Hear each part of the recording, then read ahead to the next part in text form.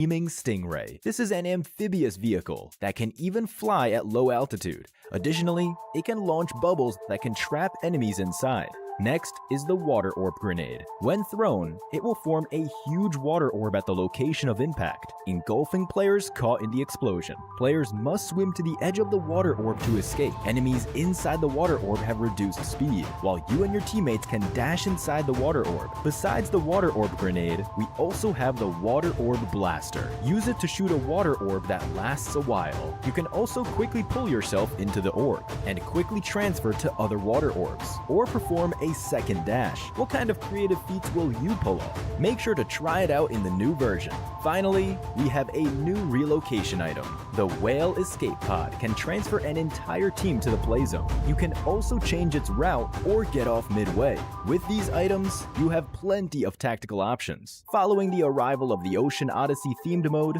World of Wonder has also been updated with related devices. The Environment Control device has new overcast and underwater weather. We have also added the Defensive Tower device, allowing for tower defense gameplay. Use the tower defense gameplay template and add defensive tower devices to build your own levels. Additionally, we've updated a bunch of other World of Wonder content. For more details, keep an eye out for World of Wonder update videos. That's it for this overview of the new content available in Ocean Odyssey. The secrets of the ocean await your exploration. Winner, winner, chicken dinner. See you next time.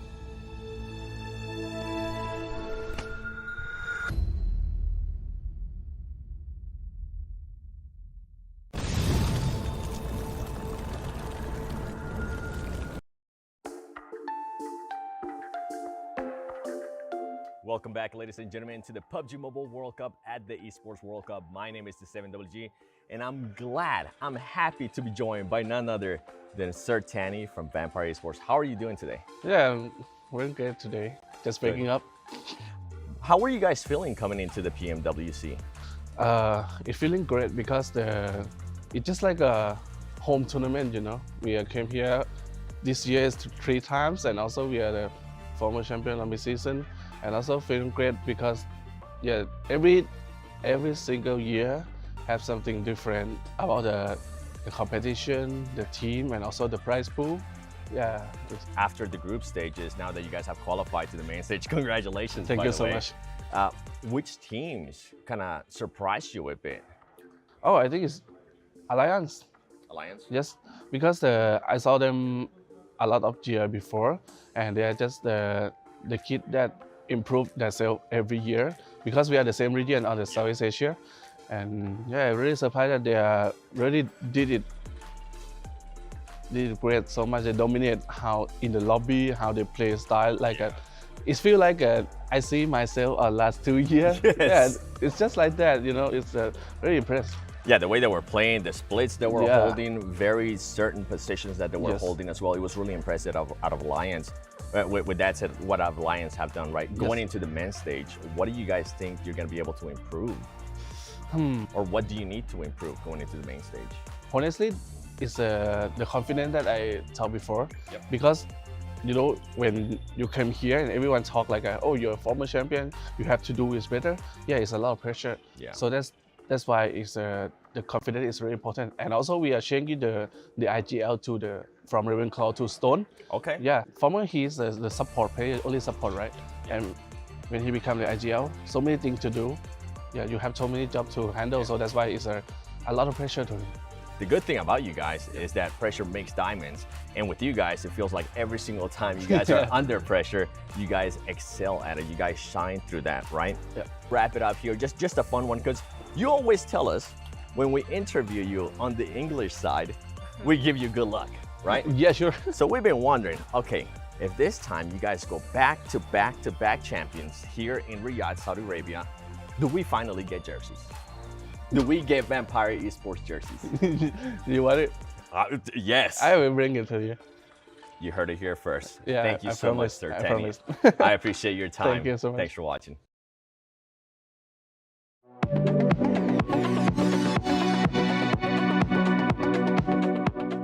Welcome back to the rankings. We're going to take a look back at what we did last time. We're going to look at the teams going into the finals, and we're going to be putting them in order. It went pretty well last time, right, guys? I think we may have failed slightly. I think we fumbled the bag, John. Yeah. It's a bit of a bag fumbling I think situation. it was mostly your fault, though. I accept the responsibility Yeah. for this fumble. But let's have a little rank, shall we? Let's have a little rank. I think Yeah. you should start. Okay, we're starting from the bottom. I think you should go first. What do you think? Twisted Minds, I think. 16th. I think I would take that back. I think... He regrets it. He's I do. I tell you what. panicking. What do you mean? No, I think Twisted Mind's a little bit higher than 16th. So maybe, are we ranking them from bottom to top? Is that what we're doing? Down to up. So we're going to have to, I will reserve Twisted Minds for a little bit later on because they did show some oomph over towards those stages. I think maybe we could start rejecting 16th. You What don't is want wrong with rejecting you 16th. today? I don't think that they're going to be able to make You're it out of to- control. You are out of control. I don't Pick like a good them. one. But do a good one. Do a good Jesus, pick. What, Come on. what are you going to be? You do one. No. All right, I'll give you one. I'd put, probably, in my opinion, DRX in 16th place. Okay. I think that they got fairly lucky. If you look back, because I did my research, 'cause Okay. after we had that horrific approach to our first rankings, To last I time. decided that I would go back. I'm going to put DRX in a 16th place. It could change. Okay. All right. Caveat. Jackie. Following on from that, this is when I would say actually Twisted Minds. As much as I bully John, and I think they did have a good survival state, I give them that. They came back massively. Yeah. Actually felt like they really fixed a lot of the issues they did have. Like Ratto Boy was playing sick, the splits were nice. Oh, and I right. think they could do better than this, which I know defeats the point of a ranking. Yeah. Power Esports. It's either Power Esports or Reject comes in next. No, wait. I've just spotted Talon on the list. I think Talon comes in next. I think Talon comes in next at 14th place. You think and so? I think that the other two I mentioned, Power and Reject, would be my 13 and 12. Vampire Esports, more likely to be in a 13th place position because Power, you're talking about them, but they had a big roster switch, right? You know, they decided that they would bring out one of the players, put back in Kante, and I think that's what they were playing with for the majority of their Super League, and it looked really good. And they felt like they just got back in the swing of things, and you know what, I like that dynamic a lot more. And once they were in that dynamic, they were killing it. Now this might be out of left field. You might be out of line. It might be. As a left fielder. I don't know, man. I'm feeling like for Miracle vibes are going to be towards the lower end. And I know I told you that's out of left field. That is out of line. That's the leftist I know I told you that's fields. out of left field. Yeah. But I really do feel like there's going to be some upsets. I think I can accept this will be a really, really risky out of line pick. You want this out of line This pick? is an out of line pick. That's Yeah. what I go for, John. It's definitely out of line, but you know what? So are we. So are we. So are we. Out of line right now. 4B, 12th place. Unhinged. I'm Yeah. putting DXavier next. It's difficult because a lot of these teams are really good. Yeah. That's the issue. So I think Yeah. that the rankings could really shift up. I do think for DXavier, maybe not here though. I would rather You think they're put, higher up? I'd rather put Alula X IHC. You're fighting for DXavier, not fighting for Full Miracle Vibes? I'd probably put Alula X IHC just because they're not playing with Alex and that really Okay. frustrates me. Yeah. I think he's such a great player and I think he was like one of the linchpins to their aggressive success last year. And the fact that they're not fielding him feels weird. So I feel like he didn't play badly with the team. Like he played very well to get through PMGC, take that title. So yeah, IHC, 11th place. Next up. Let's get to the main. I still want to put Reject in there. I mean, I said their name earlier. I think put them in at 10, potentially, at least to start with. There's always room for him to move up. Yeah, leave him at 10. Leave him at 10. I think that's actually kind of I think fair 10's this fair. time around. Yeah. I would actually no. I would put Reject to 9th. Okay. Reject to 9th, TJB in 10th. TJB. Yeah. Okay.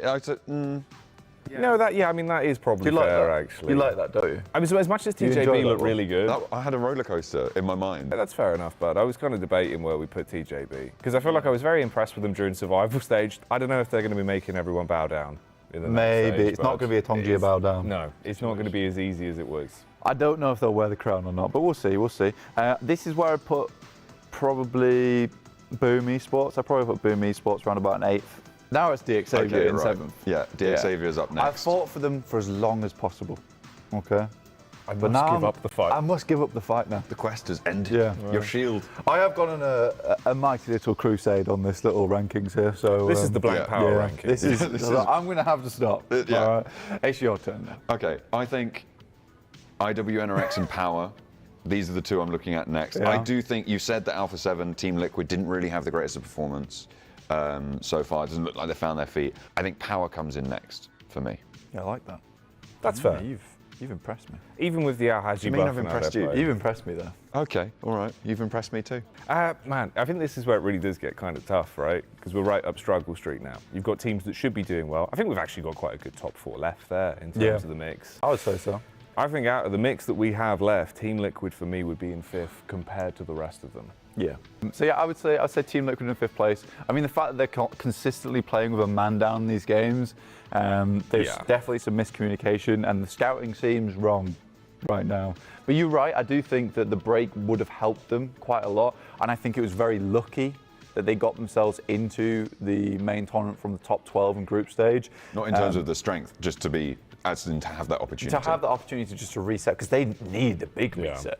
I think I would put, this is where I would start to put Alliance. You said you wanted them in 1st place earlier on. I think they're a sick team. I think that it's going to be really hard to carry that through against these other teams who have obviously picked up the pace, as was evidenced by IWNRX. Well, you say that, but I think Alliance played in the hardest group in the group stage. And they're going to be playing with most of them again in the finals. Exactly, and they absolutely demolished all of them. That's a good point. Yeah, so your argument does not stand, sir. Look, it's either Alliance or IWNRX in this spot for me. Okay. I would put Alliance. So you choose out of those two. For this spot? For the 4th place spot, IWNRX or Alliance? No, IWNRX is top 3. My name's blank and my rankings are correct. I would have said IWNRX. I think they had a really sick survival stage, but I don't know, bud. I feel like out of what we've got left, if Alpha 7 plays, they should. Yeah, I would have said IWNRX, John. I think so too. All right, okay. Now you can have your Tiamba. Put my Tiamba there, yeah. Put your Tiamba down. Yeah. Tiamba So now, man. you think Alliance first over Alpha 7? No, I think for the storyline, I would like Alliance to just pop up. All right, okay. Alliance up in first then. Yes. I'll be overruled happily. And Alpha 7 slotting in second, which I think is probably quite a maverick. I mean, storyline-wise, Alpha 7's always second, so... That's true. Yeah. They need to be second. Maybe this is how they come first. All right, so there's our rankings. Reject in first, as always. I'm going to be... In our hearts. In the sending it heart back of PUBG Mobile. to cooler minds. Hopefully, they'll prevail. And we'll see you guys on the show. The world was waiting for a champion. There were others like me. 1 billion PUBG Mobile players all hoping to be the one.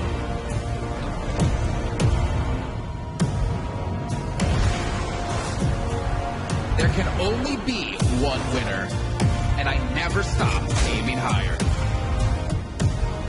Aiming to become a pro, the best in my country. Aiming to win a world championship and be the best in the region. Aiming to step on the world stage and bring home glory. We are all here for the original, the first, the best Battle Royale.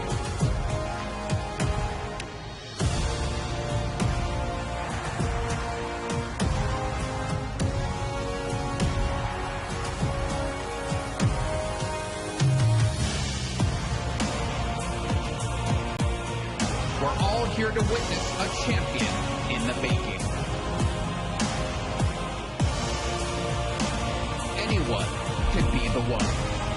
Now is the time to aim high and shine bright.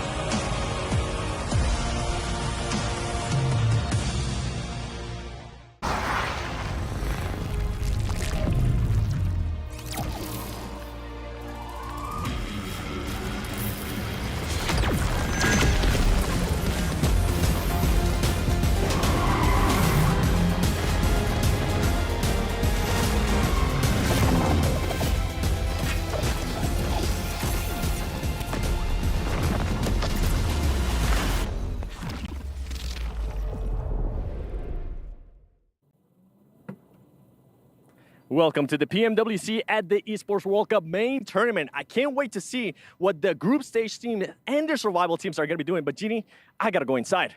Don't worry, I got you. Say less because we have so much competition over the next 3 days. $400,000 on the line for the first place on top of the trophy and an incredible title. So make sure you guys stick around to see which teams are going to be coming out on top.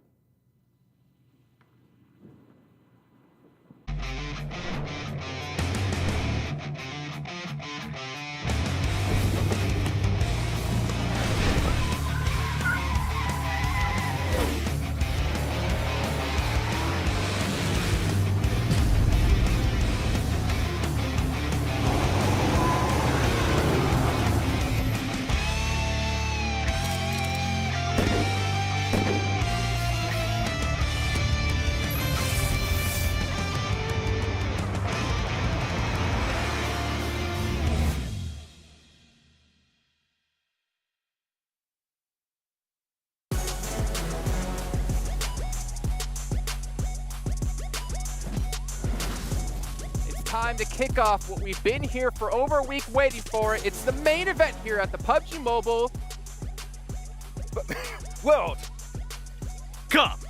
You can tell we practiced this hands down. I'm your host, Jason Kaplan. We got Maxman, Summer Rules Gaming, and Kolaris, the Bicep Master, which also is his birthday today. Oh, Congratulations and happy already. birthday, Kolaris. And what a wonderful way to spend your birthday watching some awesome PUBG Mobile action. That's right, I get to watch the very best go head-to-head to figure out who's going to be our PMWC champion here in the main event. I'm happy for it. Don't reference it anymore. Happy birthday? No! My birthday today. Wait a minute. It's birthday, Feliz Lawrence. cumpleaños.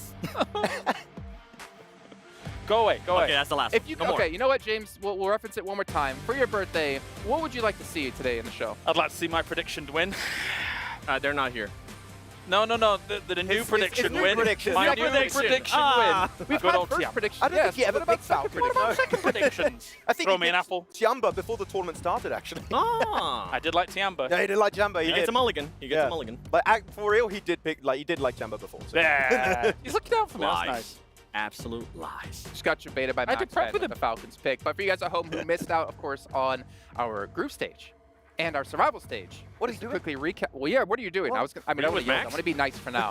I was sick. This is It's how a the whole great format's been segment, going guys. so far. You can see we have our 16 teams who have been able to make it through the group stage and survival, all competing now here today over the course of the next 3 days. And this is where things get extremely tough. This is where I'm actually really excited to see, because we have kind of weeded out. It's weird to say the weak teams, because honestly, we have such a stacked event here, but now it's truly the best of the best all going head-to-head for that $1.5 million. I don't know if we can call them weak teams, the ones that left already. It's Yeah, I do believe this has been Falcons. stacked. What are the weak teams? Like, what? Who would have ever Okay. expected that? Are we just gonna rip on Falcons? This doesn't have to be a whole bit, okay? We don't have to keep referencing it every 2 seconds, okay? Yes? Max They cursed got him. cursed a little bit. Dang, you cursed him. What do Just a you little mean? bit. Hey, Alpha 7's going to get second. Shut up. Hey, well, second's still a lot of money with $1.5 million here in this event. Not to mention the player awards as well, which we'll get to in a little bit of time here. But 400 grand for first place. That's a lot of money. That's a lot of potential Rolexes. And that's, as we said before, and I think, Colaris, you said this last year, even the first year, that's life-changing money. Yeah, no, for sure. And for all these teams that have fallen out of here, they're not going to get an opportunity at this. It's a bit bittersweet for them. Yes, they got a little bit of money under the board because of the survival stage and things like that, but you want to be here in the main event. And even for some of these teams, for some of them, even the money is not really that important. They just want to be the champion, that kind of competitive drive, Alpha that competitive edge. Well, yeah. The same thing. Alpha 7's like, yeah, we like the money, but we definitely don't want to be in second place again. Be the champion. Yes. I mean, they got to meet Neymar. They Maybe technically that's won. And I've heard that they're going to be, Alpha 7's going to be using a special jersey today. So Really? Yeah, we'll see though. We'll see. Second That's- place. Spoilers. Right. Alpha second. The Alpha new second, that team kinda works. Of Alpha 7. Well, obviously here at the PUBG Mobile World Cup, we are part of the ESPORTS World Cup, and we do have our club championship going on during this entire event. And of course, if you're not familiar with what it is, because to be fair, we haven't mentioned it all during the show, this will get you caught up to date with how teams can win $7 million. Such a... Introducing the Club Championship. Here's how it works. Each club will have the opportunity to field its rosters across multiple titles. The clubs finishing in the top 8 across each of the 21 titles will receive points based on their placement. For a chance to qualify for the Club Championship, a club needs to place in the top 8 in at least 2 competitions. For a chance to win, a club must finish first in at least 1 competition. Once the tournament has concluded, the top 16 clubs will take a share of the $20 million prize pool, with the first place team claiming the title of the first ever ESPORTS World Cup Club Champion, as well as receiving a staggering $7 million in prize money. $7 million for first place is insane. If I'm not mistaken, we do have the ability to check in with where our clubs currently do stand as well. And, well, maybe not able to get to the main event here, but Falcons have been able to get #1 somewhere, Max. Yep. Okay. 2 times. Well, call me off guard on that one. Hey, the Team Liquid, right? Oh. Hey, that looking at them in the initial start of this tournament, right, in the group stage, they have an opportunity to maybe not overtake Falcons. That's going to be really hard. Very okay? difficult, yeah. But at least closing that gap a little bit and remaining in second place, which is still a decent amount of money. I mean, for what was the equivalent of Club Championship last year, Team Liquid actually did very well. Yep. Actually, throughout all of that. But yeah, it will be hard for all these other teams to compete with Falcons, even though they're not going to get any points here. Elsewhere, I'm sure that they're going to be doing just fine. Don't worry, boys. We'll see Alpha 7 at the end of this tournament in that. Who have a partnership, Right, actually. Max? Yeah, definitely. They have a partnership with AG to Alpha 7. So. Well, for you all watching at home, I think one of my favorite parts of this event here is actually we do have these milestones, these record-breaking moments, and we have been keeping track over the last 2 years, going to now our 3rd year, to take a look at how teams and players individually can be earning a lot more money. We're going to get an idea of where our current records stand, and some of these are kind of intense. For instance, one of them that always going to stand out, Tony K, most eliminations in the finals, 53. I don't know if we're going to see someone break that, especially with how competitive this event is. Doc is going to do it with nades alone, Jason. That would be crazy. Nading out full teams with one grenade, but it is going to be tough, right, when you look at it, because like Top, I think, was a very heavy contender to go for that. Sure. Here this time around, so I mean, who's going to be able to beat that record set by Tony K? It is going to be hard. I think it'll be very difficult. I mean, Vampire across the board in mid-season has been able to dominate a lot of it. Total winner-winner chicken dinners, most in a day, for example, as well. Well, technically they're tied. Too. We got 4 in the event, 2 in a day. Yes. Just beat Vampire. Yeah. I mean, out of, let me count this. 1, 2, 3, 4, I want to see if 5, anybody 6, breaks 7. the longest Ilum. Out of the 8 milestones we have to break, you've got 2 meters wiggle room. 6 of them are owned by Vampire. I barely see him. So, I mean, the interesting thing about it as well, Jason, is that it will be difficult for people to break these records because as years go on in PUBG Mobile, the competition becomes more and more fierce. So in theory, the teams get closer and closer together and things get spread out even more. That being said, we've already seen potential challenges to people like Tony K, people like Vampire and their winner-winner chicken dinners. Yeah. So it could occur. It could. I do like how Schweppes also has got the most rescues last year. Yes. Like Tony K is always fighting, get knocked. I'm bringing you back on, boys, okay? I'm earning another 10K for us, boys. Let me keep doing personal this. medic of Tony K. I want to see if anybody will break the 24 Ilums for one match for a team. That is I feel like that's more doable than anybody breaking the record from Tony K, because 53 Ilums. I mean, QCC has been performing well, but as you guys are mentioning, like there's just so much good talent this year that is going to be really, really hard. I think beating the 2 winner-winner chicken dinners 4 days is the most achievable one. Yeah. Really? I was going to say top 3 finishes because Vampire have 10. Xavier had how many in PMSL SEA? Not here, though. Well, yeah, not here, though. Wow. So we are taking a look here at the teams participating. Of course, the survival stage did finish off 2 days ago where we saw IWNRX come out of nowhere, dominating the lobby. DRX also make it through, TJB, and of course Twisted Minds, which I think if we were to ask each other who is the dark horse of this event, me personally, Twisted Minds hands down, because they have shown to be such the best newcomer team of this year. Yeah, and now they can play at this stage against like the teams that were above them in their region for the longest time. You got your Team Liquid, you got your Alpha 7. This is their one time to claim glory and say we are one of the best teams in Brazil and we can compete with the best of our home region. So this is a really big opportunity for Twisted Minds that they might never have again. TJB. I feel like TJB might be the dark horse for me. Are you in the same boat? I was going to say the same thing. Yeah, I feel like the fragging is there. This team just needs to get down their early fights. That's the main issue, and then it's consistency too. I mean, they do end up fighting early. They usually end up losing them, but with the rotations that we saw out of them and with the fragging power that we know that they can have, they just need to narrow down those early fights. Dark horse, yes, TJB, but I still do think they're going to get trumped by the teams that I think should be the favorites. As you say, for TJB, some of their compound control into later games to be able to swing and play edge was very, very strong from, I would say, especially the survival stage. So we'll see if that can continue. That could be their key to victory. But again, you're going to need a little circle favor in order to be able to make that work. Yeah, well, you know what? One of my favorite things about being able to do these offline events again, because keep in mind, for like 2 years straight where we're doing online only, is seeing the reactions out of these players. We do have our Pepsi top reactions from the event so far, though I hope one of them's not top, because it's going to be a very sad reaction. Is he crying?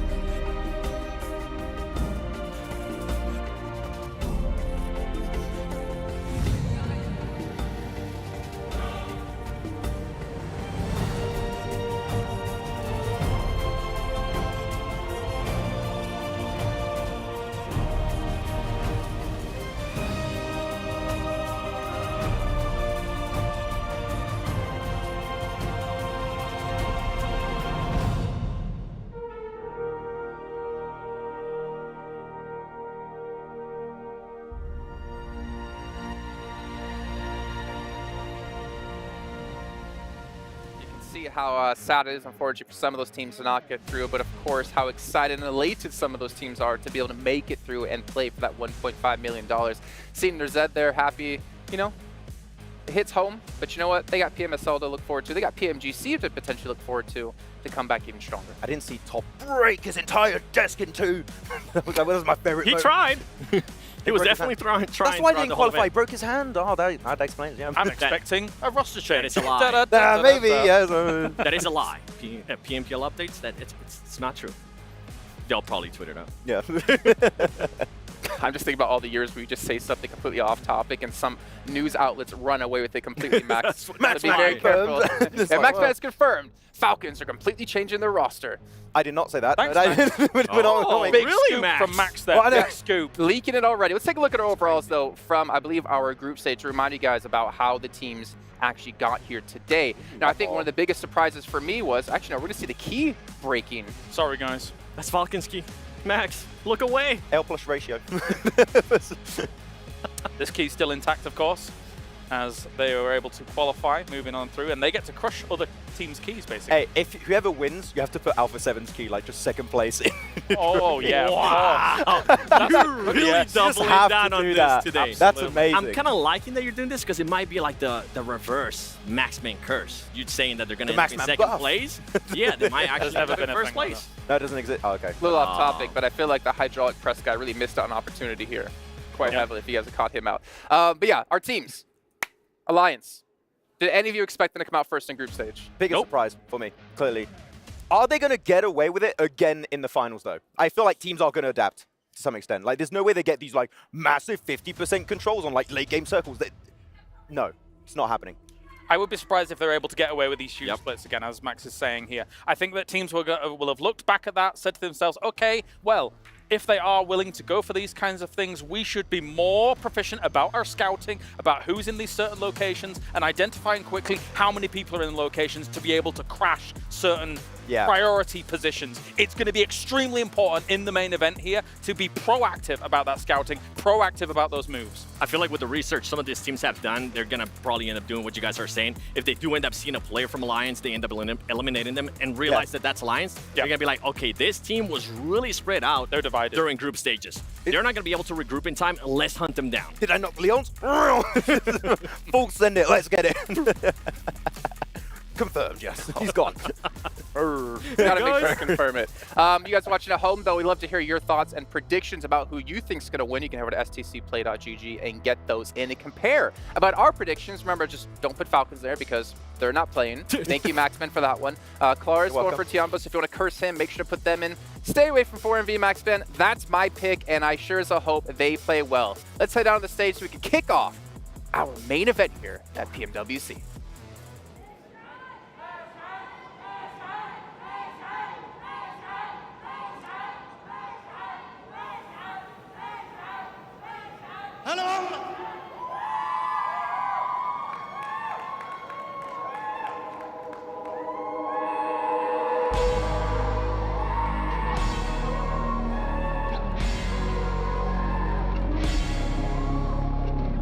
I've said a million things and I swear I didn't mean it. Maybe I'm scratching at the surface of some empathy. If I live 1,000 lives and each one I always die in, I guess my mind arrives that I stay right here right by your side.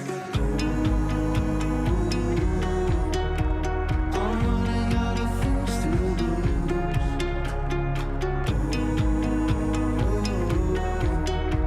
Don't wanna run away from you. I'm running out in the open. You've always been where I belong. This door will never be closing, taking me home with open arms. And nothing I can say, nothing I can take. You would always say it's all okay, baby. Running out in the open. You've always been where I belong.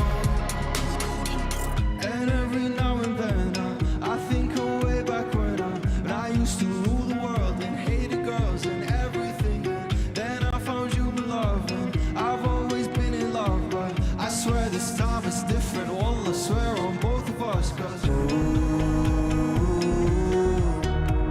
I'm running out of things to lose.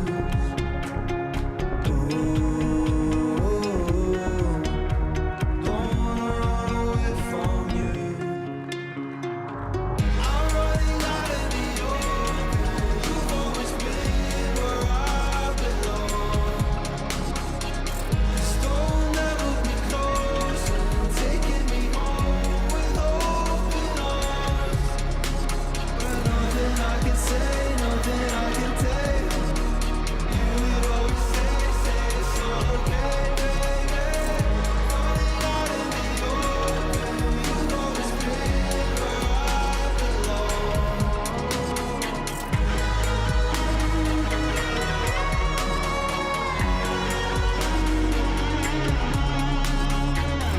on, baby, don't give up. It's part of growing up. Each day I'm someone different. Allah show me where to run. I'm running out in the open. You've always been where I belong. Store will never be closed. Taking me home with open arms. Nothing I can say, nothing I can take. You would always say it's all okay, baby. Running out in the open. You've always been where I belong.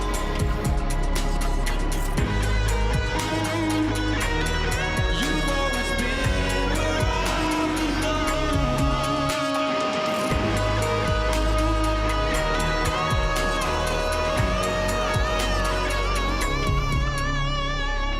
Shukran.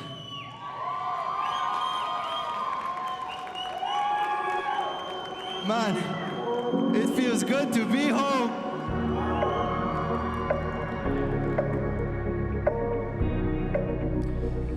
You know, as a Saudi artist, and this I'd like to say to the world, things are changing back home. Everything's changing. And I wonder, wonderful guy, I don't need you for nothing, won't please you for nothing. No. I wear my armor, a champion ignite. I don't need you for nothing, won't please you for nothing. Calling for a lighter judgment, tell me that you've done your best. Crushing all my favorite ice, I crush it on your cigarette. Calling for a thing more punching, give me all that you can get. Rushing all my sacred moments, rushing with my cigarette. Ain't I a wonderful guy? I don't need you for nothing, won't please you for nothing. No.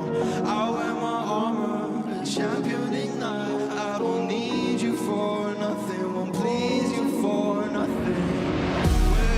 Wait, stand up. Know you bad, know you take me too young. Little puff ass, عشان. And the years go by, كل سنة. Wait, it's the time now. Wait, know you mine now. Got you in my hand, just wanna be your man. Ain't I a wonderful guy? I don't need you for nothing, won't please you for nothing. I wear my armor, a champion ignite. I don't need you for nothing, won't please you for nothing. Ain't I a wonderful guy? I don't need you for nothing, won't please you for nothing. I wear my armor, a champion ignite. I don't need you for nothing, won't please you for nothing.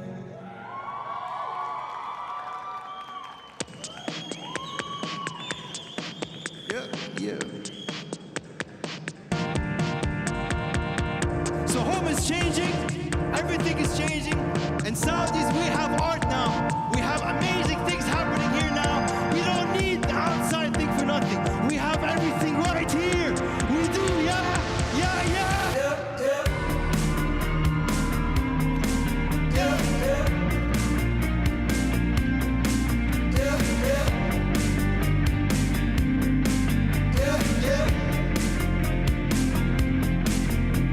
It's gonna hurt, diving in head first. Don't close your eyes. We're heading for a painful paradise. I wanna know, how deep does the deep go? Will the air chokes out, your stomach fills, it hurts sometimes, remember still. Feel it now, but feelings go. You'll be just right, it's rain and snow. Keep your head high like snow here, oh. The pain will go before you know.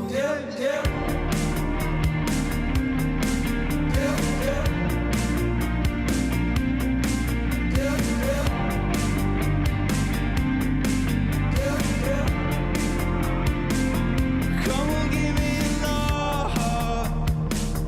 Oh, won't you show me how? Come and say I'm enough.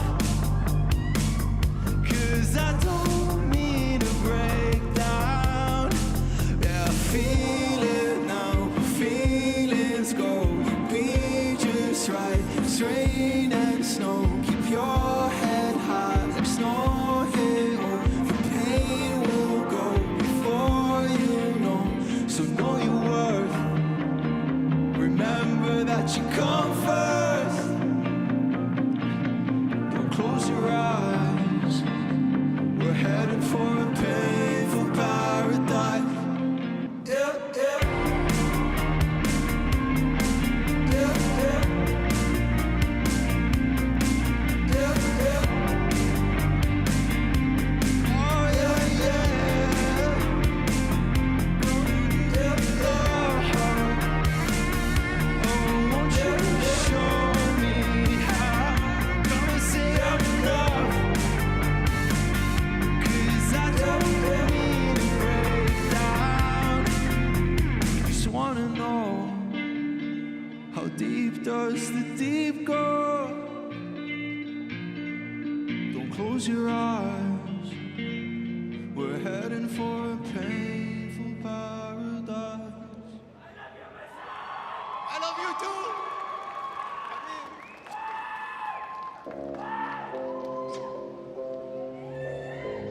Keep it up.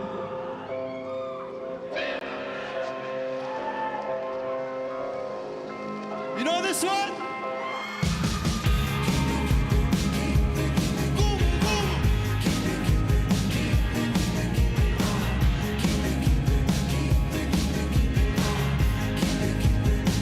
You always tell me you're fine when you're feeling down. I tell you telling a lie. I see it in your frown. So you don't have to speak.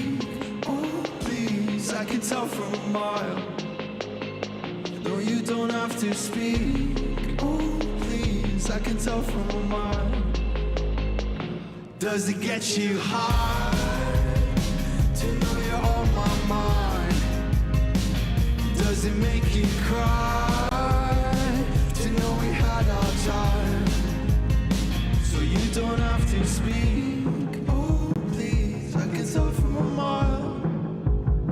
No, you don't have to speak. Oh, please, I can tell from a mile. Keep it up.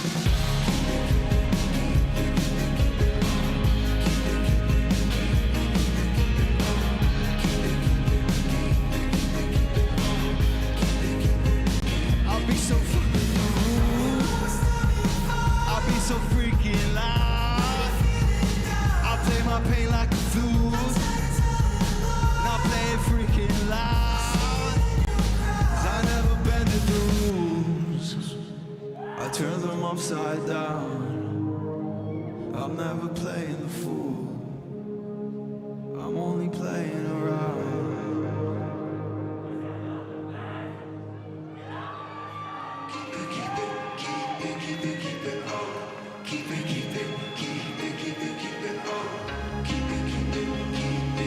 Sing it with me.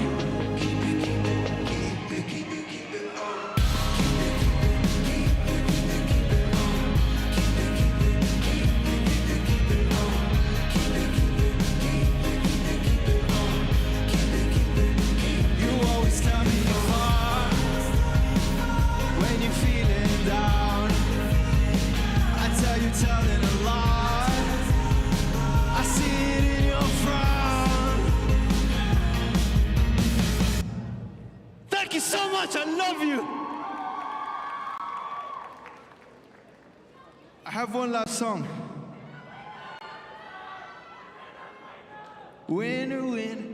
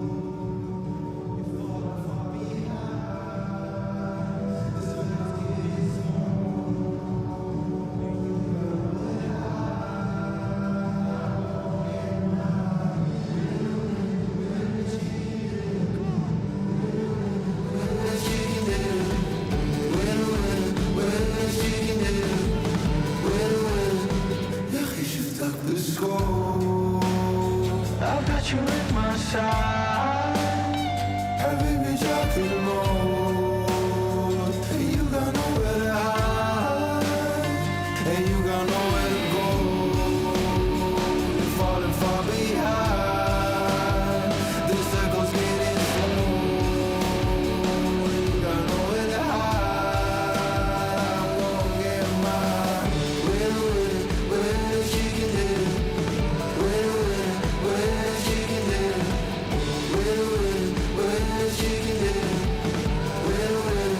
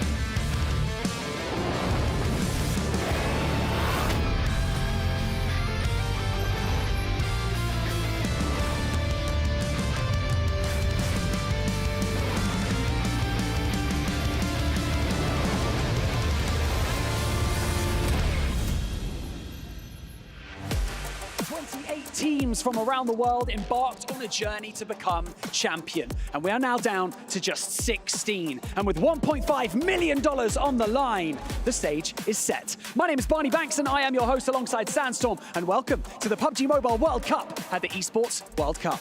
Yes, Barney, we have had the grueling group stage, the strenuous survival stage, and now it is finally time for the main tournament. 16 of the best teams in the world are ready to go toe-to-toe, face-to-face. 18 maps, 18 matches, and we will finally crown our champion.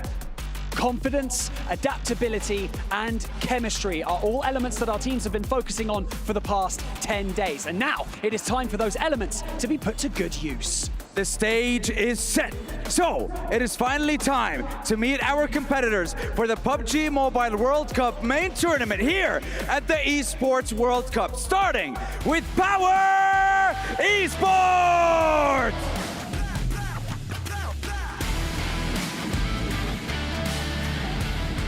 Talon Esports!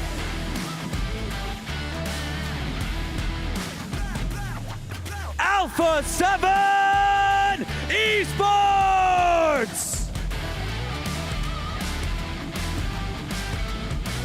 Alliance!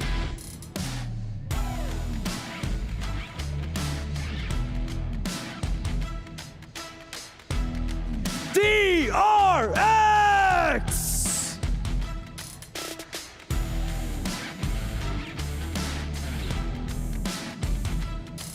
Tianba!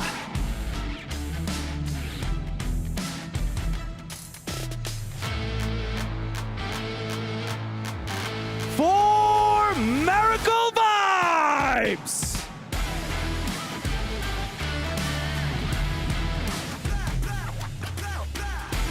D. Xavier!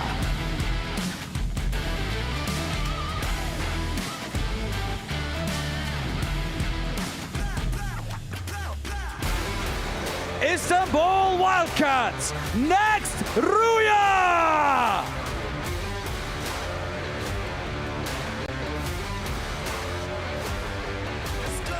Twisted Minds!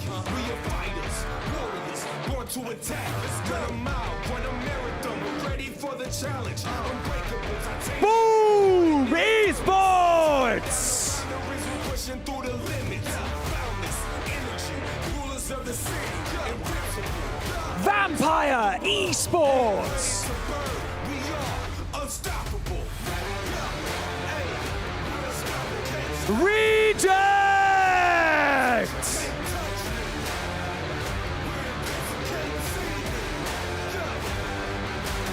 Starting up a riot, we are starting a fire. Shooting up a rocket, this one goes to the wire. TJB Esports! Riding up the shockwaves in the eye of the cyclone. We are vanguards, rebels, walking on the edge. We are renegades and surges taking over the world. Team Liquid! We are taking the crown. We are unstoppable.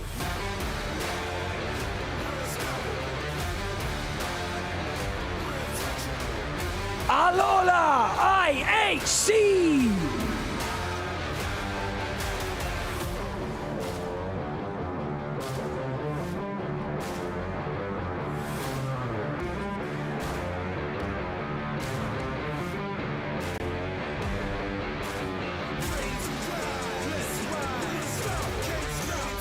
Whether you're watching at home or right here in the STC arena, this is going to be a showdown like you've never seen before. Every elimination, every placement point, and every decision matters.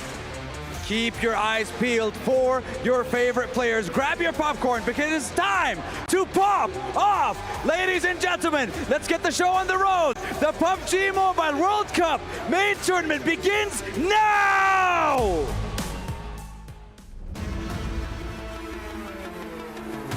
The group stage was just a lot of uncertainty. There was like, what, 5 or 6 teams that could have possibly made it into the top 4. There's so many good teams here at PMWC that we just didn't know which teams were actually going to be the ones that made it to the main stage. I mean, you had teams like Team Falcons. Falcons, Team Falcons. Them not making it just blew my mind, everybody's mind. As a matter of fact, I was talking to all the coaches before and they said they could not believe it, and I can't either. So it was just a lot of uncertainty.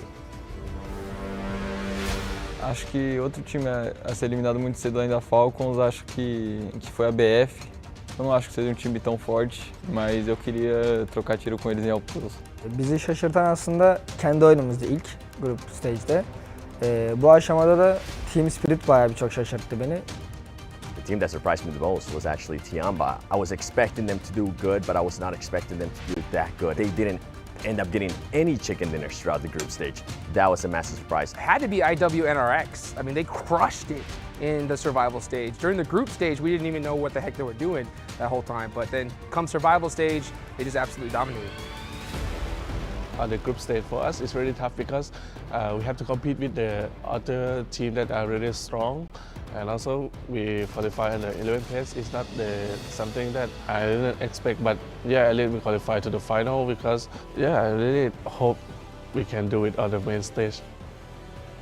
The survival stage and the finals are totally different levels of competition. So everybody needs to go back to the drawing board and change their strategies. Edge style play, I don't think it's gonna work at all because these teams are all insane. So find a central position and hope for the best. Acho que eles têm que ter medo da gente porque a gente é um time muito consistente, um time muito agressivo. Ben Türkiye'nin en yetenekli 3 oyuncusuyla oynadığımı düşünüyorum. Ve ben bu takımla PMGC'de dünya şampiyonu olmak istiyorum. The stakes are very high in this tournament. I mean, you have so many teams trying to fight for that championship, trying to be the first PMWC champion. You don't know if it's going to be Alpha 7, you don't know if it's going to be Team Liquid, or if it's going to be Al Ula IHC, a team that is a previous PMGC champion. On top of that, you have Alliance, you have Vampire Esports. There's just so many teams that can take the championship.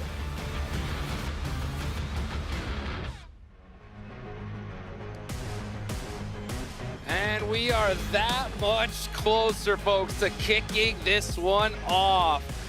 Oh boy, I'm Hot Jukes here with John Allen. 16 teams. You can see them all ready to go and get ready to drop into Sanhok in just a few moments. We are kicking it off here. There is not a lot of time for these teams to make their mark in Riyadh, but they are certainly going to be giving it their all. The first battle will commence on Sanhok, which tends to be a little bit chaotic. It was the demise of the Falcons and Team Spirit, that hot drop came on through, but that trophy's looking all the sweeter with those keys crumbling beneath it. Oh man, I mean, it's so crazy to see this whole key factor being introduced to us. I love it. You know, right. It is amazing. You can see these teams walking in with them, ready to go, and hopefully they'll remain intact at the end of this one right here, because we can only have one champion. Absolutely. Only one of those keys will not go down to the pneumatic press. That's right. It is going to be a race for that top spot. Big question, of course, is always whose keys are you going to take with you to put in your trophy? If the analyst desk is correct, you know, you always take Alpha 7s, no matter what, because obviously Alpha 7 can't win. They only ever get second. We'll have to wait and see, though, just what they're able to do here. Looks like our players are getting ready. Alpha 7, by the way, on their walkout, looking pretty fresh in their racing driver get-ups. I don't know what you call them, the jumpsuits? Well, they're ready to hit that accelerator here in just a few moments, and they're going to need to put that pedal to the metal, because this is a whole different lobby than we've seen before. And when it comes to Alpha 7 in particular, for those of you guys that don't know them, they are one of the big favorites coming all the way from Brazil in the Americas region, and they have that curse looming over them, the second place curse, John. So many times these guys have performed so well, but come just that short to actually putting that belt around their waist. So I was talking to their coach, I was talking to the players. They're looking to break that curse today, and it all starts right now. But the thing is with Alpha 7 is there is that choke factor, right? That is what has really, really held them back. Unquestionably, mechanically, strategically, this is a team that wins tournaments. Unfortunately, mentally, they have a little bit of a boom sometimes going on in those final days. We saw it back in Turkey at the end of last year. Are we going to see it here in Riyadh to once again deny them that opening, not only for their first win, chicken dinner, I suppose, of the tournament, but also for Brazil's first win at a global stage? And hopefully we can see it. I think they're by far the biggest favorite coming out of Brazil, but you also got Team Liquid in the mix. They did really well. They were actually our PMSL Americas champions. So, you know, they're coming in hot. And it was kind of funny as we were in the player lounge before this. I could just see all the players standing there nervous. I was talking to them and be like, hey, how you feel? Oh, I'm not nervous. I'm ready to go. And I asked, why would you say that? What are you talking about? I'm not nervous at all. I'm ready to win this one. Actually, I'm really calm, actually. And I'll tell you what, I asked each majority of the teams, right? Hey, what do you expect on your day one? And almost every single one of them told me, we're going to get at least 50 points today. Okay. Mathematically, though. I believe all of them. Yeah. All of them can do it. Actually, I don't know. How many points are earned on a... Okay, I'm going to have to figure this out later. Because you've given me I don't think there's enough enough points to go around. It for depends all how of them many to get points 50. you earn per match, right? That's right. That's what you're looking for. Because you've got 63 potential eliminations. I'd have to add up the placement points. Yeah, I don't think there's enough. There'd have to be like way over 100 points a map to be able to get 16 teams to get 50 points. So yeah, you're definitely lying. Pack in the fibbing, get to playing. Well, you know what? You got to have your hopes high, that's for sure, because that trophy is too gorgeous. You know, one of these teams is looking to put their hands on it and become the Esports World Cup champion here. The PUBG Mobile World Cup champions at the Esports World Cup here in Riyadh, Saudi Arabia. So, I got a chance to, hear some of the boys talking about some of their dark horse picks. As a matter of fact, when I talked, I heard Seven say, like TJB. Who do you think is your dark horse coming into this one? Dark horses, I think probably. Oh, this is okay. This is difficult. I don't think. Okay, let me start again. Okay. Vampire. I think they count as a dark horse, and I'll tell you for why. Okay. They haven't been playing to the best of their ability. They haven't had the best of years leading up to this either. They have come through on that special invite. And so therefore, I think that, in my estimation, I think they are a dark horse. We always see them somehow just randomly pull it out the bag here in Riyadh. That's what I'm hoping to see from this roster. Yeah, I think realistically, it would be very unexpected for that to happen, but I definitely believe in this roster. Okay, I believe in them too. I mean, talking to Sertani, he's excited, he's ready to go. We saw a quote there from Tony K say that, they didn't have the group stage performance that they were hoping for, but they're looking to kind of retain that title once again. And I actually got to talk to Twisted Minds. That's going to be my dark horse pick. Okay. They've been putting in quite a bit of work here, but guys, it is time. 16 teams, 64 players have traveled all over the world to the beautiful Riyadh, Saudi Arabia to attempt to become the first ever PUBG Mobile World Cup champions. And that path starts right now. And it starts with the Infinix GT20 Pro with dual gaming chipsets and 144Hz AMOLED screen. The GT20 Pro will equip teams with up to 120 FPS, which is also the first batch of supported devices, offering esports level performance and visually stunning experiences in the 2024 PMWC, a Western plane path to kick things off on Sanhok. It is going to cut around the side, maybe a little bit long to get towards Kampong and Langkawi and docks, but again, it's Sanhok. It's basically never impossible to get where you want to go. That's a fact. And right now, I'm always looking at the center of the map because, actually, wow. We're going to go ahead and mix it all up over there. You're in a hot 10. Talent Esports. We got a hot drop, folks, and it's between Power and Talent. And we have a 1v1 situation. Trade out. Let's see who's going to get the better of this one. This could mean one of your teammates getting eliminated. Actually, two of them getting eliminated. Oh, and Power comes in with the help right at the right time. Talon versus Power. I think, mentioning dark horses, I feel like Power might have that sort of strength to be able to take things down if it goes their way. But they're losing for Dan now, and they are down to just 3 players. All of them alive, but that's a cut across on the door frame. Yoru able to hold it down for Talon. Looks for another as well. Jumping across. The UMP will be able to pop the reload here. Push Kante into the corner. And with a Tommy gun, it's not enough. Power goes down early in Hatin. It is Talent to take them down, and they're going to push forwards with 3 players remaining. Unbelievable. So I think we were going to see Talent drop a little bit further south and kind of do some split looting in this situation, but instead they opted to hot drop against Power in Hatin. They win that fight, and that is going to be huge for them because now they're going to worry about split looting. They got 4 points off the rip, and Power is going to have to worry about them in the next couple Sanhoks we see the next few days. Early lead for Talon, 4 points on the cards already. Losing a player for it, though, potentially difficult to move through what is probably going to be quite a difficult set of rotations now. With the circle pushing up north, they're playing in Hatin. Currently, no one holds that northern bridge, which is potentially a position for Tiamba to regroup towards. They might try and go for a 2-2 split. There's that beautiful compound that sits just to the south of that north bridge, which I'm expecting Tiamba to at least think about taking to regroup in, but it's a bit more centered over towards Paradise Resort. Yeah, I mean, the zone is a perfect situation for them. Alula IHC are off on that island on the north left side of the map, so they're going to have to get going pretty quickly here. But one thing we didn't get a chance to talk about, right, is boot camp.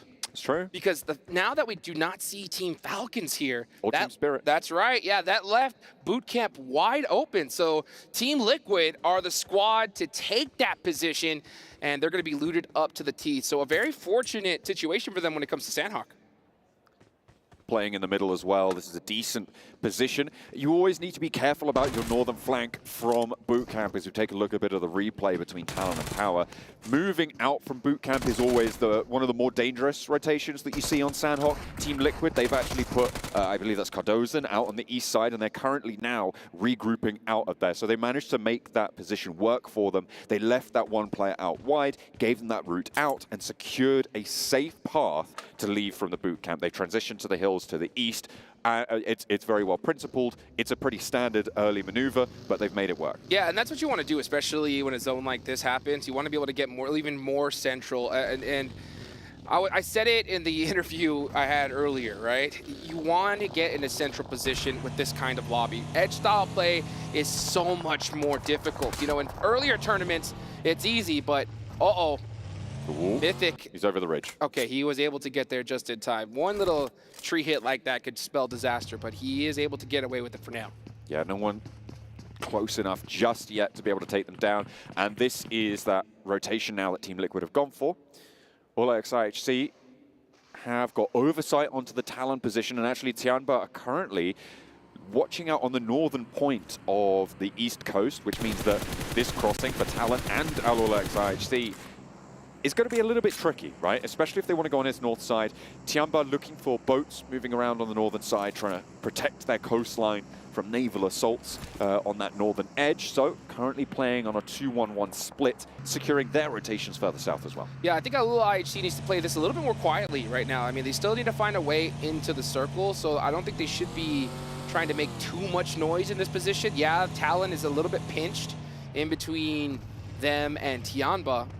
And you could already see some teams on the rotation. Looking at TJB, this is Seven's dark horse pick for the tournament, and they've done pretty well. So I think I'm not shocked to hear that that's going to be his pick for this one. I mean, they had a pretty decent time back in the group stages, finishing up in second, 106 points. I'm on the fence as to whether or not they are a dark horse, as to whether they would sort of count in that category. But I think that, you know, they may be not in the conversation of a lot of people talking about first place teams. But we have had to chuck most of those conversations out the windows, with Falcons going down, with Spirit going down, with some of the favorite teams not really picking up the pace in the group stages like Alpha 7. Yeah, and Alpha 7 in particular is definitely going to be a huge favorite for this one. And you can just see them on the move right now, moving just a little bit away from Bond, trying to find that solid position here. Almost every single squad is going to be in this spot.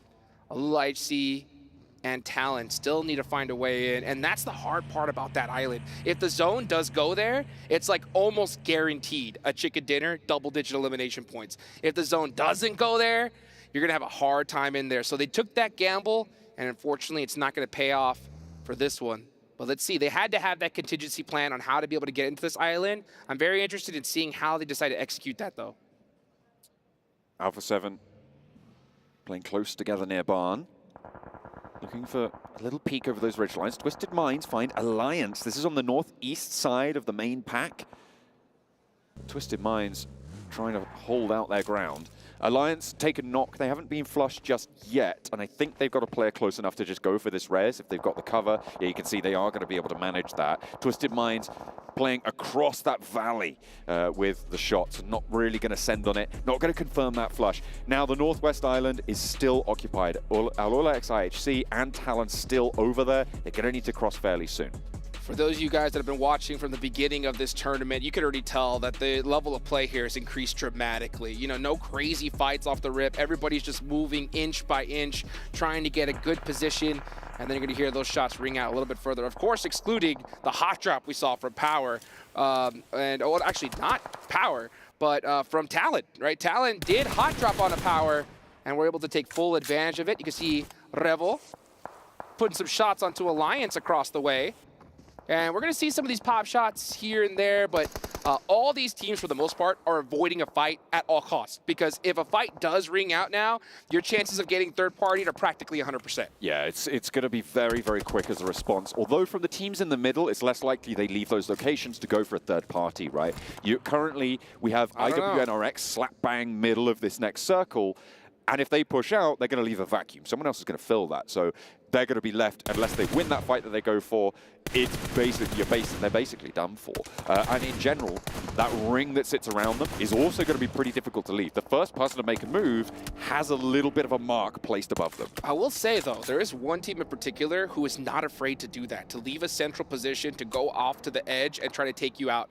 And that is for PMV. Okay. Right? These guys are ultra aggressive. Now, I think that is one of their strengths, because if they do go to that edge, wipe out that team, they get a ton of points, third-party loot, and then they can get back. But that could also spell and be their weakness, because if they do, like you mentioned, go out to that edge, now the zone may hard shift away from you, you lose a player to that fight, it could really spell disaster. So I'm interested to see if 4MV will take those risks in a lobby like this, because it's really difficult, especially when you're in a nice central position. Sometimes you're like, hey, let's just win this game from here. Can be pretty tempting to try and do that. And at the moment, IWNRX sit in one of those junction compounds, which is a focal point on a lot of Sanhok circles. You get those compounds that just sort of sit in this valley where the roads join, a couple of buildings, some nice hard cover, some decent sight lines. Difficult to leave, though. Difficult to approach and difficult to leave. I'll say this. If the position's right for it. But I'll there say are it's some even hills difficult to around some. defend sometimes. Okay. Yeah, because right now they're in that central position. I hope they have some vehicles, though, just positioned. Because if we see a hard shift to the north or south, they may have to use them, because it's very, very difficult to walk away from those houses. But we'll see if it ends up paying out for them. If the zone centers up multiple times, they're going to be solid. Looks like 4MV find DRX. DRX, by the way, blanks assertion that they're going to be 16th place. And to be honest, I can't disagree too much with it. I think that this is a team that they just found something completely different in the survival stage, right? They did place second there, but they were dead last in the group stages. They're going to be coming back into the fight with those top 12 teams that they just couldn't do anything against. And it looks like 4Miracle Vibes are going to remind them just what it's like to be playing in this lobby. Yeah, you know, that's kind of a double-edged sword, right? When you do so well during the survival stage, because sometimes you can get a little bit of false confidence, just thinking, oh man, we figured out what the problem was. All we gotta do is play like this during the main stage and we'll be top 2. No, sir. It's a totally different lobby. So I hope that they understand that. They went home, been back to the drawing board and made some changes here. All right, next zone does pop on up, and it is gonna head on over to the east side here. So Alula, IHC, Vampire, even Tiamba are gonna have to start pushing on in. And they are gonna push straight on in. At the moment, Vampire looking to regroup. Nuzi and Schwepp disparate from these front two, and it looks like they're going to have to take the fight. Alolex IHC, not 4 players, though, just yet. Demo's still on the swim, staying on that island on the crossing, and Vampire still just trying to fall back, trying to disengage. You can see 2 of their players posting up on that high ground, but Stoned, I think he's locked into this fight now. Godless wants to move forwards, but he's nading, retreating, staggering his retreat. Keeping it under control. Tony K gets a little bit of high ground. Nice and shot. Goes down. Goes for the spray with the M4. Gets the flush almost immediately. A 1-2 punch from the players on the inside. Vampire still playing 2-2. Tony K back behind the rock, but Godless has to slow things down as damage goes his way. Alex moving forwards and Stoned holding nerve. Oh, she should have known that there was going to be a player coming from that angle. It's a super common position to play, but they got circumvented and taken out. So now they're going to have to make it happen. Godless especially is going to have to try and find a shot on a Tony K, but there's not going to be a really angle from there. I think at this point, they're just going to have to try and brute force their way through. Something the Vampire were doing previously, and it's something that you said you don't think is going to work, is that edge style. Oh, there's Demo. It comes in, the third-party angle. I think they're going to know where it's from. Does Tony K have cover? That's the question. Nuzi is looking for it as well. In the meantime, Talon are moving in behind this, and Demo is vulnerable to it. Stoned is taking a 1 versus 2. He's already struck first blow. and will take down Alex. Godless now with a nade as he puts one to the back of the warehouse. Tries to find the second player from LLX IHC on the angle, and there's the Talon third party I was talking about on the northern side. That's the off-angle remove. Dispatched and flushed. Stone with Godless stepping out. He's got the DBS, and Vampire holds strong. Tony K is down. Can they get the res? No. There's the flush. Let's see what happens. Here comes that third party real quick. Team Liquid, they knew this fight was here. They know this area so well. They did drop into boot camp in the first place, so you can see them run over here, and I like this. They get a quick elimination, and they leave. They don't stay in the blue zone any longer than they need to. Take the money and run. Getting on out of there, but they got to push through Reject. They are in the way right now of Team Liquid's approach from the western edge. I'm surprised we're not seeing more fights popping off now because the north side is starting to get very, very crowded. Tianba are going to be looking for their way in on the eastern edge. They rotate around the top, past Camp Bravo, and pushing on the east near Twisted Minds, but Reject still holding out Team Liquid. An opening, though, found by Cardozin as he nails the headshot. You can see Team Liquid, they are under pressure now. This is zone 3. You can see they sent 2 players out in a vehicle to try and get a good angle onto Team Reject. They are starting to crowd on them. Team Reject's gonna have to hit a brutal nade. Oh, and he just misses it. You can see him go up with the up, though. Gonna get that quick thirst, secure that point. Team Liquid is now in trouble. They've already taken casualties. Sara is down for Reject, but they still stand stalwart in the way. Chief, though, has other ideas. The SK-12 able to find first strike on the engagement, but the off angle, it's Talon. They're still pushing it behind, and this is disaster for Team Liquid, and apparently disaster for Reject, as Talon just start to sweep on through. 7 eliminations now on the match. They lost one early to the hot drop, and they want more. They want the rest of Reject. Talon, so fortunate, timing being perfect for them. 7 eliminations, that is a great start no matter how they end this game. And in Sanhok, if you can get away with 7 points, you'll be more than happy. Make that 8 points just like that. And they're looking to soak up some more. Right now, they're just playing cleanup duty. Just, hey, waiting for a fight to happen on the edge, come in right at the right time, steal some elimination points. That's huge. They were able to get that 4 points off the rip on the hot drop, that third party over towards the boot camp fight against Vampires, now sweeping through Liquid and the rest of Reject, who have, by the way, managed to res up to 3 players alive. It looked a lot shakier than it did, but the Reject team can start to strike in towards the IWNRX compound, which is going to be tough. Sara, though, wants to clear out the back, wants to try and get rid of Talon as an annoyance. Oh, and there's the spray down, but the off angle is there and able to take care of Sara. Reject not going to go down without a fight, but a second knock sent their way makes it all the harder. 1 player now to stand in the way, but Talon are down to 2. A sliver of HP on one of their players, and Yoru and Axel need to try and make it work. That nade barely missing. Here comes Duello running up front close and personal. Yoru with the M4. Oh, he's going to go down just like that, but Duello gets caught from IWNRX. It's third party after third party, and that's Team Reject out. 12 teams remaining, and we're going to see a whole lot more get dominated as we look at Tianba putting some pressure on the Twisted Minds. That Molly looks good. Over the top of the rock, and there's the knock you're looking for. Will be able to find one. Tianba have suffered casualties, but so have Twisted Minds. 2 versus 3 as Tianba try and crawl their way forwards. Another knock found. And Twisted Minds holding as much as they can on the east with the 2 players. 4 MV. They're moving around that barn basin over on the east side, and they want to try and take control of this. Go for a third-party flex out. And Talon get another couple of eliminations. They've been hanging out in the blue so far deep that they're watching these fights happen, and they've been stealing point after point after point. That's 10 already for them. And they might be able to sneak 1 more away, but they only have 1 player alive, and he's getting chunked down by the blue zone. Now we see Alpha 7, 2 players down. 2 remaining. Let's see if they're going to be able to get these reses off because all the pressure's on them. Everybody wants their position. Yeah, with that western shift on the circle, it gives them a massive slice of things. And that hilltop is going to be all important. That vantage point it will afford them, if they can hold on to it, will be invaluable. But so many teams, you're right, just going to put pressure on, not least of which is TJB on the southwest side. This timing is so perfect for Alpha 7 because they're able to get these reses off. They need to be able to do it so quickly, and it's going to work out for them. They're going to have all 4 up in this zone, so I don't think these teams that were right close to them realized just how hurt Alpha 7 was. And that one little mistake could wreak disaster for their squads. You can see Boom Esports starting to produce some shenanigans, driving around.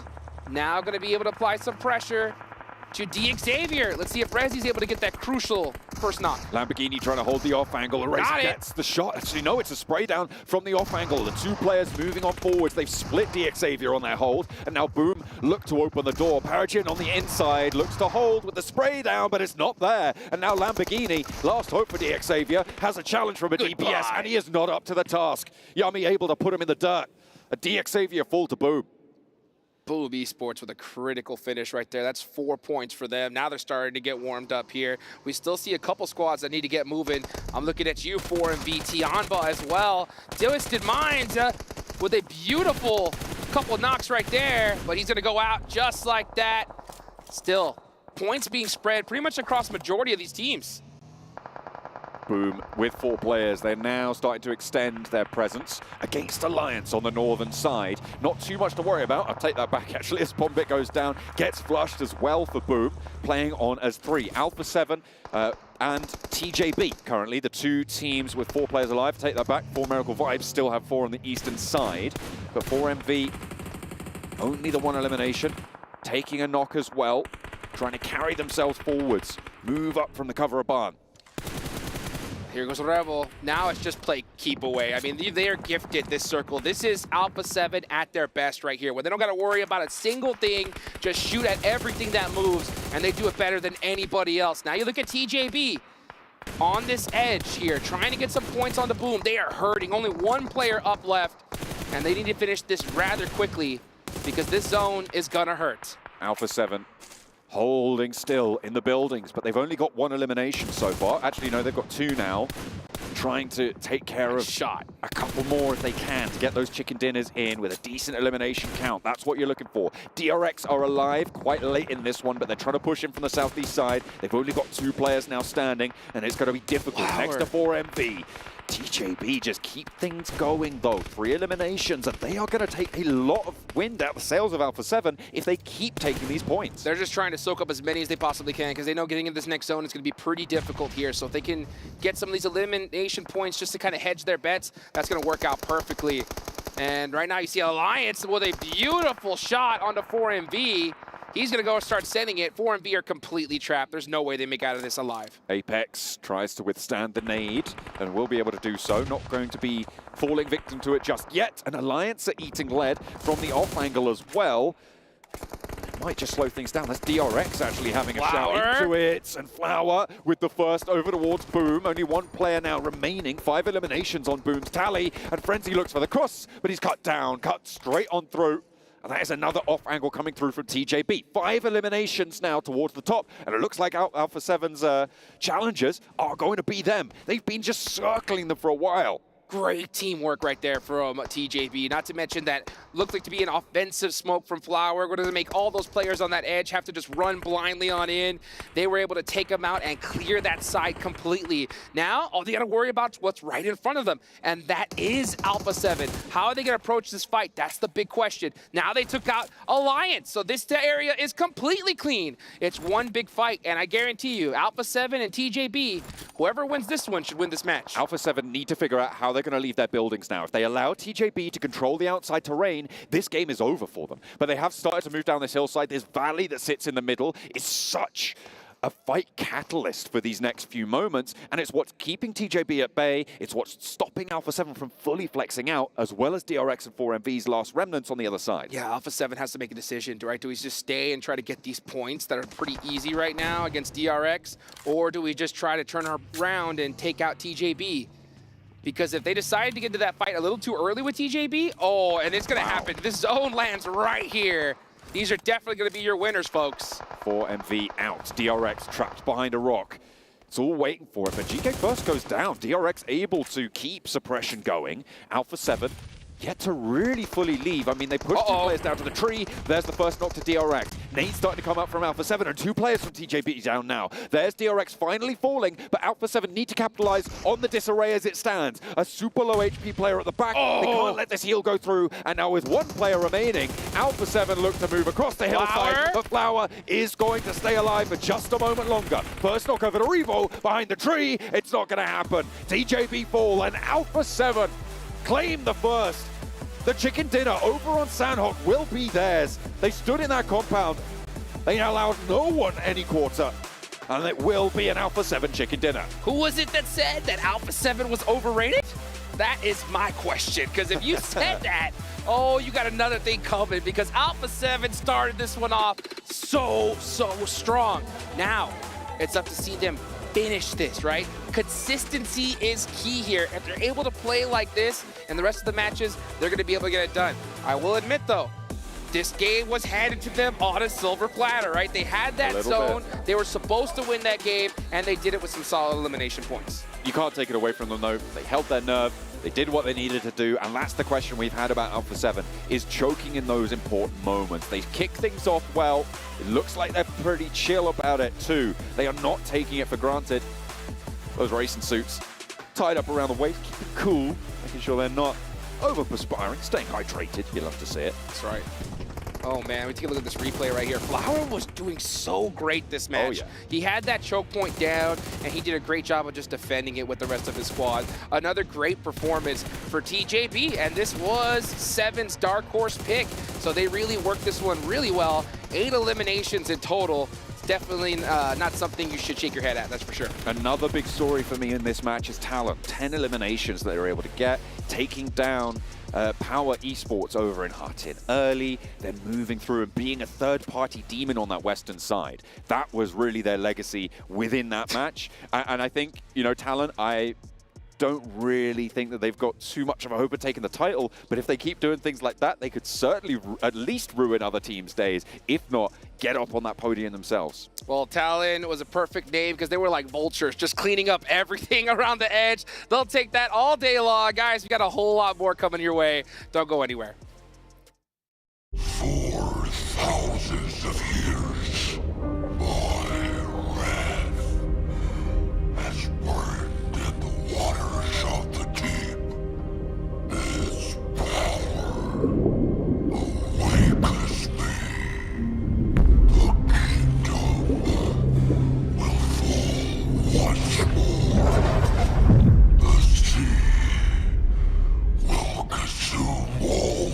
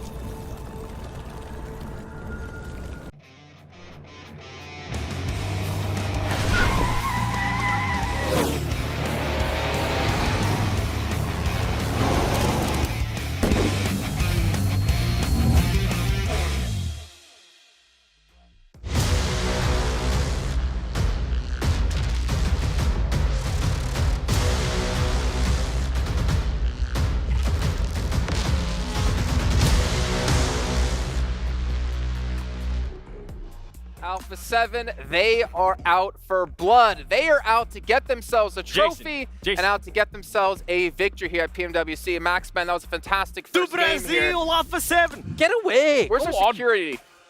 Was that Ratto Boy? Ratto Boy. I was really hoping he would trip and fall, to be honest. I should have, like, just get him. Yeah, that would have been good. It could have fixed his face. But Alpha 7, they come out really strong here, Maxman. A victory on Sanhok, get themselves up in first place off the bat. And Afioso, we were very satisfied with the first day. We know that we could have finished at the top. We fixed our mistakes and we're confident that we can be #1. Well, right now, they are #1. That's a weird way to say second place. Yeah, I'm doing that too much, I feel like. Well, currently not the case. They've got You just themselves wanna a good compound. You just want to get haters from everyone. I got so much already. I'm like, oh, what's a little few more DMs? Lean like, into it, I mean, you know. look, Alpha 7, this position, you get the good compound on the good mountain. Ooh, what's going to happen? I wonder. Yeah, it was going to be difficult for any team to really dislodge them from that position, right? The one team that could have potentially done it would have been TJB. They seized the high ground above that compound, which is technically the biggest vulnerability of that compound, but they weren't keen on trying to push against it. And I understand why, because teams over in the east side, southeast side, etc., would have had line of sight on them if you're going to push. So you've got to be very careful. A lot of smokes are required to make that kind of push if you're going to do it. So looking at the stats right now, I mean, you were talking about it during the game, right, Jason? Like, elimination heavy towards the top. There's a very big discrepancy between the top teams and the bottom teams in this match. And man, Talon, what the hell is going on? 0 placement points, 10 eliminations on one of the worst rotations. And I think the mindset for them is like, we're not winning this game. We're just going to like shoot everything that moves in this game, and it actually worked out. 10 points for like a 0 placement game is a big win. Well, especially since they started out with the hot drop against Power, right? Sure. Up in Heartin, and then from there, yeah, you win the hot drop, but you lose one. Normally, that does cause problems. And as you say, Max, I think that even from there, if you're just 3, maybe there is that mind shift from just then on and just shoot at everything. And actually, it was very successful. So I got to say, that's a big success from a Sanhok game where you lose one early on. That's really, really big. Yeah, something they should be very proud of, but also another team that should be proud a little bit here is Vampire taking on Alua IHC, taking them down, get 4 elimination points for themselves, but unfortunately that's all they do get from this game because there's a lot of questions around Vampire. How are they going to perform in this event considering they're the back-to-back champions? But this event is the most stacked event they've had to compete in these mid-season competitions. But, I mean, it is Sanhok to start things off with, right? We're not really going to judge teams too heavily about that. However, with 3 Erangles coming up, that's where we're really going to start to get them under the microscope. Yeah, I mean, we had that hot drop, right? So I'm like, oh, maybe we're going to see something on Erangle. Hopefully not, because that is going to become a real major issue for teams that are involved in those. I mean, we were talking about Military Island in particular. Are we going to have something happening there? It should just be Team Liquid and 4MB. They should be fine. Sure. But otherwise, looking at this game, right, Kalaris, I think that despite this being a really tough game in terms of circle and, like, the terrain that was at play, we saw a lot of great plays, and especially Tiamba, the team that you're looking at, that wide wrap. Sure, they don't win the game, but I think it's one of the best plays based on a really tough scenario that was ahead of them. Yeah, they were waiting until Circle 2 really popped to see how they were going to approach what would be the later stages of the mid-game. I thought maybe they were going to try and camp out Talon for quite a while. They decided to sit there for a little bit too long and then managed to go for that wide wrap. Now, I do think Twisted Minds was slightly caught off guard by them coming in from that angle, because by the time it comes to, what, end of third circle, you're like, okay, surely people shouldn't be coming in from here. But Tiamba has shown these tendencies in the past of going for that wide wrap onto the east side with a circle like this. So, I mean, Twisted Minds lose out on that fight, but Tiamba takes a lot of casualties. It's difficult to make that work when you've left it so late. Yeah, for sure. And looking at also Alpha 7, we were talking about their position. So, sure, TJB did play it really well at like playing the high ground position on their spot. I feel like if they did go for the 2-2 split you mentioned, they could have got way more eliminations this game. I really feel like all the teams are trying to scramble away from Paradise Resort, from all the terrain around that spot. They're trying to cross the road, make it back uphill. I think they could have got maybe double-digit elimination game for Alpha 7, but they were just, we have a good spot. We're going to be a little bit more relaxed this match. And I get it. I get it. If you've got a compound like that and the circle's coming your way, why not? But you're right. I mean, in terms of what is the vulnerability of that compound, like I was mentioning before, usually it's the high ground. So having a 2-2 split above there to be able to see elsewhere, because if you're just in the compound, all you can see is towards the east, southeast, east, and things like that. But hey, I mean, TJB overall, going for the wide wrap north to try and, because they did not want to push onto Alpha 7. I get why they did that, especially with some of those last circle shifts here.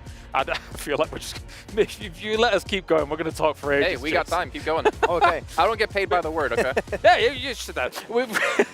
But the fact that TJB went for that, I get it, but it's the it's not the winning play. It's like almost a consolation play of like, okay, we know we're not going to push onto Alpha 7. It's difficult to make this work with the circle the way it I also went. really like the idea of like they're trying to avoid Alpha 7, but they got themselves in the position where they can see Apex from 4MV, they can see DRX, so even if though they don't go for the win, they get second place like pretty much 100% of the time because they're just clearing the little like solos that are just remaining I mean, in the maybe if we were at a different stage of this event, maybe if we're into the last day, maybe they're a bit and Alpha 7 or TJB need the points, maybe we'll see more of an aggressive play. Yeah, no, I would agree with that, and that's a fair assessment of it, because for the start, and again, it's Sanhok, you've only got 3 of them out of the 18 matches that you're going to be playing. What better to do than to just guarantee yourself double digits? I mean, that's what we saw from Talon, right? Okay, with the frag potential from them on the west side. Guarantee yourself double digits on, I would say, the most difficult to navigate battleground that we play. Because it's very volatile as Sanhok. Especially Paradise Resort terrain. Yeah, It's like you have nothing all around it. It's just like uphill, downhill,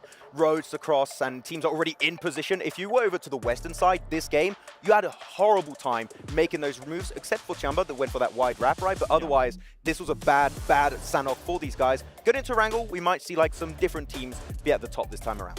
Well, one thing I'm curious about, I mean, noticed in this last match is we did have a couple of roster changes in the match, right? Yeah, For so instance, weird, IHC putting Alex in over Rogue, which Rogue played the entire group stage. Alex didn't play a single match until now. And also Shadows in over Chua for the Xavier, which again, same situation. Didn't play in group stage and now is playing in finals? I don't understand it. They just do rock, paper, scissors, who plays, and like whoever wins, like you won this game, I guess. Like there's no logic to it, right? There's none. I feel like there's a little bit of logic to the 4MV one with Baron and Aero. Like they would do a rotation every few days, and like if you were a little bit tired, just like go to bed and just don't play don't play on that day. But, like here's just super random. And Alex in particular, I feel like he's one of the better players on the team. Shadow, also known as Levi's in the past, he was just incredible when playing for his team back in PMGC. So like, why are you putting that player on the bench until the finals? Did you want to give him a break when you could have maybe not qualified? It's weird. I don't get the logic. Experience, man. Like the best way to learn how these lobbies are playing is literally firsthand. So I don't know. That's my answer. I have no idea. Yeah. Okay, well, as we do get into Erangle, what are your expectations going into Erangle in particular? I know we saw a lot of Alliance, like spread positions, like spread out. We did see a little bit of it here in Sanhok on the northeast side, but they eventually did get punished. Is there anything in particular you're keeping an eye out on, Maxman? Oof, I don't know on this one. I mean, Erangle, I think, is going to be... We're going to have faster rotations, hopefully, from teams, right? And not giving the space to True Alliance like we saw in the group stage. So that's what I'm expecting. Teams not getting away with these big splits. But the last game was very weird, so like I'm not using as a real expectation for the rest of the day. No, as we say, usually Sanhok plays very differently to Erangle and Miramar. I think one thing I was almost like, oh, teacher, me, because we'd only gone to talk really about 1 or 2 teams in the pre-show, but I do still want to talk about Tiamba and kind of why I picked them as a whole, because let's look at their group stage, right? Tiamba, obviously China has a lineage of excellence, and in the group stage, no chicken dinners. Somebody think, why are you picking them if they've got no chicken dinners? 5 podium finishes. If there is just a slight tweak in some of those games, they get wins. They could have been #1 in group stage. I think they get wins here in the main event, and I think they take #1 spot eventually. Well, we will find out. Obviously, we still have a lot of matches to go today, but to remind you guys once again at home who are watching, make sure you're checking out the Violet Thunder set based off the design by Ailu in the PDP X Esports Outfit Design Contest, which of course incorporates aspects of that PMWC trophy, which looks so sick. Honestly, as you saw a performer at the start of the day, I would wear those pants for sure. The little purple flames looking fantastic, but also is looking fantastic. Our commentators, let's head back to them so we can finally kick off our back-to-back-to-back Erangles. You two. Back to back. First Erangle of the finals about to happen in just a few moments, folks. Alpha 7 starting off so strong. And at the same time, one of the big surprises for me was that hot drop, right? Talon taking the hot drop onto Power, getting it done. Let's see if we're going to see any other surprises as we get into the first Erangle of the finals. The best way to get it done, Hot Jukes, as we all know, is with the Infinix GT20 Pro. With dual gaming chipsets and 144Hz AMOLED screen, the GT20 Pro will equip teams with up to 120 FPS, which is the first batch of supported devices, offering esports level performance and visually stunning experiences in the 2024 PMWC. The plane path, North George over to Milta. It's going to cut Primorsk a little bit far away, but you can drop west coast, grab some vehicles, rotate down. Military base potentially a little bit difficult to get to here. Yes, it's going to be for sure. And one of the teams that likes to drop into military base is going to be none other than 4MV. So let's see where they decide to go. They should have a couple of secondary drop locations, but we also know where a few of these teams are definitely going to drop. Alpha 7 already out the plane in North George, where they're just nice and happy. I'm looking right now at the South George drop, Alolex IHC, and I think, yeah, that's... Wait, who else is that? That's Twisted Minds. Twisted Minds, yeah. Over towards South George. Great. They are entangled right now with Demo sort of in the middle of that Twisted Minds split. Potential for danger here. Playing that crates position for Twisted Minds. They'll have sightlines out to the east. They should have seen this parachute happen with a West Coast rotation potential in this circle. It could get dangerous for them. Yes, it can. And, you know, one team it could definitely get dangerous for is going to be Vampire, because Vampire normally likes to take Primorsk, but unfortunately, just due to this plane path, they decided to go their secondary drop location all the way towards Milta. So I'm looking to see them just loot up very, very quickly here, get some vehicles, and try to head to Prim as fast as they can. Could be on the cards for them, but they've got a lot of teams in their way. Going to be pretty tricky. We did see Reiji as well move out and take a vehicle for Reject near that outpost for Twisted Minds, so potential slowdown on that angle. A lot of teams dropping out to the east side of this island are going to have to make their way west, which makes that exit for Pachinki pretty important to get done timely, in a timely fashion. DX Xavier going to be playing up in that angle. For MV, they are actually heading out further east, so they want to grab... Okay, they were just heading towards the buggy to get an extra vehicle. They're going to turn around. I was going to be surprised if they were going to go further east, but no, they were just grabbing the vehicle, sending back out west towards IWNRX, who generally play that Ferry Pier West Bridge split. It looks like they're going to take up that mantle once more. 4MV could go even further, could actually go over towards Primorsk, like you were talking about potential for Vampire to do later on. Yeah, let's see what they decide to do. And another thing that I'm noticing right now is Power. Power, we normally see them try to take that Gatka area, kind of try to, you know, land kind of near DRX, take some loot, and then hopefully get in that position. But I think after that hot drop, they decided to go to their secondary location over near Yasnaya. So everybody trying to play it very carefully right now. You can see 4MV on the road. And no, yeah, it looks like 4MV are deciding to go to their main drop spot. So they got a vehicle and are heading all the way down to military base. Interesting. Yeah, they are actually going to commit to it and go all the way there. It'll be interesting to see how easy it is for them to get back off of this one. You could potentially grab a boat and try and play for that west coast if you grab the south side, but I'm not too sure about this from 4MV, actually. I feel like they will get loot because of it, but that bridge is going to get packed because you've got that hard west shift. I guess teams are going to prioritize more having a foothold into these next circles. Yeah, and you can see there the picture. We see a gentleman in the stands.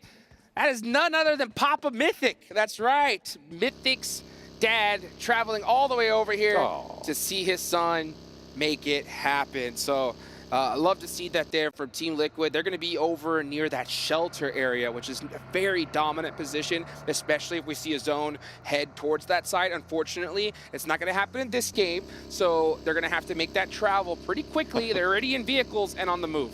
There we go. You can see him. Look at him. Hey, away from the camera. Supporting his kid, man. What can you do? Watching his kid become a man here in Riyadh in the PMWC. Hopefully getting a couple more points than they did last match, though, because they only got one. Don't bring it up to him. I'm sure it's a sore spot. But over on the east side, with Power behind them, Team Liquid gonna have to rotate past. Looks like they're doing that now. Boom as well. A little bit closer to the center now, heading towards that Gatka Fields area. DX Xavier having left Pachinki in that central area. You can see they're going to be scouting one another out. They're going to be aware of each other's presence now.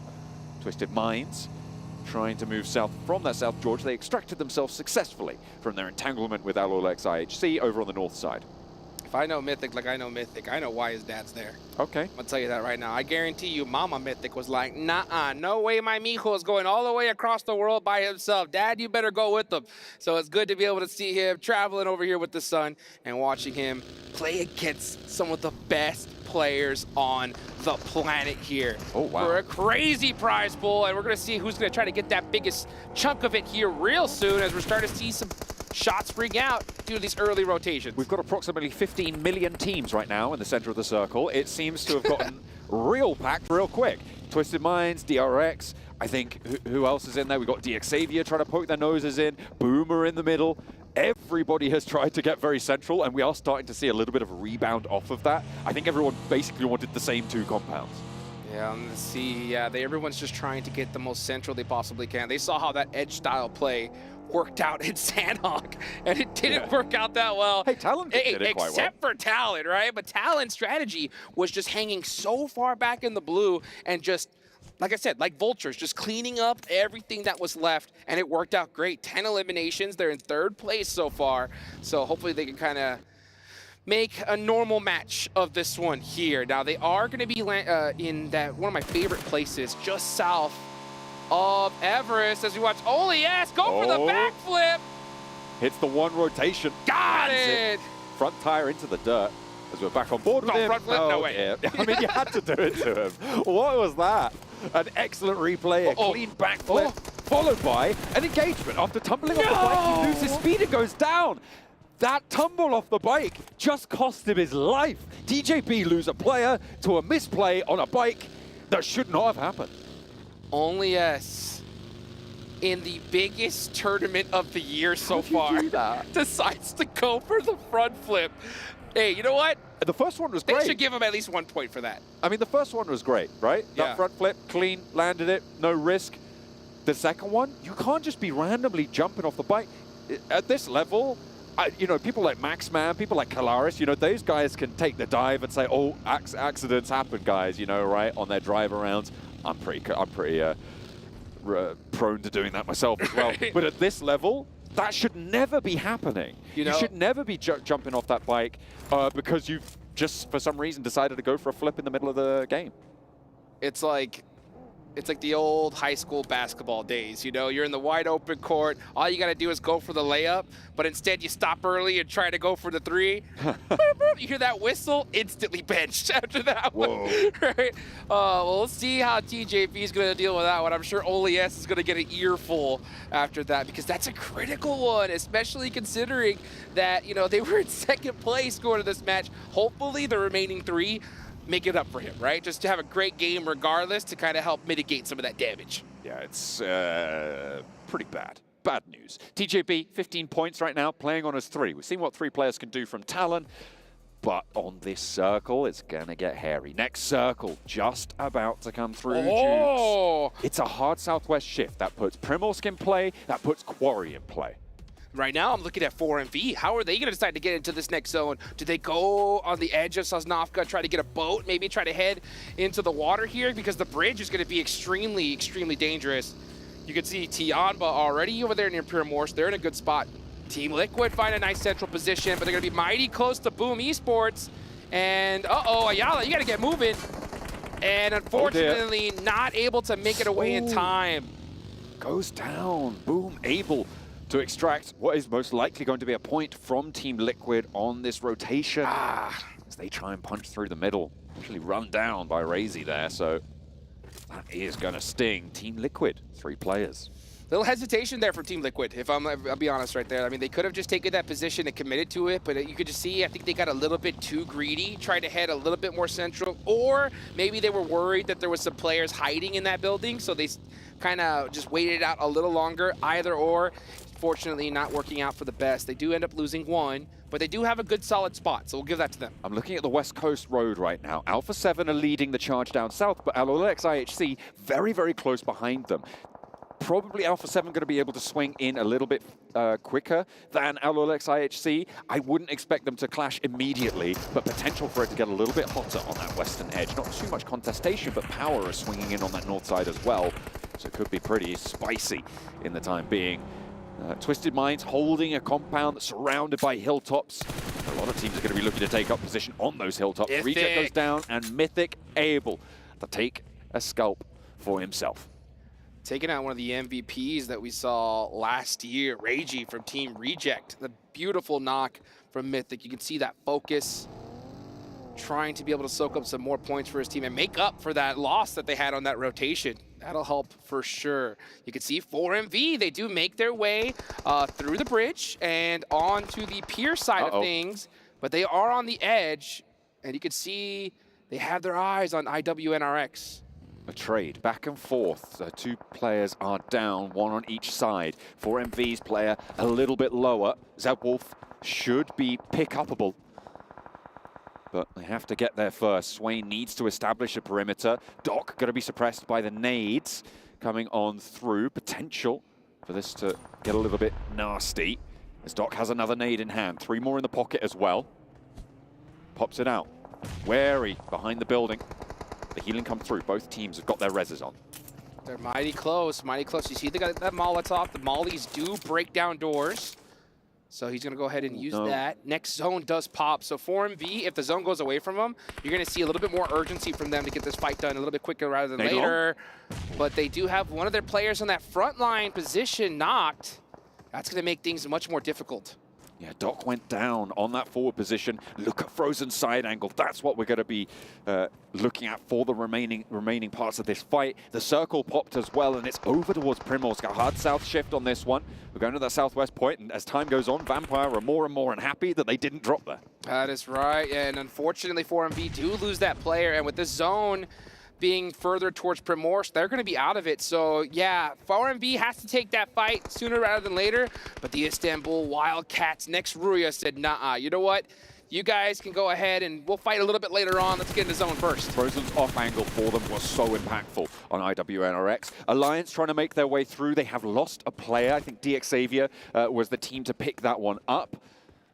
And on that south side, it's getting more and more close range. That ridgeline that sits populated mostly by trees just to the north and northeast of Primorsk. It runs along the north side of this circle. Just south of Quarry is such a difficult part of terrain to navigate when teams start to take up residency here. You could see Alula XIHC on that western edge right now trying to push on in.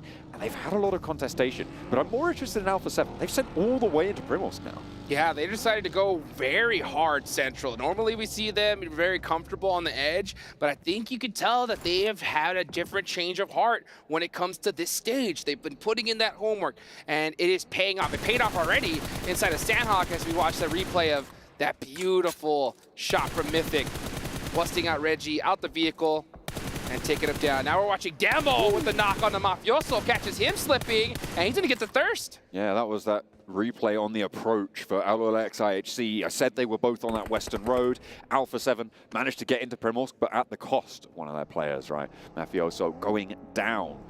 And now, in Primorsk, they're kind of locked in on the south side, right? I mean, we've got about a 40% water circle right now, which means that any territory is good territory, but with the next circle most likely going to be pushing them out of Primorsk, it's a really dangerous position for them to hold right now. I think they're very comfortable there, though. I mean, there are 3 players right now. They lost 1, so you know what they say? Let's go ahead and err on the side of safety. Let's get towards the buildings and, you know, hold it down for now. If the zone does go to them, they're going to be in an excellent position, right? If it does end up going north, they have a lot of coverage and a lot of buildings to kind of leapfrog their way through. And I'll tell you what, if any team could do that, it's Alpha 7. They'd rather depend on their gun skill than just driving in a vehicle to a better position. Vampire are trying to make their bid for the northwestern side. They've gone for a long rotate over the north of Quarry, and they're going to push in behind Just Godless for Alula XIHC if they spot him. Take a look at that northwest side. That's what I'm talking about here. Godless into the vehicle and has to evacuate. Alula XIHC going to push Demo backwards as well. Tony K leading the charge for Vampire. Glory scraps going on in the meantime, and that's what you were talking about. Down towards Primorsk, the circle goes as Vampire clash on the northwestern side. First player to go down to Godless is Tony K.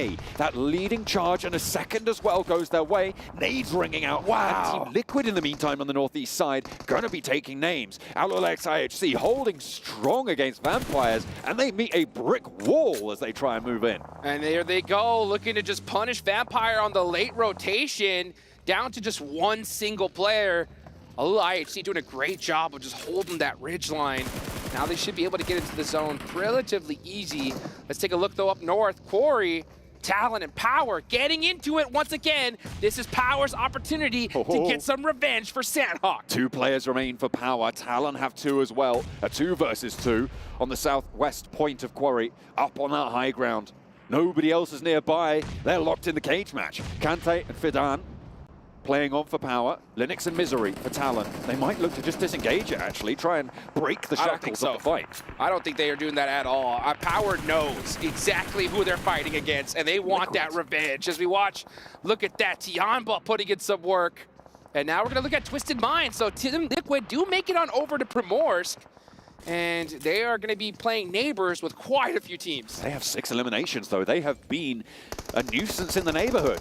Nobody too happy with them on their road, and another knock goes their way, adding up to 7 now total on the boards. This is brilliant for Team Liquid. There's a knock sent their way. Mythic is down, but that's going to be rezzed up by Chief. In the meantime, Xavier trying to hold out. This is northeast side, close towards Ferry Pier. The nades from Tianba. There is no way you get your player out of that one.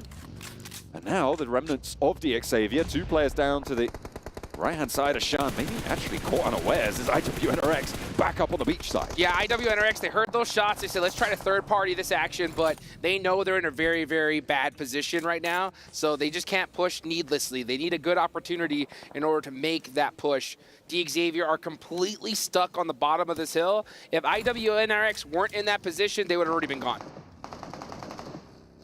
Power finally loses another. Easy is there, by the way, for Power, but only 2 of them really in this scrap, and a knock over towards a Power player. Kante is down. Misery trying to descend now. They didn't go for the full-out brawl. They have just been on. Oh! Misery wedges the buggy, steps out into the blue, and a hail of bullets from Fidan. That's going to take him down. There's no 2 ways about it. Can Linux get anything done? I don't think so. He's just going to turn tail straight into the fire. He is out of there. And meanwhile, IWNRX now on the push, punishing Tianba. That's 5 eliminations for them so far. Frozen throwing some smokes up there. That's going to eliminate their sight lines and allow them to push. And here comes Swain, looking to punish them out the vehicle. Popped out just a little too early. Shan was able to get some miraculous plays under his belt during those group stages, but he's under fire from Swain now, and there's a bit of pressure on the back. A lot of smoke billowing from under the hood of XC's vehicle, and they're going to have to draw up short. They have to take control here and try and see what they can do. 3 players alive. Shan needs to heal. They've not got a lot of time to play with. Last player for Talon in the meantime as Easy bears down upon him. Easy's got that nade locked and loaded. He's cooking it. He's cooking it. And it's good! Oh. Goodbye, Talon. Power getting a little taste of that sweet Sanhok revenge. Look at the circle, and again, Alpha 7 get blessed on this south shift. TJB as well with a brilliant position. These are our top 2 teams in the top 2 positions in this circle. That's right. Now. This could be a really fast opening for these guys. Alpha 7 making that gamble towards Primorsk, paying off great. The zone just went to them, and they are holding it down there. They have plenty of coverage with those buildings, and it's going to be very difficult for any team to just push up on them for free. And you can see Carrillo is doing exactly what he's supposed to, just play keep away. You don't want a team just to be able to push up on you. So Alpha 7 are in a great spot here, and I'll be honest, Alula IHC, beautiful rotation. Yeah, going along that beach side, trying to use that terrain cover against Alpha 7. Only 1 player was stepping out towards them as Power finally lose their final member. Tianba pick up the point. Yeah, Alula IHC able to find that south point of Primorsk under the watchful eyes of Alpha 7. And that probably mostly comes down to the fact that Demo was able to get that pick on Mafioso, right? If you have 4 players of Alpha 7, you make that rotation under so much more pressure. That's right, and Alpha 7 picked the right buildings to hold, because if they were holding that edge where Alula IHC landed, then they could have just cut in corner, and now they would have been circumvented by them. So a great decision for them right now. I'm looking at IWNRX, though. They're still north of the zone, and they're going to have to find their way down pretty quickly as Twisted Minds finally are out of this match. Only 1 elimination, unfortunately, for them. Boom, looking for the res. 2 players left on the north side as Alolex IHC actually trying to wind their way through the streets here towards TJB, who have taken a knock over towards the beach warehouses. Team Liquid a little bit beyond them. TJB really have been suffering here. And I mean, it's all thanks to Alolex IHC, right? That rotation in, that strip up the east side, they have managed to take ground. I love this from them, though. They are playing this very aggressive. They could have been happy to just play there in the south and just wait out for the next zone, but they do realize if the zone goes away from them, that all eyes are going to be on them. So they said, let's not waste time. Let's start pushing up little by little right now, apply some pressure, and put ourselves in a better position for this next circle. Big heads-up play from Alula IHC. You can see the angles that are currently held by IWNRX, that third-party information. Comes down, they try and descend. The high ground suppression as they try and stop the knocks going through, but Kine is found, Swain is low, and there's another torn out of the vehicles on the descent. TJB catch IWNRX sleeping. Oh, I mean, IWNRX, I think, just pushed a little too early. They happened to push when it was completely silent. So the second they go, all eyes are on them and like, ooh, free points over here. Let's take some of that. So they got punished. Just unfortunate timing on that rotation. Tianpa pushing it on the northwest side, DRX trying to slow them down, and they'll do just that. Drawn back, and DRX keeping up the points tally now. 6 eliminations on the northwestern side. Not too many neighbors either. And they're going to push towards the central glut. Next circle comes in now. Let's see where it goes. Who's going to have the advantage in this one? Is it going to center up? No, it doesn't. It does go a little bit to that eastern side. So now Alpha 7 have to make a decision here. Do we just try to push up a little bit early, try to get a more central spot? I don't think so. I think they're just going to hold it now, force to play, clear out their backs, and then deal what's up front a little bit later on. Team Liquid as well with a decent position on this, but they are going to be having to be the break point for the waves of teams coming in from the western side. Alpha 7 potentially turning their attention there, but DRX is the main threat to Alpha 7 right now. You cannot move if you're Alpha 7 until they're gone, or until they make their move first. And yeah, I think even bigger threat's going to be Alula IHC. They were so smart to push up more central a little earlier on, especially with this rotation, and you can see them putting pressure onto teams all over the place. Boom Esports down to their final player, gets another confirmation there. And let's see, actually, I don't even think he's going to be able to get this res off. Nope, he goes to heal himself first. And his teammate goes down. See what you can do as a solo. Alpha 7, they are making their push. They're trying to hold DRX out. They're staying where they are. They know they have a little bit more to step forwards, but they're going to deal with this backfill first. Knock over towards the backlines of DRX means that that 2 minutes for the circle to close is going to be eaten up a little bit, but the rest has already come through, and a little bit more time now for DRX to try and play around this one. Alolex IHC going to be fully aware that this fight's scrapping on. And this is a really tough fight for Alpha 7 because they're down a man, and Carrillo's so far in the backlines, I'm not sure he's in a position to help, so it's going to be most likely a 4v2 between DRX and Revo and McGrellin from Alpha 7. Let's see if those two players are going to be able to hold it down. Actually, no, Carrillo is able to find a position in this fight, so it is a pure 4v3. One nade from DRX on the Alpha 7 could be so punishing, though. Same both ways, though.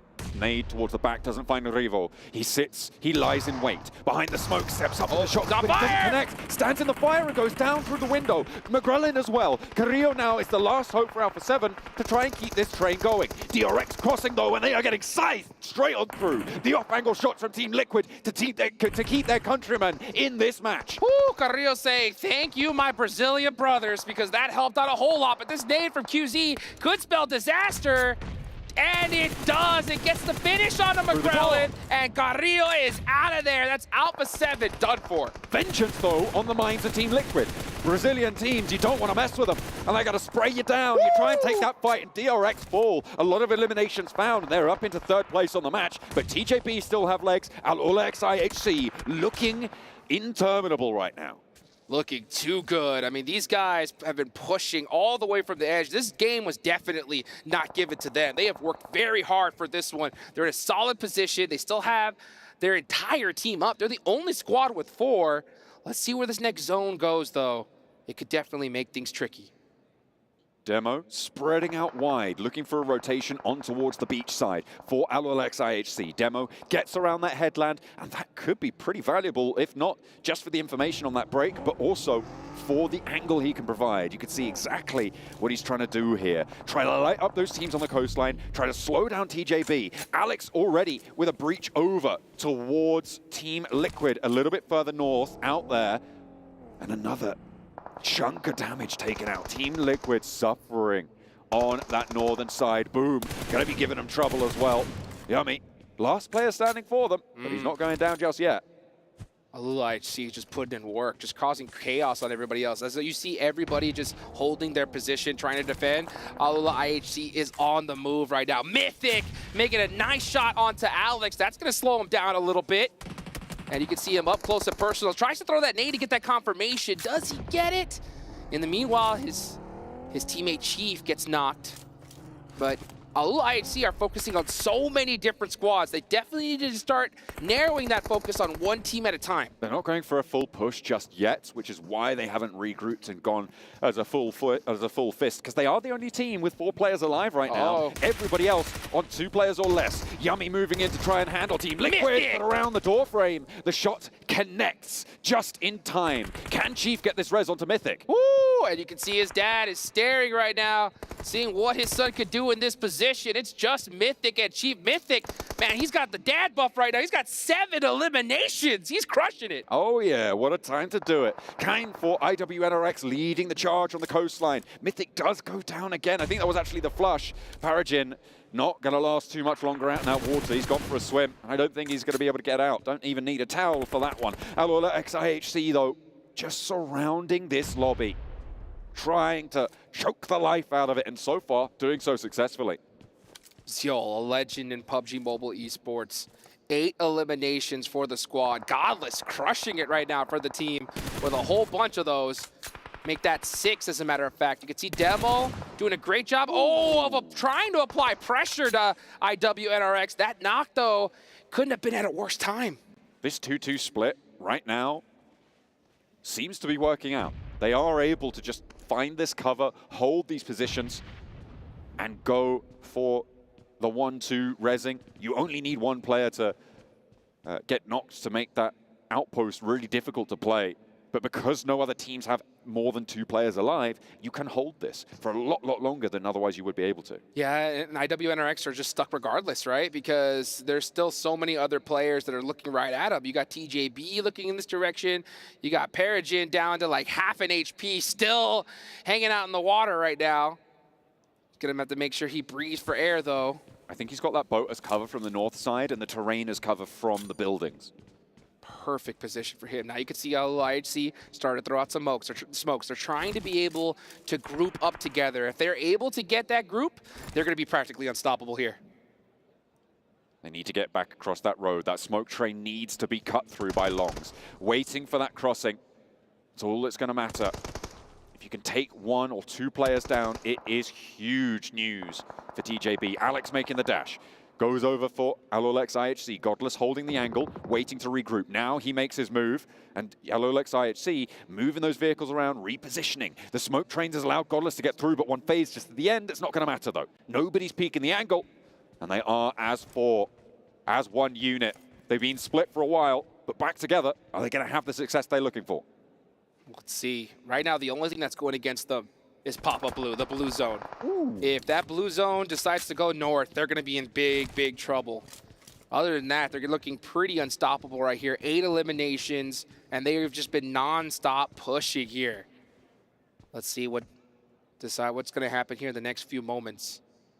Because right now, TJB, they are the most central. And honestly, they have the best chance of this game, considering that there are so many fights going on, unless Alula IHC is able to get that knock. Team Liquid finally go down. This is stage 9, folks. The zone's about to go into nothing. Alula IHC needs to start throwing those smokes out. That's exactly what they're doing here, because they need to find a way to be able to get into a fair fight with TJB. That pickup onto the Team Liquid player out in the west is huge. It allows them a clean flank on their position to be able to push up towards TJB. The smokes on the door frame push TJB out the back and into the sightlines of IWNRX. They need this fight now. IWNRX going to crunch on in as well. Let's see where Alolex IHC go. And Demo straight into the mouth of the fight.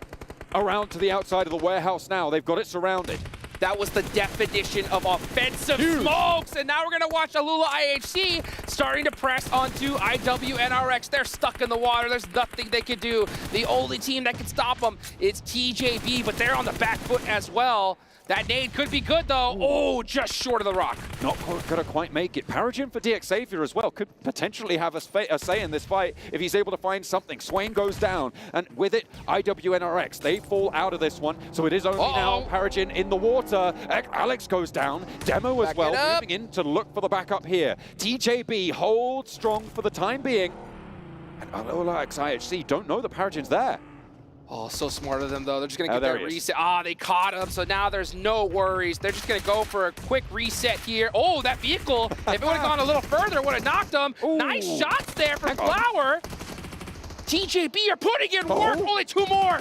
One player now stands. It's just Zyo. Flower behind the vehicle, trying to step out wide. Zyo behind is on the shoreline. He's closer to the edge, and it's a 1 versus 1. Zyo needs to hold his nerve with a PP Bison. Trying to play off against Longs now for TJB. A nade in hand. It's cooking. Goes Long, steps back in. No damage done. Zyo breaks wide. Doesn't have as much HP as Longs, and he takes it. TJB with a 2 versus 4 hold. Out of nowhere. Are you kidding me? I mean, it looked like Alula IHC were unstoppable, but TJB said, nah, not today. Some critical knocks were able to finish that out. A massive game for TJB Esports. And then yet again, it is Seven's Dark Horse who started to step up. That survival stage has hardened this team into carbon steel. And they are scything through these first 2 matches. Man, I got to give it to Alula IHC. They had those beautiful offensive smokes onto that warehouse. It allowed them to be able to push up relatively for free. And I think at a certain point, you could tell they wanted just to commit to the warehouse, kind of go for that 4v2.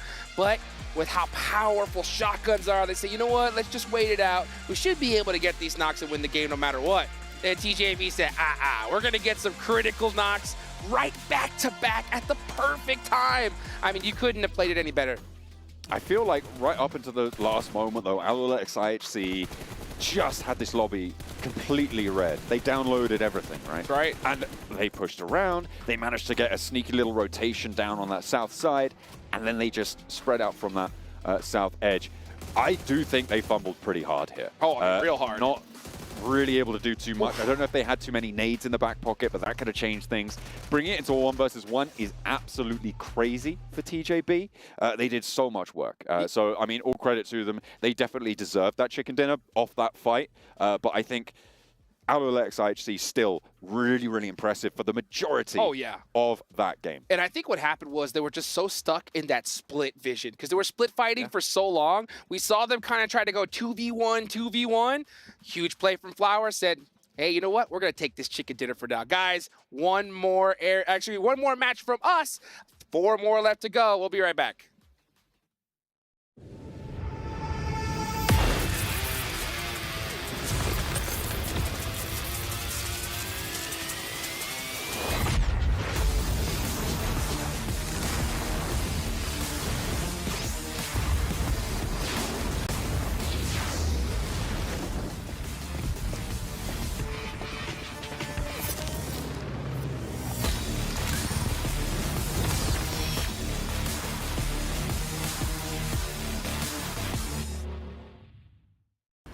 لحظات البداية عاشت معنا. كنا نحسبها وقت للتسلية بس. نحسبها بس ذكريات. عبود أعطي أختك اليد يا ولد. ابتكرنا فيها ابتكارات، وإذا بغينا قلبناها خرافات. كنا نحسبها بس لمة وصحبة وسهرات. انتبه نوب ترى نوب. لكن كنا نشوف عالم ما حد يشوفه. لا يشغل وقته بشيء يفيده. الله عليك على اليد سود. عالم كبر وعاش فينا. عالم الحماس فيه يوصلك كل مرة لحلم أصعب، بس ما يصعب عليك. بارد معك وين ما تروح.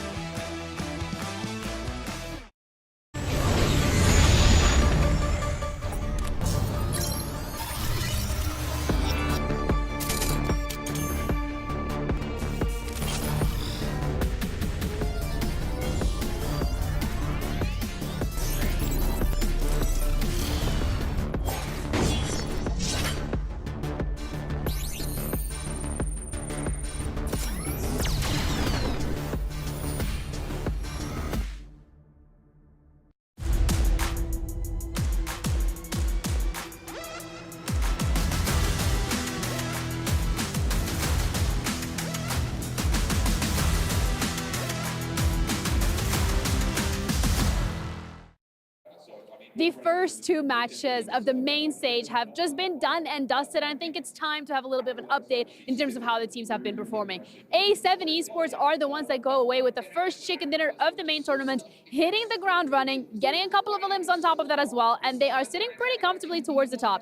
TJB, however, is a team that has both on the first match gotten really close to that chicken dinner, but on the second match going up against Ula in those last few moments of the game, managed to get themselves a chicken dinner as well, and they are now doing incredibly great. I'm looking forward to see which other teams are going to be performing incredibly well throughout the rest of the day, so make sure you guys tune in and stick around for the action.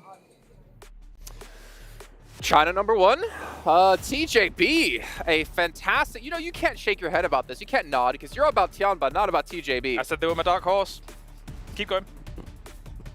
I don't want to. Just go to PEL at this point. Yeah, what are you doing? But China's TJB, back. The would love to cover that. I know that. I would love you would love that. Yeah, that'd be great. a fantastic 2 games. You heard Genie talk about their placing extremely high in match 1, doing extremely well here in match 2. And that was a phenomenal finish. I am honestly surprised that they were able to peek both sides of that warehouse onto IHC and not get punished and be able to pick up that many knocks from it. Yeah, to be honest, man, these finals are great. Like 2 matches in, there's so much happening gameplay-wise. It's fantastic. But TJB went for a very quick move here, right? Kalaris talking about their rotation. They were holding a compound, a few buildings you really liked in this game. But I was like, you can just reach the late game with very minimal effort, going for those warehouses and just stay in put. And that's what they do. I didn't think it was going to result in a win. That was went way further and beyond than I initially expected. But a bunch of eliminations off the back of that. They are looking great for the start of this main tournament. Depends what you want, right? If you're taking, the corner that they were initially in that eventually Team Liquid went to is a great staging point to be able to take eliminations, maybe not the chicken dinner. It really depends on how that circle ends up faring for them. And Team Liquid was okay for that. 3 players alive, they have the 3-story, they have the building next to it, which gives them a great opportunity to fire at every team coming in here, does Team Liquid. So 10 elims on the board for them. They might not take the #1 spot in this game, but it's enough points and enough of a strong position to give them a good claim on this game. Yeah, I thought to win the game, this is going to be a tough position for them to play, but to pick up eliminations, all the teams that are rotating late to enter into Primors from the northern side, that you're just having a field day at that point. It's like point, all over the place, having a good time. I mean, the fact is, even Kalaris was saying he's not really ever seen a zone on warehouses in Primors that far south. That was really hard to predict, but it seems like one team in particular did have a decent time predicting it. IHC able to actually sweep in from that west-hand side and immediately go straight towards the south side, seeing the zone constantly shift in that direction, knowing no one was going to be there. And they kind of set themselves up for the second place that they got.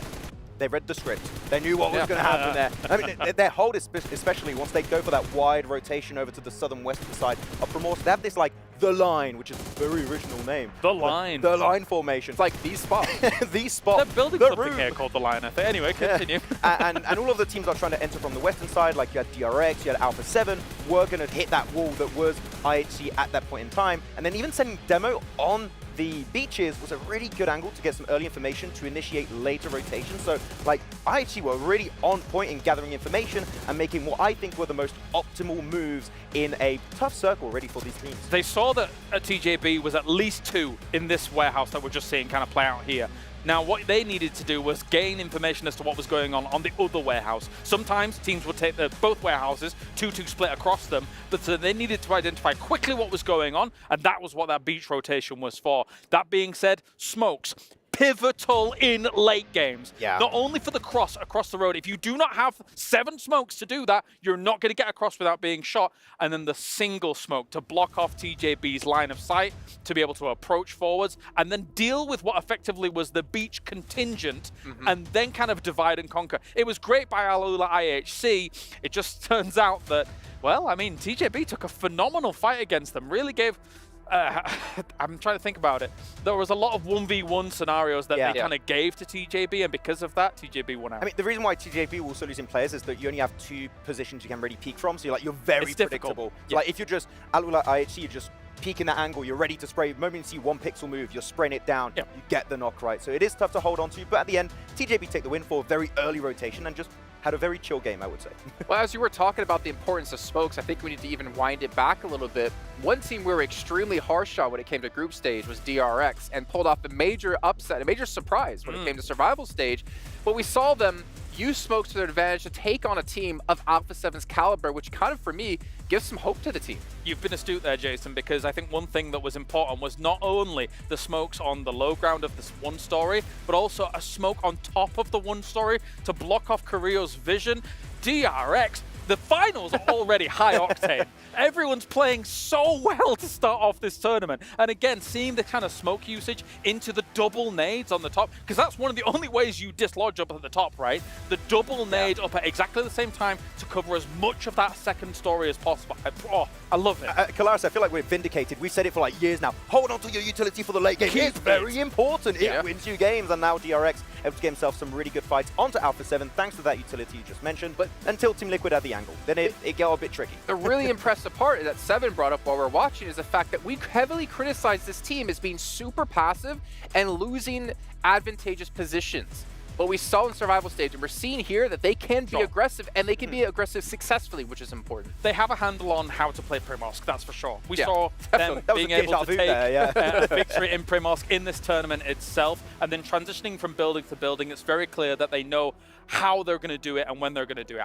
I'm very excited for this finals, because already we're nerding out about way too many cool players. Way too many cool players. Already having some games of the year already happen here at PMWC, but also PUBG Mobile's been nominated for the Mobile Esports Game Day, which you guys can go vote for yourself with the sweet little QR code down that way. I've got to actually point to the correct position here. But also, while you're there voting, don't forget, you can vote for the Esport Analyst of the Year. Seven Worlds Gaming laying back in his chair with his blankie on, waiting for all those votes to come through. In the meantime, we're going to be heading out to the stage with Banks with an interview with the team we've been talking about a ton of today, Alula IHC. From Alula IHC, what an amazing performance so far. Really nice and strong. But talk us through those final moments in that first Erangle map 2. That was a pretty tough pill to swallow. What happened? За тэгэхээр саяын тэмцээн болвол маш сэтгэл хөдлөсөн тэмцээн байлаа. Тэгэхээр яг энэ Erangle газрын зураг дээр яг эцсийн мөчүүдэд юу болоод өнгөрвөө? За саяны матч гэвэл яг сүүлийн зоонд бид жоохон communication-ийн алдаа гаргаад чекний алдчихлаа. Тэрнээс биш ер нь багаараа сайн тоглосон. So regarding this game and the last moments, we made some mistakes in regards to communication. So that's led us to lose some chicken. Okay, losing that chicken dinner. Unfortunate, but you know what? Let's talk about when you came into this tournament. You've come in here as world champions. Do you feel like that brings some additional pressure? Do you feel pressure up here on the main stage? Тэгэхээр энэ тэмцээнд бол одоо аваргын төлөө тэмцээн байгаа шүү дээ. Тэгэхээр яг энэ тэмцээнд бэлтгэлийн хувьд бол мэдээж тодорхой хэмжээнд бас одоо скиллцэн бас дарамт байсан байж магадгүй. Тэрэн дээр одоо давж гарахын тулд ямар одоо бэлтгэл дээр анхаарал хандуулж байсан бэ? За одоогоор бол тийм дарамт ерөөсөө мэдрэхгүй байгаа. So far I haven't been feeling any pressure. Okay, well, that's good to know because you need to stay composed here on the main stage. Finally, I just want to ask, what's the focus been of your training as a team leading into this tournament specifically? Тэгвэл маш тогтвортой сэтгэл санаа тайван байгаа гэдгийг сонсгоцоо таатай байна. Тэгэхээр яг багийн хувьд бол яг энэ тэмцээний хувьд бол ямар зүйл дээр та бүхэн анхаарч байна? За манай багийн хувьд бол communication дээр маш сайн анхаарч тоглож байгаа. Тэгээд Our main focus is communication. Communication seems to be key. Everyone's up here trying to get that consistency, that communication and adaptability. Remember, there's a lot of regions competing here at PMWC, but thank you so much for joining me in your post-match interview. Best of luck in the rest of the day. And with that, we're going to throw it back to the studio so that we can carry on day one of the main tournament. Okay, if he's not feeling pressure right now, when does he ever feel pressure? When you don't know which, I don't know, brand of soft drink to buy with your meal deal at a supermarket, that's a lot of pressure. That's a lot of pressure.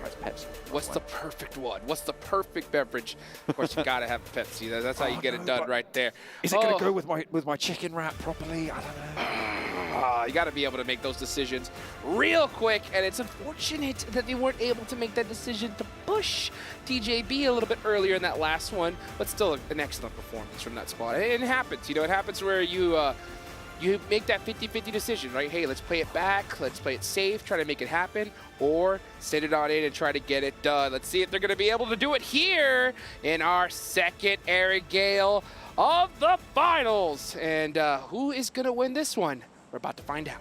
With dual gaming chipsets and a 144Hz AMOLED screen, the GT20 Pro will equip teams with up to 120 FPS, which is also the first batch of supported devices, offering esports level performance and visually stunning experiences in the 2024 PMWC.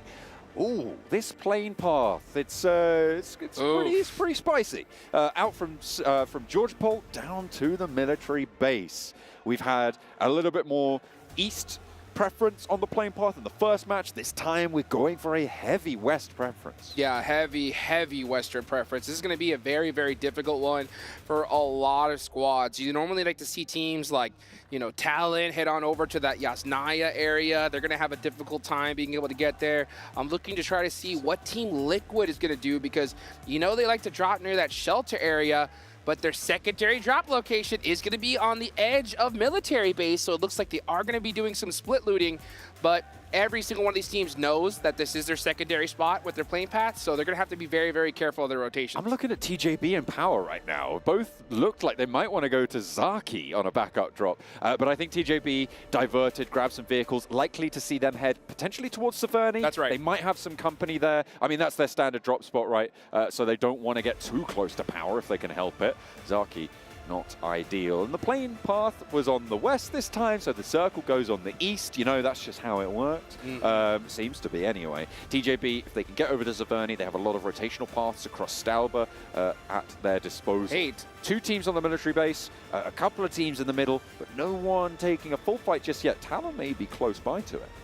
I'm still looking at TJB. They're spending quite a bit of time near Power. Maybe they were just trying to go back to pick up their teammates, and it looks like that is what is happening. So they are going to be able to drive on over to Severny. Power looking not to challenge DRX at all in Gatka. That's very, very interesting. Instead, they say, you know what, forget it. We don't want to be dealing with any more hot drops, especially after that Sanhok. They decide to hold on to Zarki. Everything else looking very normal right now. We're going to see Team Reject go on over to Roshawk. That is where they like to loot. And everything seems pretty standard. Most squads avoiding an engagement early on. And that's very, very impressive, especially considering with how rough that plane path was. Currently, there's 3 teams on the military island as well, with the plane path sort of ending up there. More likely for that sort of thing to happen. Novo, I think, is the goal for Tiamba. To head out to the eastern side of that military island, but 2 players from Team Liquid are mirroring that rotation. Chief and Cardozin taking up residency. No, hang on a minute, I take that back. Diversion. Tiamba move up and go through Cardozin towards the east bridge. I mean, I don't know how that happened. I don't know how Team Liquid allowed that to happen. I don't know how that happened either. It must have been an insane shot there because Tiamba, we know they'd like to go towards Milta, and Milta is that place that they're heading towards. And Team Liquid, we're trying to find a way through towards that shelter area. That's the place they want to go. That's comfortable for them, especially with a zone like this. And it's super unfortunate when you get the perfect circle for your drop location, but the plane path just makes it that much more difficult. The other duo from Team Liquid, they're completely split right now. I'm mildly baffled. Mythic and Ayala decide that they're playing on a different team from Chief and Cardozin, and they could be going completely the other direction. They're right in the middle. They're just southeast of Pachinki right now, and going to be moving a bit further out east. Olex IHC will be clashing with Twisted Minds. That's over towards Everest. In the meantime, looks like they've got 1 and 2 knocks as well, but they are split. Demo and Godless on a split from the other 2 as they managed to get a flush, and actually another knock. 3 of Twisted Minds now down. Igor going down, that's their IGL hurt there, and we like to know that, you know, LIHC goes towards that South George drop. They know Twisted Minds are hanging out in crates, and it looks like they decided to take that fight a little bit early on, or at least try to punish them, and they punished them big time. Demo did, actually. He got all 3 of those eliminations, so Twisted Minds are going to have a rough one here, as a little IHC are happy to just take those 3 points and start heading into the next zone. The only team they really have to worry about is Alpha 7 if they decide to go and take a path on that bridge right above them. Be interested to see where Alpha 7 try and dip down below the river, because it's very likely that the circle ends up down there. It's almost certain, in fact. But they are going to have to find a crossing. Reject currently controlling a crossing to the east side of Roshawk. That central island crossing, much more treacherous in general. If you don't know any scouting information towards Sunken City, let's take a look at the replay. That Demo was just lighting them up. Ratto Boy going to be taken down, getting the sprays in, nicely done. Alpha 7 trying to slow Reject down, but they're already across. There is still a presence on the northern side, though. Divine might be in danger if Alpha 7 find him. Let's see if they do, though. It's going to be pretty difficult because they're going to have to find a way into this next zone. It looks like they're going to probably try to go through the Yasnaya side of things. Yeah, they're going to try to go extra safe here.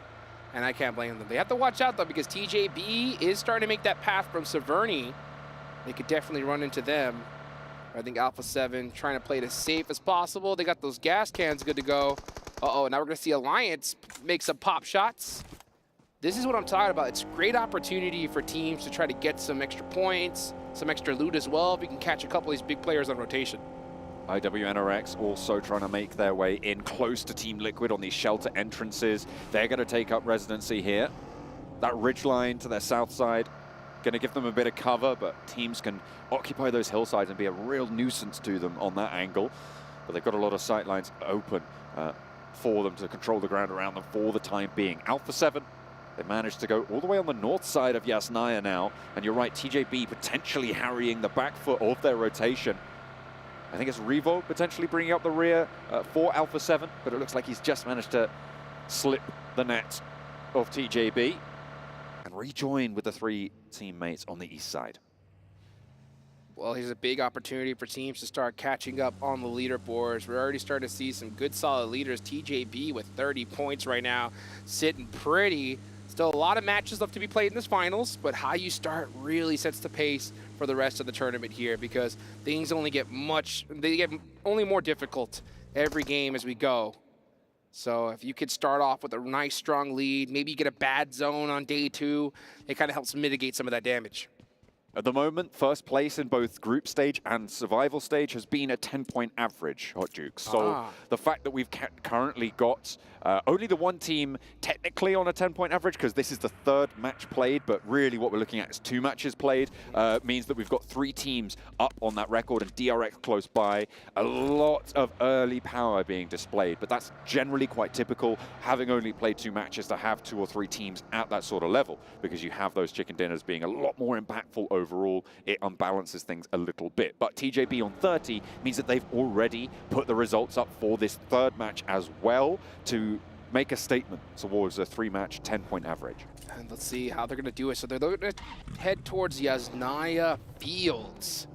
This is a very interesting spot. There's actually a lot of areas they could take. Yeah, you can see GK First is going to be holding that ridge line right there. Actually, it's a tree line. It's a beautiful, beautiful location in a zone like this. But it's still very, very early. We're still at stage 1. It just goes to show you how fast these teams rotate, folks. I mean, we haven't even popped stage 2, and pretty much everybody except 2 teams are already all set up. They're looking to try and get in as well. Vampire pushing in from the southwest side. Haven't really had an impact so far. Their Sanhok looked okay. Their first Erangle, not so much. We'll see if they can have a 3rd match resurgence. Central Circle looks like a donut on the screens right now. Hopefully, not too many teams going to be taking the dunk, though. And over on the east side, Alpha 7 looking to push in. TJB actually skirting the south edge of Yasnaya under the view angles of power. So potential danger there. Crossing those Yasnaya fields is always going to be treacherous. Yes, it is. There's not a lot of coverage there. There are plenty of hay bales, but that's not a place you want to get stuck, especially so early in the match. The zone could go anywhere. You want to be able to put yourself in a nice, confident position with your vehicles nice and safe. Uh-oh, let's go ahead and see what happens here as Boom Esports trying to catch Reject slipping as 3 of their teammates are driving. Uh-oh. Duello getting pieced up quite a bit. Hang on a minute. Oh, actually Obscure from Twisted Minds. From downtown, gets the knock with the Mini 14. Last player alive for Twisted Minds as well. They're only down to 1, remember, with their scrap earlier. That's with right. Alula AHC. They are going to be not really going to be able to go for that push, not going to be able to try and get this flush, but that stops Reject from most likely actually getting Duello back up. With Boom's position on the hillside, going for that rescue is going to be deadly. You can see Sarah just punching the air right now, frustrated because they lost that player to a 3rd party that they did not see coming. And that could be an extra point on the board for Twisted Minds. That's what it's looking like for sure.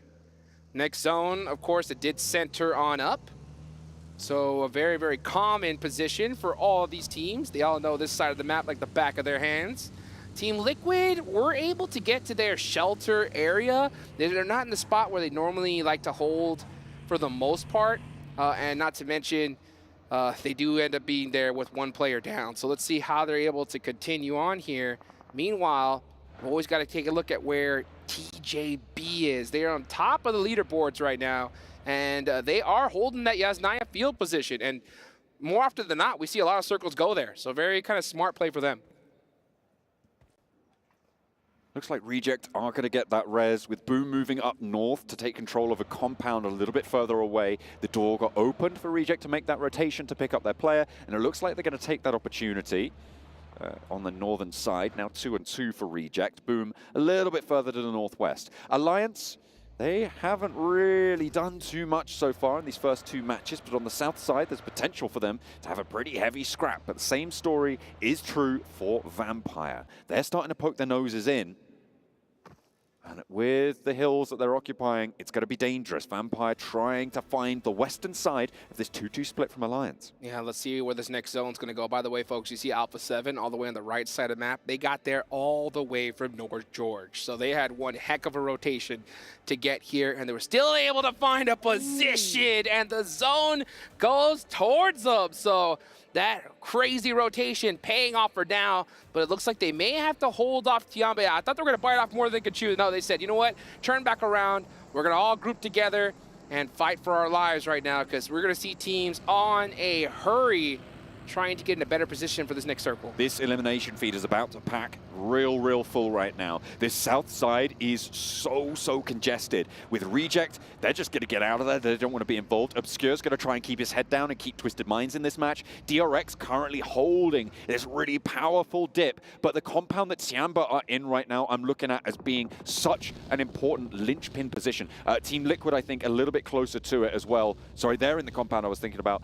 Going to be holding in such an important position to break those waves of teams approaching them from that southwest side. DX Xavier going to be a little bit short. That IWNRX going to find their way in potentially, and the fights are going to start to pop off. That's Reject in the center, but this south edge just going to get more dangerous. Vampire, Alliance, 4MV, IWNRX all vying for the position to the west of Prison.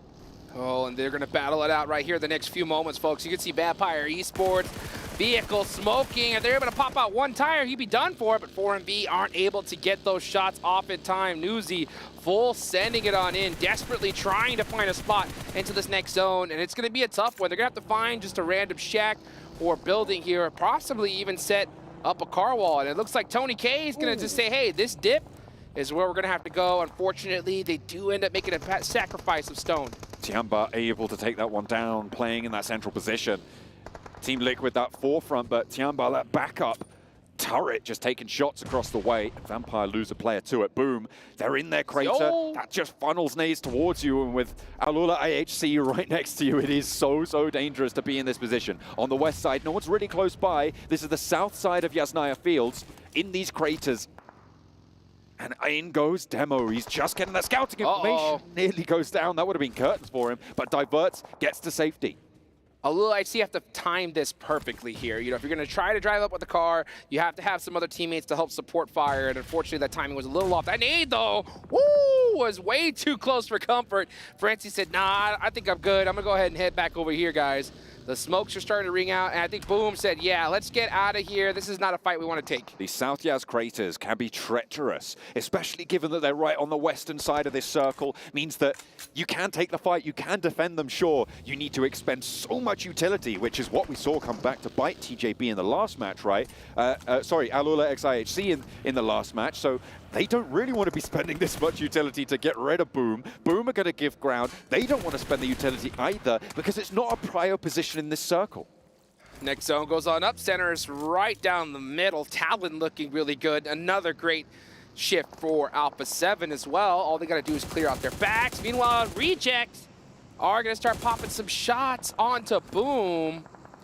And yeah, I think he said, you know what, I'll take those shots and run, because we need to find a better position in this circle.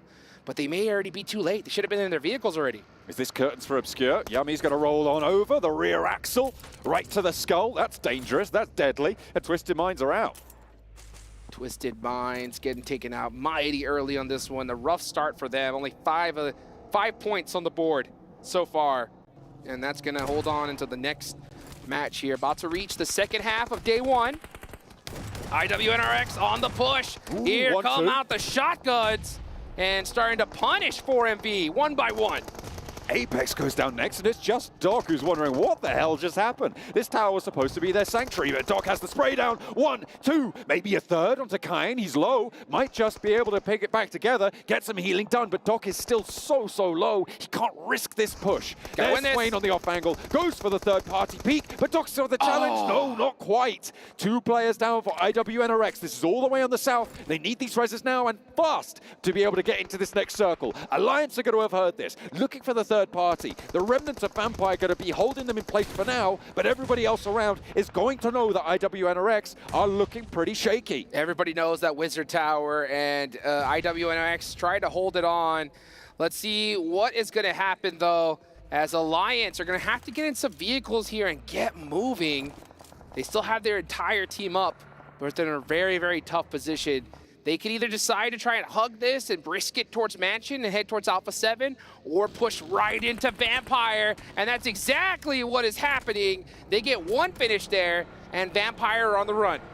Vampire keep expending players to get into positions further forward. Schwepp goes down. Tony K's making the dash to these vehicles that they've been able to actually get into a little bit of a ditch. But he's not going to last it out. Vampires go down, the vehicle goes up in flames, and so do they. Knocks over now towards IWNRX as DRX try and flow on through this position, and they might have finally gone down here. Swain is the last to stand. DXavier not having a good time either. DXavier in a terrible spot here. They're just holding that edge, and it's nothing but open field right in front of them. So they're going to have to be able to do it with the M4s on their back. Swain has a great angle, but those smokes completely eliminated his sight lines. And right now, he's just trying to apply pressure, trying to pretend to be a whole squad. And it looks like it works because DRX go in the other direction. I've got so many teammates right now, you don't even understand. I've got probably like 7 or 8. That's right. You can't push through that. DXavier going to be taking shots to try and clear their way through, but they roll up and out to the open. You just can't do that. Tianba are going to spin you for 7 all the way to the 6 line. And they are going to add up 5 now eliminations. Tianba holding down this little mini Alamo right here, and it's working well for them. Now we see DRX Soez trying to drive away from this one. Team Reject pushing in little by little. They are in this zone for now, and that is DXavier out of there. Next zone about to pop. Will it center up once again? It does. Talon pretty happy right now. They are chilling right at this moment in such a powerful compound. This Heaven compound currently held by Talon and Power. It's a 2-team compound, one on the high ground, which is currently on the south side for Talon, overlooking so much open terrain. And Power going to be stopping anyone from approaching. It's so difficult. We are probably looking at a top 2 finish for both of these teams. It is going to be so hard to make these moves. It definitely is, because there's just so much open terrain. Every team is just in a position where they can just hold on to even the slightest bit of cover. And these trees are definitely not big enough to feel comfortable at all. You can see Ayala start to throw some smokes out. The vehicles are starting to ring out, and they're going to have to make a very bold push. Looks like Mythic will lead the charge first team. I said it might be a top 2 for Power. I might have to eat my words there, because TJB are running them through from an approach on the northern side. This western edge getting dangerous now as Team Liquid try and stretch their legs through it, but it's open ground, and again, just sprayed down from every angle. Boom are taking them to task as well, and they are just getting cut through. Ayala and Chief now 2 players remaining. DRX holding on the road, somehow able to keep all 4 players alive, but they're going to have to move. Yeah, I would have liked to see Mythic just kind of leapfrog there. Even though the position was tough, just head up to that little ridge line, get some information, and decide what to go from there. A full send at this zone is almost guaranteed destruction, and that's exactly what happened. You can see Team Reject, Divine, finding some angles on the DRX, and this will be a battle that'll ring out. But DRX has to decide what to do. Do we take this fight or hold on for now? Because the zone is going to start pushing in the next few seconds, and that's exactly what is happening. Tianba ringing out some nades, trying to punish Boom. Boom need to dig their heels in here. There's one. They are in the zone and one of the very few teams on this western edge to be so. But these nades are going to tear through the health bars very, very quickly. The spray down from Frenzy only finds one, and Tiamba are looking to try and push them back. It seems to be going successfully for now. A nade over the top, can't find it. Into the smoke with a DBS. Now just Ponbit for Boom remains. And in the meantime, DRX are trying to move over the north side, but that's not going well. Everybody over in the Heaven compound with a third party. Yummy goes low. Ponbit gets the heal. Tiamba up into the fight through the smoke. Out wide goes for one. Look for another as well, but they have to be worried about his left flank. Can he find it? He's switching it up, but no. QC handles business. And now it's Tiamba into the ditch. DRX looking to move on through because they've still got 4 players alive. And in for the third party they go. There's the crash. The vehicle goes on in, and it goes huge. They stay alive with 4. And on this western side, they might have just done enough to get to the top 3. Beautiful timing there from DRX. Perfect third-party scenario to take out a monster squad. Now we look on over towards Heaven. You can see Talon holding it down in the middle of this zone, but they have to be careful because all eyes are on them. Alpha 7 have been lurking in the shadows right there near Mansion, waiting to strike. And that time may happen in the next few moments, but they're going to have to do it quickly, especially if that zone shifts towards the center of the map. Mafioso trying to pop some shots onto Alliance, possibly make their rotation a little bit easier, and the zone does center up once again. Tell me you want Talon to win without telling me you want Talon to win this match. Oh my goodness. The position that they hold right now, the fact that they're not third-partying this is interesting though. They don't have too much control over towards Alpha 7, they do, but getting rid of, or at least depowering these two teams to their south, or north, sorry, could be huge. TJB has to make a decision here because you know that they wouldn't mind sharing this position, but I think they're just outside of the circle. So they have to make a push onto Power here with not a lot of information. Power has to do a good job of holding down this position because I will give the advantage to TJB. They know every single angle that Power could peek from, and one nade could spell disaster for both of these teams. But I am not sure. Is TJB right on the edge of that zone? If so, they may just be fine holding it out for now. I think they are just outside, unfortunately, so they're going to have to be forced to take the fight or figure something else out. And quite frankly, there really isn't that much else to do for them. It is just a question of go, win, or you don't. It's a coin toss fight for them. Watch this replay as Yummy gets the run over onto Obscure. I'm going to go ahead and get that loot, or he got that loot very, very quickly.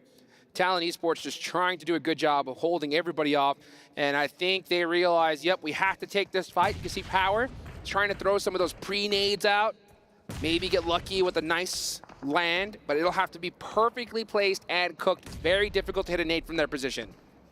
Through the windows, Power trying to fend off TJB, current tournament leaders, 5 eliminations already. Talon still not going. Alpha 7 making their move. They're making the cross over the open ground, and they've made it to the ridgeline, and Talon not going to push them back too hard. Do they have nades in the back pocket? Do they still have anything left?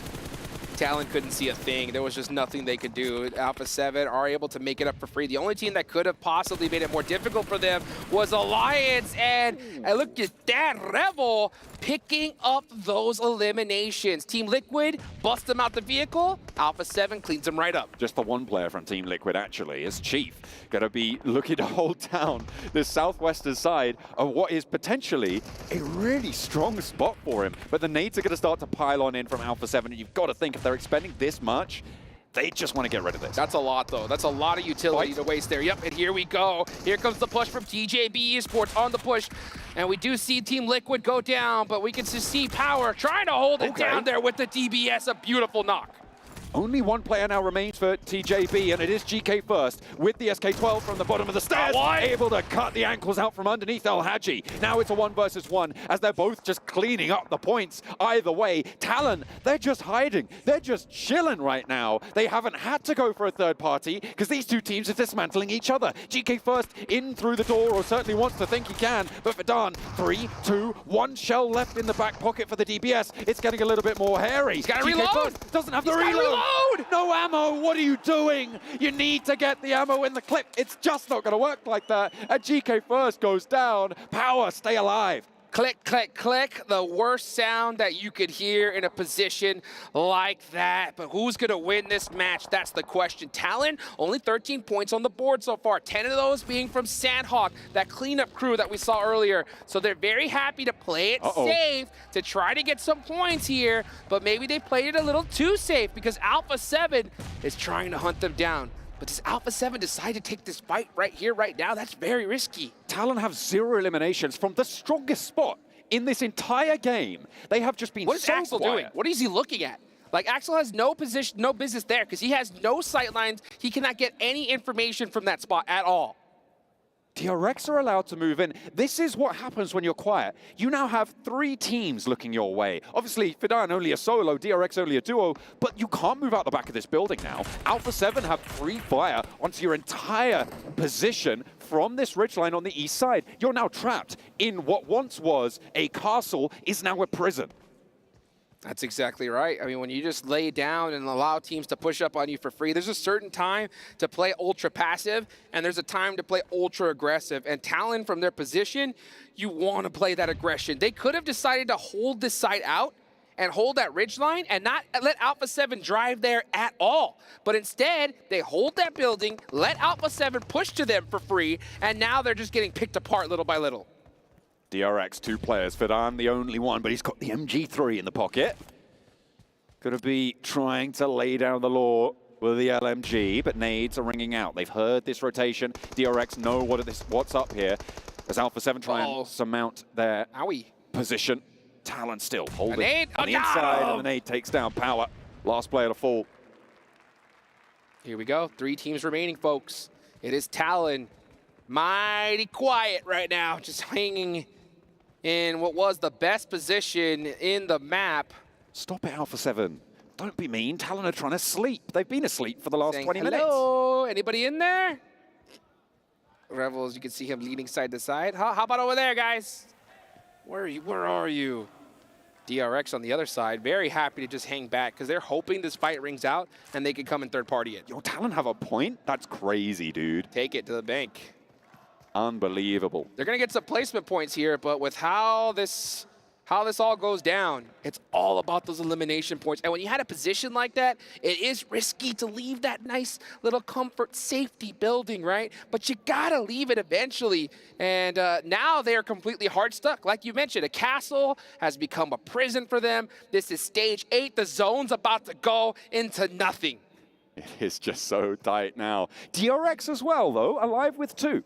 Able to get into this game late. This is, again, afforded to them by the fact that Talon have been so quiet, right? Because at the moment, they've just been dropping people into the oubliette, not remembering them one bit. DRX have put the pressure on, they played on that western side, and they've made the crossing. Credit to them. Let's see what they decide to do here, because Talon Esports, again, just playing it so quietly, not moving a muscle. You can see Yoru there. He does have a little bit of angles there. And look at this, Linux, he's just staring inside the building. He has no information at all. He's just saying, all right, guys, come and get it. Because guess what? I know this zone is about to go into nothing, so I'm just going to hope for that. And if you try to enter this door, I'm taking you out.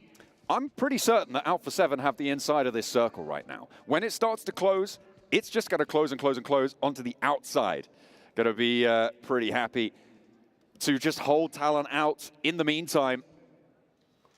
And they don't need to move a muscle. They're taking a leaf out of Talon's book. Why would you go for a push when you know that they're going to need to jump into your fire? Hey, and you know what this does? This cools down all the rest of the players in this tournament because they're just sitting, waiting for this match to end. So I think Alpha 7 said, you know what? We're just going to leave it down to the last moment here and wait it out and hope for the best. This is going to be really tough, though, because Alpha 7 know we cannot push this fight. If we do, DRX is going to come and third party us. So we're just going to wait for it to happen and hope for the best, and that's what's about to happen, folks. This is the last stage. This zone is closing. You can see the smoke start to ring out. Talon is trying to prepare their defenses for this onslaught that's about to come their way. I love this. The smoke's being pushed right up to Talon, forcing them to go for really wide peaks if they want to step out and challenge, because they need to. Linux trying to get those nades up on this high ground. This could be the most important position. But is he exposed to DRX here? A nade over the top. The cook is there. It's right on top of Mafioso, but for some reason, looks like there was some terrain cover there. He's got one more nade. One more nade, he has to throw it. Actually, he should be throwing smokes on that ridgeline. Throw some offensive smokes, cut off the sight lines from Alpha 7, make them have to push through the smoke blind. Nade in. But you have to be able to place it just perfectly on the edge. Linux gets that last nade thrown, and it does hit one of the monster players of Alpha 7, being their IGL, Carrillo. Another nade as well down to the low ground. They're trying to hurt this one. Over the back, there's another knock. That's Linux huge. is able to do so much from this rooftop. DRX. Mafioso down, Carrillo going low as well. More nades coming in, and DRX in for the third party. 3 players up for Alpha 7 to try and hold. There's Talon, Flow over the top, and the 2 of them are down. Misery's there. Revo traded off Carrillo and McGrellan, trying to stand tall, but Alpha 7 swept aside. Talon have managed to make it work. The high ground from Linux is so impactful. But now, is it going to be DRX upsetting? Oh, DRX just a little too late. They were on the move to third party it, but Talon wiped that one real quick. DRX, you have to push. You have no choice. You know they're hurt. Don't let them get these resets. Actually, they can't get up this hill. There's no way up. Put on your climbing shoes. Linux is on his way. Oh, they get the knock. But that is gonna be it. It's gonna be a Talon chicken dinner. That heaven position just proving too powerful for the rest of the lobby. Talon, I mean, they won it. They did. They really win it. Oh, they really won it. I mean, but they really, I feel, okay, they won the fight with Alpha 7. I thought Alpha 7 had that one on lock, right? And it turned out that the circle actually closed on the high ground. I thought it was gonna close a little bit further south, but they were able to shut it down, right? They had the inside track. They were able to win the fight against Alpha 7. But they really won it. I'll say this, I mean, right? they did literally win it, but I don't know. I understand your feel frustration. like I'm disappointed. Right? Yeah, I understand your frustration because from that position, I think everybody would have wanted to see, you know, a 10, 15 elimination chicken dinner from a squad like Talon, you know, but at the end of the day, they understand their position in the leaderboards. This is very early in the tournament. If it was later and they were in a position where they needed a lot more points, I would have been like, yeah, get outside, soak up those eliminations. But since it is so early, those nerves are so high, sometimes playing it safe does work out. And it's very unfortunate that DRX was on the other side to hold off Alpha 7 from pushing in just a little too early. Linux on that roof clutched it up with those first knocks. That was absolutely huge that he was able to get up there. Without him, Alpha 7 win this, I think. They're able to push up to the wall and get that chicken dinner. But massive credit to DRX as well. There were a lot of teams on that western side. They were able to get up, get across with a duo for quite a while, able to get second place, push Alpha 7 down into third as well. That's pretty big news for this roster, right? This is a team that we weren't thinking we're going to do super well. Obviously, the survival stage, so much more impressive than it was in the group stages. They came dead last over there. Looks like they're going to be able to keep the pace up from survival. Hey, and I'll tell you what, that's the time to do it, baby. Right in the finals, show up big, get some of that big money, folks. We got 3 more matches left. Don't go anywhere. Tepeye saldılar gel. Gel çıktım. Burak gel. Çok ilerleme kanka. Ezdi bunu. Nice. Of. Kim bu ya? Nice.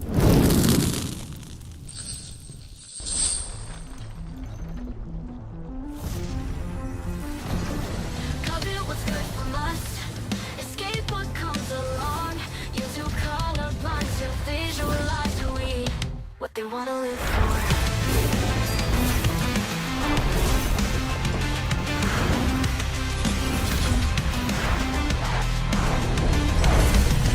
Careless, no less, we're going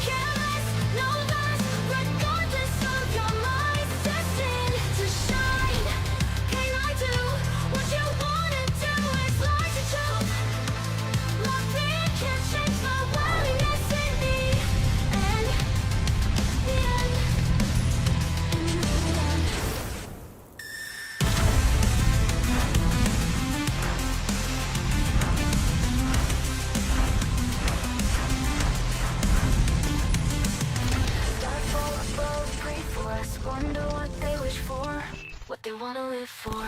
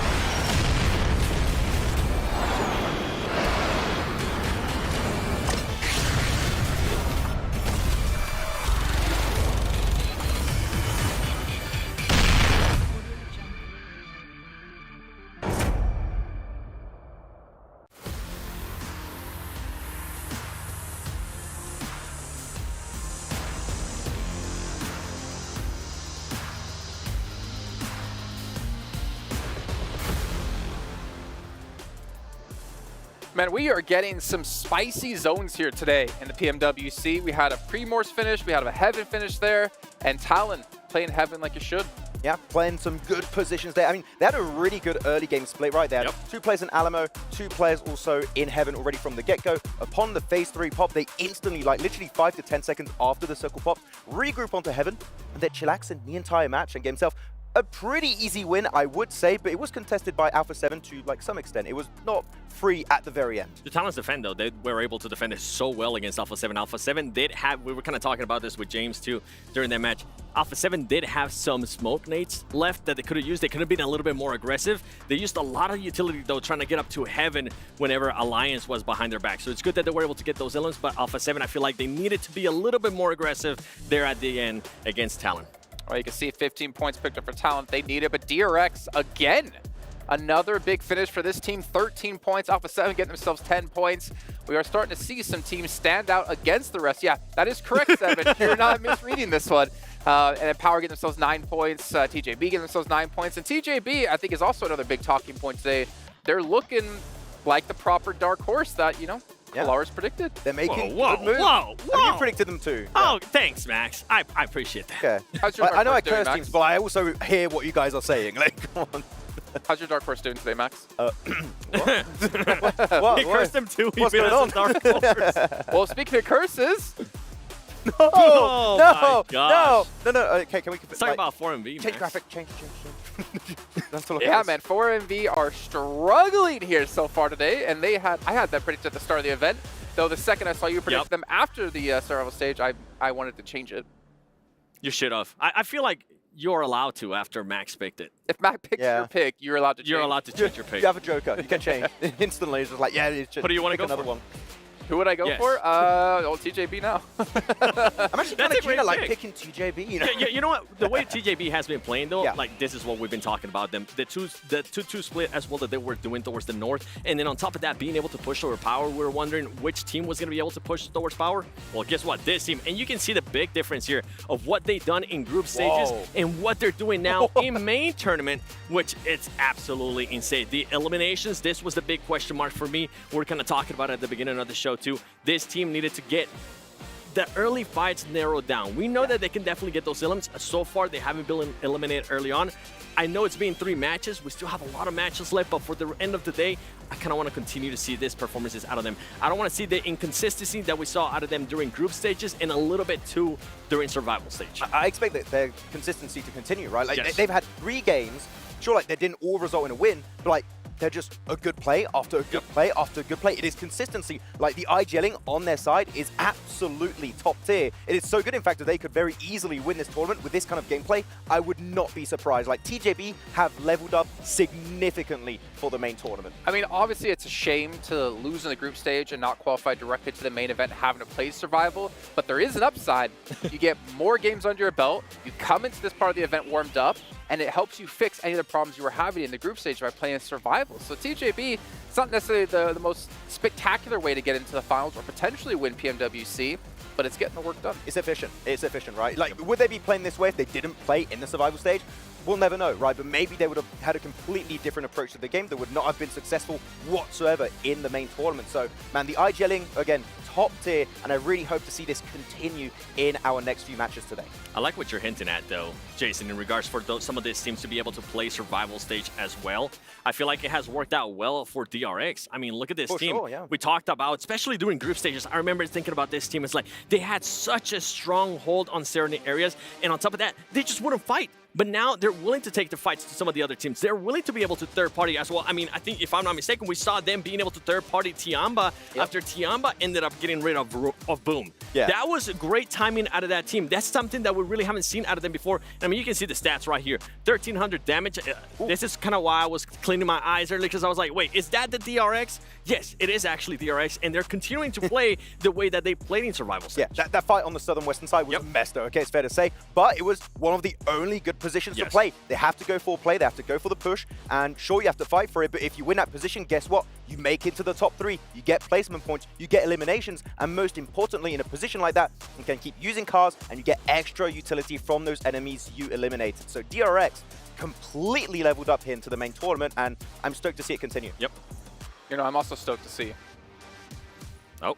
What, Jason? Oh, thanks for asking, guys. Our commentators, we got Blank and Jackie to be joining us now on the stage, the desk, the cube, whatever you guys are calling it these days. Gentlemen, what's your thoughts on the first half of the day? Ooh, cool. Very awesome. Love it so much so far. It's been some pretty cool games so far. Talon, off the back of that heaven push, the claw came through big time. Some great nades, some great positioning. Alpha 7 just could not handle it. But Alpha 7's also been doing well, really well, Jackie, haven't they? They have, mate. They have. You know, maybe they can keep it going, maybe avoid a second place, gun for the trophy. Who knows? We're only here on day one, Jason. A lot to see. A lot to see indeed, and I think we're all excited to see how the rest of today and, of course, the next 2 days play out as well. Thank you guys so much for joining us. We'll catch you guys in just a few minutes. But it is time to check in with our overalls, get an idea where our teams do currently stand at the moment after 3 matches played in the day. Ooh. And TJB will be in first place. And, of course, as expected, Alpha 7 in second. On brand. The thing for me, TJB, I mean, you kind of have to look at the placement points for that team. That was the big question mark for me. During group stages, I was mentioning earlier, I have to mention it again, that team was either you were going to end up being in the top 3 or you were going to end up being between 10 to 16 place. So it's good to see that that team is currently being able to get those placement points. Out of Alpha 7, what I'm enjoying is their quick rotation, especially in that last match. They rotated so quickly and avoided a lot of fighting. But I feel like at the end, they were just sitting down in Mansion for a little bit too long, that at the end they were just being way too passive. They got to be a little bit more aggressive on those finishes. Look, looking at the bigger picture here, Seven, I do want to think about it. We've had very specific circles throughout all our matches, especially the true Erangles, right? There's a lot of wiggle room right now. I feel like if we get some sense of normalcy, normalcy, is that even a word? I don't know. If it starts to get like a little bit more like normal, by the way, is it normal? Okay, Clara says it's okay. I feel like we're going to see other teams rise up into the rankings really quickly. Yeah. It's going to get up normality. There, so normality, that's a better one. Better, yeah. Both are fine, he says. Fine. Don't trust a Brit when it comes to I'll run away with it. Cool. All right, well, you guys at home, you have noticed the players are using the PMWC Violet Thunder set and S12K. We've seen a lot of S12K play. I wonder if it's because of the sweet new skin. You guys can pick it up for yourself at home, and this does obviously celebrate the PMWC. What are you doing here? I'm just... It kind of... Yeah, you get the trophy in the back, kind of like the shirt, you know what? Yeah. I don't know. I didn't really want to. I didn't want to see Max's backside today, to be honest. Also, while you guys are watching, make sure you follow PUBG Mobile Esports over on TikTok, and I'll post a video of you doing your favorite Victor Dance, either in game or out of game, and use the hashtag PMWC Victor Dance to be entered for a chance to win $3,000 in virtual gift cards. Hit us up with your Victor Dance, Max. No. We're both pointing at you. Go. Okay. All right, you're lucky. We have to go over to our... Okay. Oh, We're going to go to our casters instead, but let's head over to them, and maybe they can tell us about their victory dances. Wait, how was it, Max?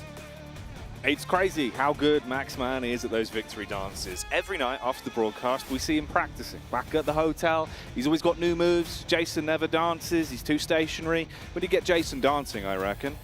I mean, we do, man. He's just still. He's too stationary. He doesn't move. He doesn't have much sparkle, does he? His knees don't like have the mineral water. The aggression to it. He's like mineral water. It's still mineral water. Not ideal. He comes out with some of the good nutrients, but yeah, he helps you when you need it. He's got no sparkle, but he's got no zing, no pizzazz. Yeah, that's what we need from you, Jason. Yeah, not what you need from us. What everyone else needs from us is some commentary on the games, and that's why we're here. That's right. Mate. Yeah, that's why we're here. We're yapping. We're getting to it. Oh yeah. Yeah, we're in game like a little dog. Yeah, like Kale's dog, really. Floof in the building. Floof's in the building. But yeah, we're heading into game number 4, guys. We're heading over towards Erangle, our last one of the day, the first day of the main stage here, where we've had some surprising teams get themselves towards the top. Tongji Bao absolutely getting the opposition just crushed, quite frankly, doing very, very well. Flower is blossoming within this environment. It's beautiful. It's his season. It's his season. And it's also the season of the GT20 Pro. Get your hands on it. Improve your gameplay inside of PUBG Mobile.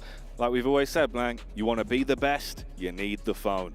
Yeah. That's our catchphrase. That's our catchphrase. It's a good one, right? 120 hertz to put the hurt on the competition. So I think that, honestly, that with GT20 Pro yet, we've been nagging you for a while. All right, if you don't have it by now, you might be new. That's all. That's the only thing I can think of. You've just tuned in. You've just tuned in which case, grab yourself the phone. It's awesome. Cybermecha design, specially made for you guys. Plane path over towards this western side, up towards Severny, and shooting range started over in Primorsk. We had our second game ending over on that region where we saw Tongji Bao get themselves that nasty 2v4, which was lovely to see. It was indeed, mate. It was indeed. I mean, you know what I'm quite glad about, actually, is just the momentum we're seeing from TJB now. Because Tongji Bao looked so good in the survival stage with the calls they're making, the fights they were taking, the nades as well. That's what surprised me. And if that carries on, how effective they were, showing off, we're the big grenadiers on the block. Yeah. I want more of that. Give me more of that nading. That's what we need. At the end of the day, utility usage was on point. They've got the utility belt strapped on every single player there, and they're good to go. But they're dropping up towards Severny to start things off. Not a lot of teams actually challenging them out on this side of the map. No Kameshki splits, which are obviously not the greatest, but it does annoy the rotation from Severny, because a lot of times you want to head around the top of Stalber, deny those sightlines in Yaz. So an interesting start to the game, but a very western plane path for a very eastern circle. This does create that little bit of uncomfortableness in this game. You talk about uncomfortable, things have been a little bit uncomfortable for Alliance today. Not the rip-roaring performance that we were seeing them previously. And it's a shame, bud. It really is a shame. I think they hit a huge stride. Look, they had so much momentum behind them. Comms were clean. Every time we tune into them, like the decision-making they were making on fights was really fun to watch from the way that you could see they were communicating. They're panicking. They are a bit. They are panicking They're a bit. But, you know, one way to stop panic, Blank, wake yourself back up, splash of water on the face, dial in. Yeah. I don't know if they would have had time for the shower. I feel like it was pretty 5 quick minutes, got a lot of time. Yeah, just like power shower. All right, guys. Admin. I did an admin shower break. All right, I'll reset my mental. Everyone's confused. You doing what? What? Sprints on. What? Comes back. I'm ready. I'm ready. Hair's drenched. I've dripped on the screen. I can't see. I've had that a lot though, but the phone's kind of good. You just turn them off and on, reset it. Yeah. The water doesn't even matter. You're fine. Yeah. I stopped shilling that phone. It's all I could talk about. You can't help it, bro. I can't help it. It's a good phone, man. But yeah, over towards the eastern side, we do have Team Liquid already in the circle. Average elimination so far for DRX and Erangle, 8 so far. That's on average of 2. So honestly, not that bad. Twisted Minds get themselves a nice start to the game, considering the last game they basically stopped playing as soon as they hit the ground, down to 1 player immediately. But Obscure will take down one of the players there from Alula IHC, who are now fielding Alex. A big turnabout, honestly. Yeah, you were happy to see it. You were beaming from, from side to side of the I was cheeks. real happy. Yeah, you Big were grin. happy with that. And he's still alive, at least. He's there with the rest of the squad. He's not the man that does go down the opening moments. It was Obscure that was up on the hill. Obscure, one of the ways that I think he's really impressed is actually his reliability when he is a solo. Him and Ratto Boy have been so good at playing off angles when they just get stuck into fights based on timing. But Obscure's the one that feels like he has that big gut punch to open fights. Yeah, like a lot of the onus kind of was on Ratto Boy and some of the other players over on Twisted Minds, but you're right, Obscure really does enable that, right? Yeah. He allows that to happen, doesn't take too much credit for it, and that's fine. Talent, here over on their Erangle stats of an average elim of 4. which would mean, yeah, their last game on Erangle must have been pretty poor compared to their chicken dinner. They were able to pick up. It was a cool one. We enjoyed it. Yeah, nice to watch. Perched up on the roof. It's a crazy game. Oh, what you doing? That's the obscure connection. There's kind of good shots on the M16 as well. Very controlled. Very nice. Here's Axel. Talon looking over towards Power, who really haven't had the most awesome day so far. I really had hoped Power would do a little bit more. He is a good nade, though, onto Axel. Opens and closes the door in frustration. Slams it. Like he'd just been told off by Papa Power. Papa Power's not happy. Seems like they're a bit frustrated on this one. Making some moves to open it up. You're going to be able to get your man back up as well as they play for the revive. Al-Haji, he can be a real mean machine. We've seen how powerful some of his shots have looked. Ooh, that's sad. On the getaway. That's unlucky. Yeah, I mean, it's actually good that he did move out because I was likely to be a flush, actually, onto him. Misery comes through the DBS. This could be big moves here. Misery. He loves company. Let's see if he can find any. That Power that gets struck on by the might of the DBS. Flick back up from Easy. It's me. Oh, hang on a minute. Is there any more to be said here? A lot of damage done. Basically just a solo, reeling to try and recover things. Al-Haji from the top rope peeks on in. Lots of damage out, Blank, but he's suffering. So low on HP, and they've closed the gap. Yeah, 2v2 right now. Yoru tries to get up close towards him. DBS, though, is available, and he's over-egging it just a little bit. Slight overconfidence. Fidan's now down and flush, but that's a good shot from Al-Haji. Very dangerous jump up, though. I'm not sure about that. Now Easy has to pull things back together. Felt like an overcommit on the second peak. It was a nice first connection up close with the DBS. And this throws Easy into basically panic stations mode. That's also a backstab. Ocio from Reject, all the way in the back line, spots out the down man of Power, unloads the belt, and actually hits onto him. So Easy realizing, I've got to do something soon. I can't let Al-Haji expire. Yeah, he needs to pull him back up again, even just a 2. I mean, at this point, 4th game of the day, 14 points accrued. It's not ideal. I mean, they're definitely not bottom of the barrel right now. But still, things could be better for Power. We know that they can play a much smoother game. Talon, though, coming back off their quite an awesome chicken dinner for themselves, only to lose one player early on is slightly frustrating. You'd like to keep some of that momentum rolling forward. But they do come to a dead stop, at least at the beginning of the game. Most teams have shifted their way across the eastern side of the map, other than Alula IHC, who are playing a very different game, apparently, still in South George. They just love the apartments around there. Couldn't we have the circle on the west side, guys? What do you think? We could pull an old Max man, just lasso it. Pull it in. Yeah. Yeah, that's true. I've seen him, you know. He stands there with a big long string. No one notices, but he's just outside of the blue. And what he does is he slowly moves it to where he wants the team to win. It's a Maxman classic. I don't know how he's been getting away with it for years. The Xavier, though. You've exposed. I know. I'm sorry, Max. I've let you down. Ooh, Twisted Minds, though. They might not be letting themselves down in that encounter. The Xavier opened it up, but too much of a space between them, really, in terms of the quick trades. Finding a refrag from that is going to be awful. Even IWNRX sees the opportunity on the down man. Here's the rest of the cavalry finally arriving on scene. They've got utility for it. Molotov on the top floor, nades in through the doorway. You spread yourself out a bit. Rat, oh boy, slides around into the building, barely gets away with some HP to play with. It's like running away from nades. Molotov runs upstairs, the whole floor's on fire. He's not having a good time. Ooh, all right, though. Nades keep on going. Obscure, going to feel the brunt of that one. He was on the backside of the stairs. DBS, what? More like the street sweeper, going up, cleaning up everyone that's upstairs and trying to take them down. The burning building, making it more uncomfortable.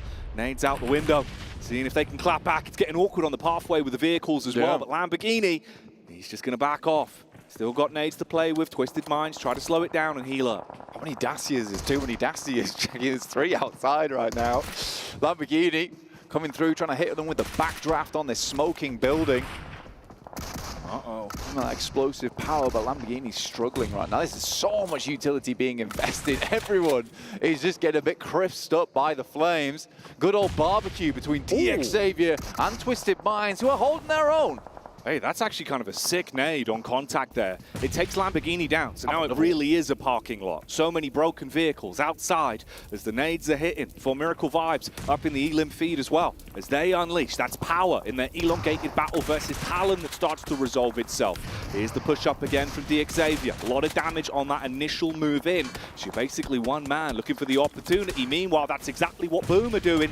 They've seen this going on. They strike from the sides. The unload with the Bison's good, but the first man switches out to the secondary. But again, it's the shotgun that clears its way through. And Twisted Minds buckling now, all on Ratto Boy. Shadows trying to strike from the shade here. Keeping himself elusive with the smoke, but it is Ratto Boy. Like you said, last player alive. Pretty good player on the team. Barking at him. Movement. The DBS. Giving it some real bite. You want to fight with shotguns, though? We can both do that. That's what Ratto Boy's saying. Oh, Ratto Boy! You are menacing! The S12K in the air, flying shot round the corner. Barely saw him. Hello, goodbye. Took the door off his handles. And they just could not handle Twisted Minds when it came down to it. That was a crazy engagement. So many Molotovs, so many nades. I'm surprised that Twisted Minds were able to move from room to room like a paranormal figure and stay alive. That was great. Loved it. Whew, in the meantime, to kick us off, dude. Yeah, in the meantime, half the game's gone by. But yeah, we're heading down towards the southeast, towards Milta Power, Lipovka. Specifically, it is Prison towards the center, and we are locking all of these teams towards the center of this circle and throwing away the key. They'll have to challenge each other out. Team Liquid, very nice little position down towards the low ground, but they'll have to shift positions now as we get IWNRX towards that high ground that does look over towards the eastern side. I think Boom, as well as Vampire Esports, quite happy just to sit over on that western side. Alliance, on the other hand, would like to get a move on, just a little bit. So they need one of these games that has sort of decent eliminations, but there goes Alpha 7. They get stuck into a fight versus Reject. It seems like OCO has been knocked off of his trajectory. Same thing could be said about Talon. They wanted to move up and make a clear shot into the new zone, but they ran into IHC Alula that spotted them from the elevated position. Alex got himself into a good angle. They now go for a wider rotate, hoping they'll have an easier time of actually getting in and repositioning. Could accidentally sandwich themselves between Twisted Minds and Alula IHC that are moving up a bit as well. Something to think about there. Meanwhile, on your screens, Alpha 7 in close proximity to Team Liquid and what remains of Reject. Yeah, pretty difficult push in. I mean, for Alpha 7, they have had a fairly good few games so far. Again, Team Liquid, though, they do have this inside track, but they're sending Cardozo out over towards that southwest side, so he is just skirting along that high ground that sits down towards the south side of Prison. The rest of the team here is called back that, look, it's free. Again, this aggressive scouting as a solo does concern me at times, but I think that Cardozo is pretty confident to do it. It just, they weren't sure of all of the rotations over in that group stage, still made it through. But Alpha 7 will just stop short. I think they know that Reject's coming in from that northeast side around Lipovka, so be able to hold them out, get themselves maybe a decent couple of eliminations. This could be interesting. Number 1 and number 2 in the overall rankings right now. DJB, Tongjiabao, and Talon. They were chasing them down, took a few pot shots from the vehicle on the move, but realized they don't like the look of the fight after taking some damage back. They cascade further away and set themselves up, finding an additional vehicle to work with as well, so they have more ground to cover now. Yeah, very important. I think with Talon, because they were held up for so long with power, it's becoming a bit of an awkward rotation inwards. This is our replay from earlier. Some really good nades from Hygors to ensure that they actually were able to finish this fight out. He opened it up for Ratto Boy at the end of the day. Just this initial engagement where he gets caught off guard whilst he's trying to clean out some of the knocks. Oh, but yeah, that's just a nice little play from Ratto Boy. And they remain as 2. It's pretty decent. But they needed that. They were very low down on points. Here's Team Liquid, 4MV, taking shots over towards Tiamba as Bond hits the ground. was a really rough sequence of events for Talon. They instantly began to chase Tongji Bao, go down into the compound, get unloaded upon from the elevated angles with the surrounding squads, take so much damage that it's just a solo that's left alive now for them. So off the back, getting a little bit of momentum and a few points. Quickly, that SIP begins to sink. Oh, for Miracle, vibes back on our screens, though not at the best day of it yet. Oh, outside of the blue as well, man goes down. That's the way their story ends. Yeah, I mean, for Talon, it's just tough journey. Elongated fight versus power into running into Alula IHC, who technically were out in the blue for way longer than I think a lot of teams might have expected them to. Talon just can't quite find a comfortable rotate inwards. Next circle, centers up around Shelter. Very interesting ending. In my opinion, a lot of open ground, but technically there's a lot of these little places where you can get into the bunker that's underneath in Shelter, and you can post up around there, block out these stairways with vehicles, and essentially create yourself not the greatest of compounds, but an okay one. An okay is better than not okay. So at least give you something to play with. An okay. Exactly, an okay. Which sounds like you're saying no thanks. Okay. Okay. Would you like that for dinner? Okay. Right then. Looks like Papa Power's going to have to make a whole new meal now, isn't he? Yeah, he's got to throw away the old one and cook something else. Okay. Oh, mate. I couldn't imagine that. A sad look on Al Haji's face. It would be, be rough to see. That'd cripple me. Yeah. Makes me sad. Yeah. I didn't mean to. I just want Al Haji to succeed, man. That's all I want. I think he's been trying so hard for so long. It would be sad if he doesn't. Boom, esports here. He's getting a check-in with some of the Arabic casters saying that they think that this team's going to do fairly well. They're a team that plays very well under pressure in the finals. Yumi being an extremely good member and strong fragger for that squad. It's not looking bad for them. Oh, all right, though. You get a quick drive-by. I mean, TJB, relatively fragmented. Reject. Take a stab onto them. And, yeah, all right, this is a big old blade they're pulling out, slicing their way through the entire team, making a sort of fruit salad here. Reject. Where's this come from? Bit of confidence back in the camp. You'd like to see them have some upwards momentum. They've had a struggle of a day so far. They need big elims, and they need games with longevity to them. IWNRX, another squad that was proving to be such a hothead back in the survival stage. Now they're under pressure. A peek through the window. Alpha 7 roaming on in. They need to get themselves some points here. They know about that. The shot is pulled out up close, but they buckle under the pressure and they hard commit onto it as well. Swing it in from both sides. Smoke's going to cause some issues. IWNRX with Swain looking to fire straight down through the middle. His back could be exposed, but Mafioso pulls out the big gun and chews them to pieces. That was a play and a half from Mafioso. I've seen this guy almost do a 1v4 before over on Miramar. Crazy player. Not really the player that a lot of people talk about on that team very often. A lot of times you're talking about Carrillo or even Revo. But I do think that Mafioso, when it comes to that clutch potential, he really has it. Showing it right there. Team Liquid annihilates Tiamba in the meantime as Al Ulai HC go over towards Boom. This mage, TJB, is suffering so much damage around the map. And I mean, it's reasonable considering there's just no space available to play right now. And Boom are feeling the might of the big booms. They've got nades being thrown all over the squad. A thin veil of smoke is all that's providing them cover. That one's pretty nasty. Right on target. IHC, Alula really getting stuck into this one. You fragmented Boom, soften them up. Can they commit to it to close things down? Really take the top off here. Reject's trying to steal a lot of the eliminations away from Alula IHC as well. There's Ayala finding Alex from IHC. Godless trying to hold it down, but these some nice nades been sent out from Razy. He will be finished off before he can get that elimination off Flush.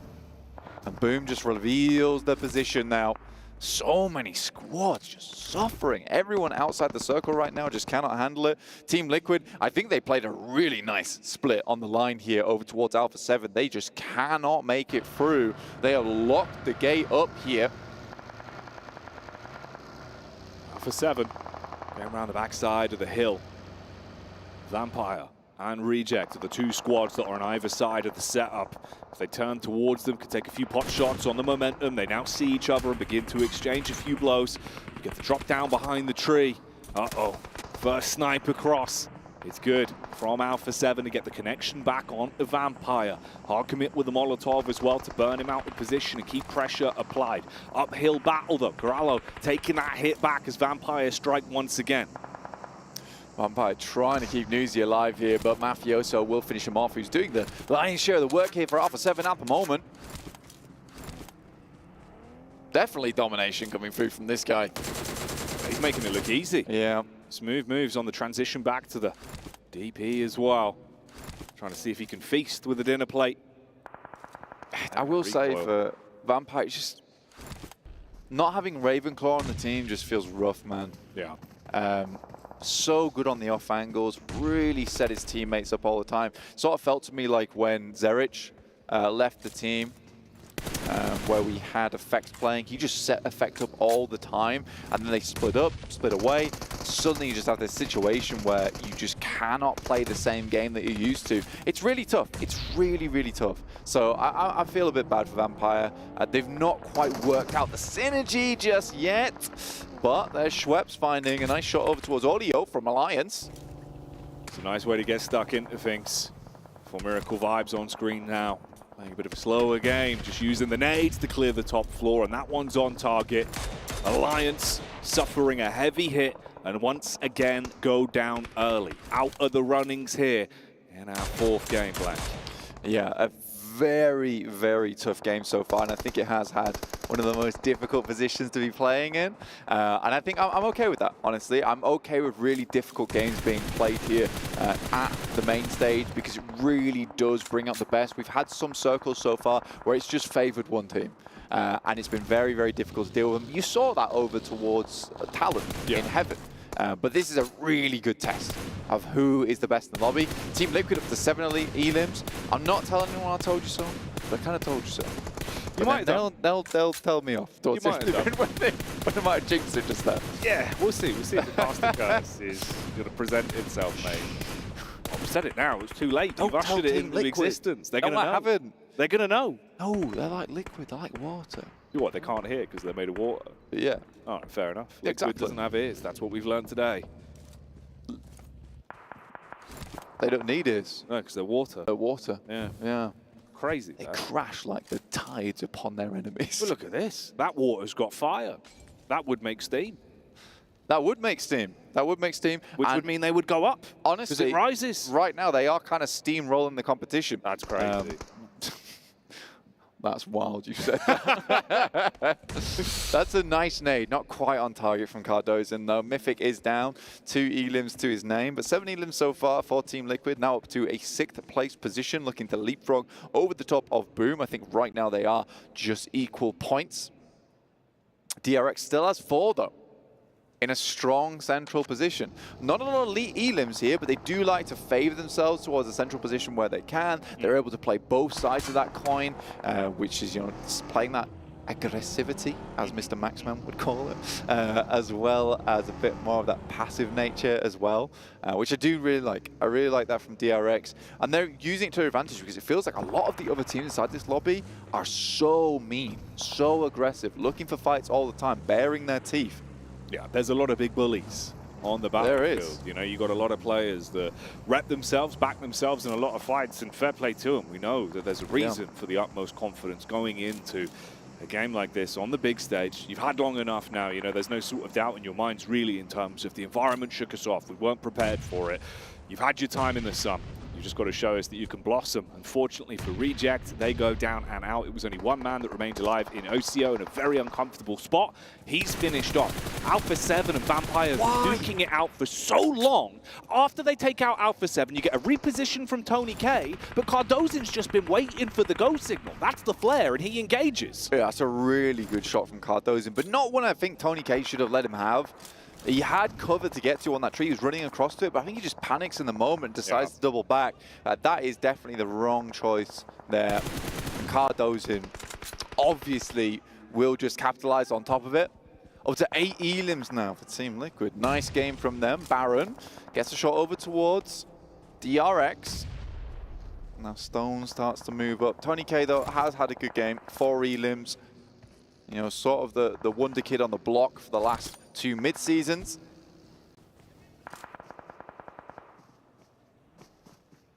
It's worrying, though, isn't it, then? Losing him.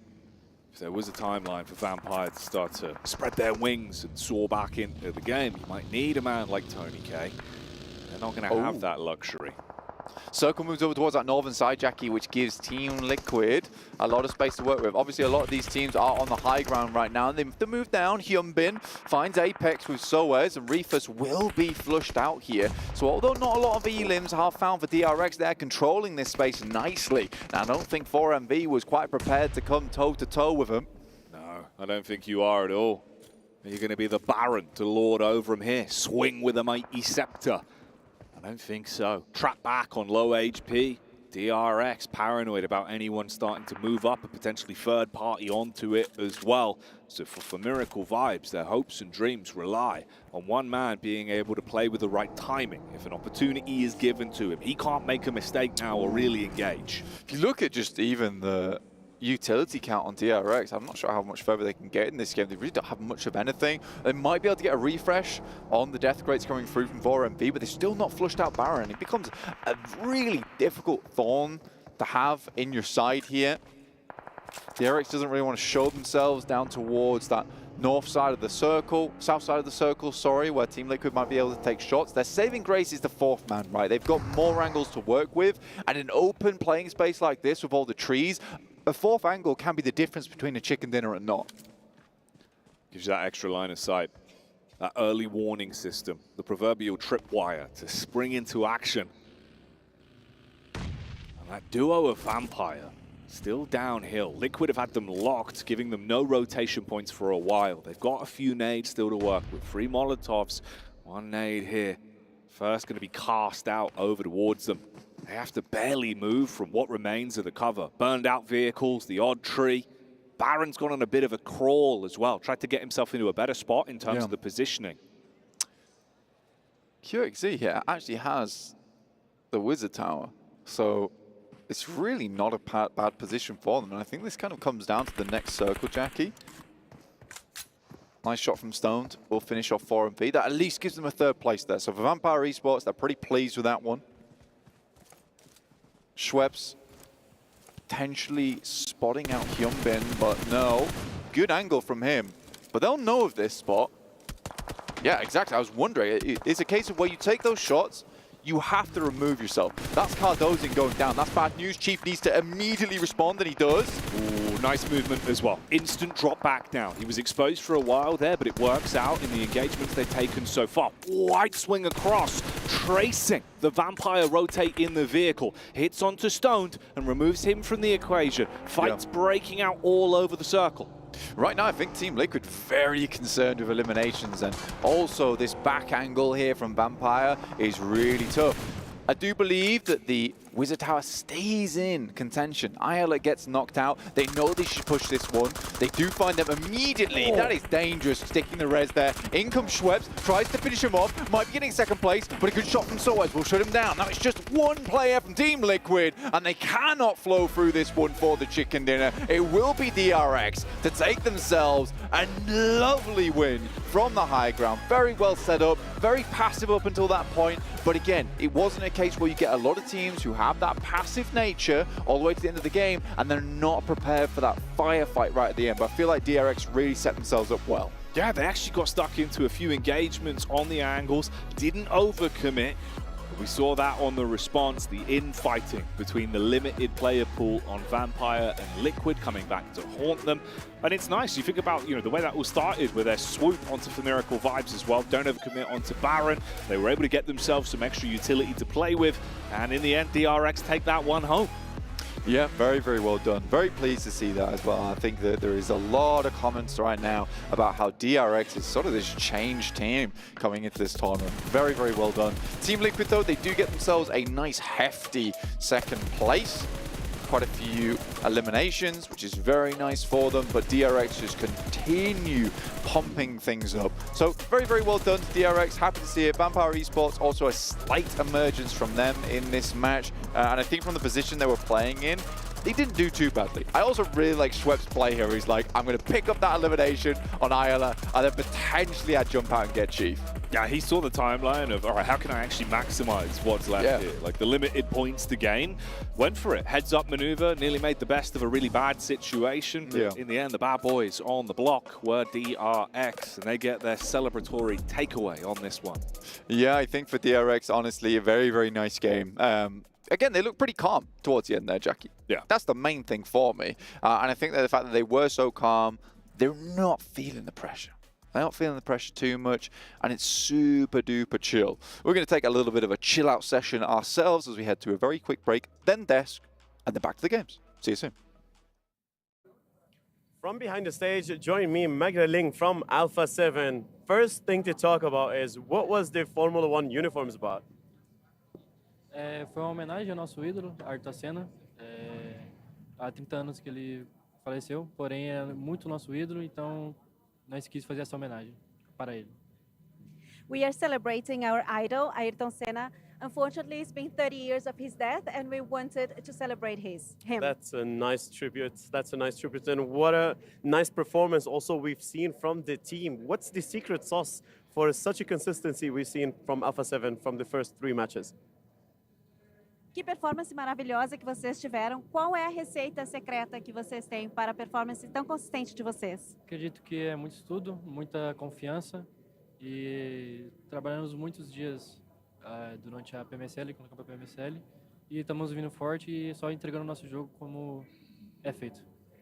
There's a lot of hard work. We studied a lot. We worked very hard, and we're delivering it. That's really nice, and we've seen it on the stage, and good luck for the upcoming matches. Thank you very much. That was Megan Ling from Team Alpha 7.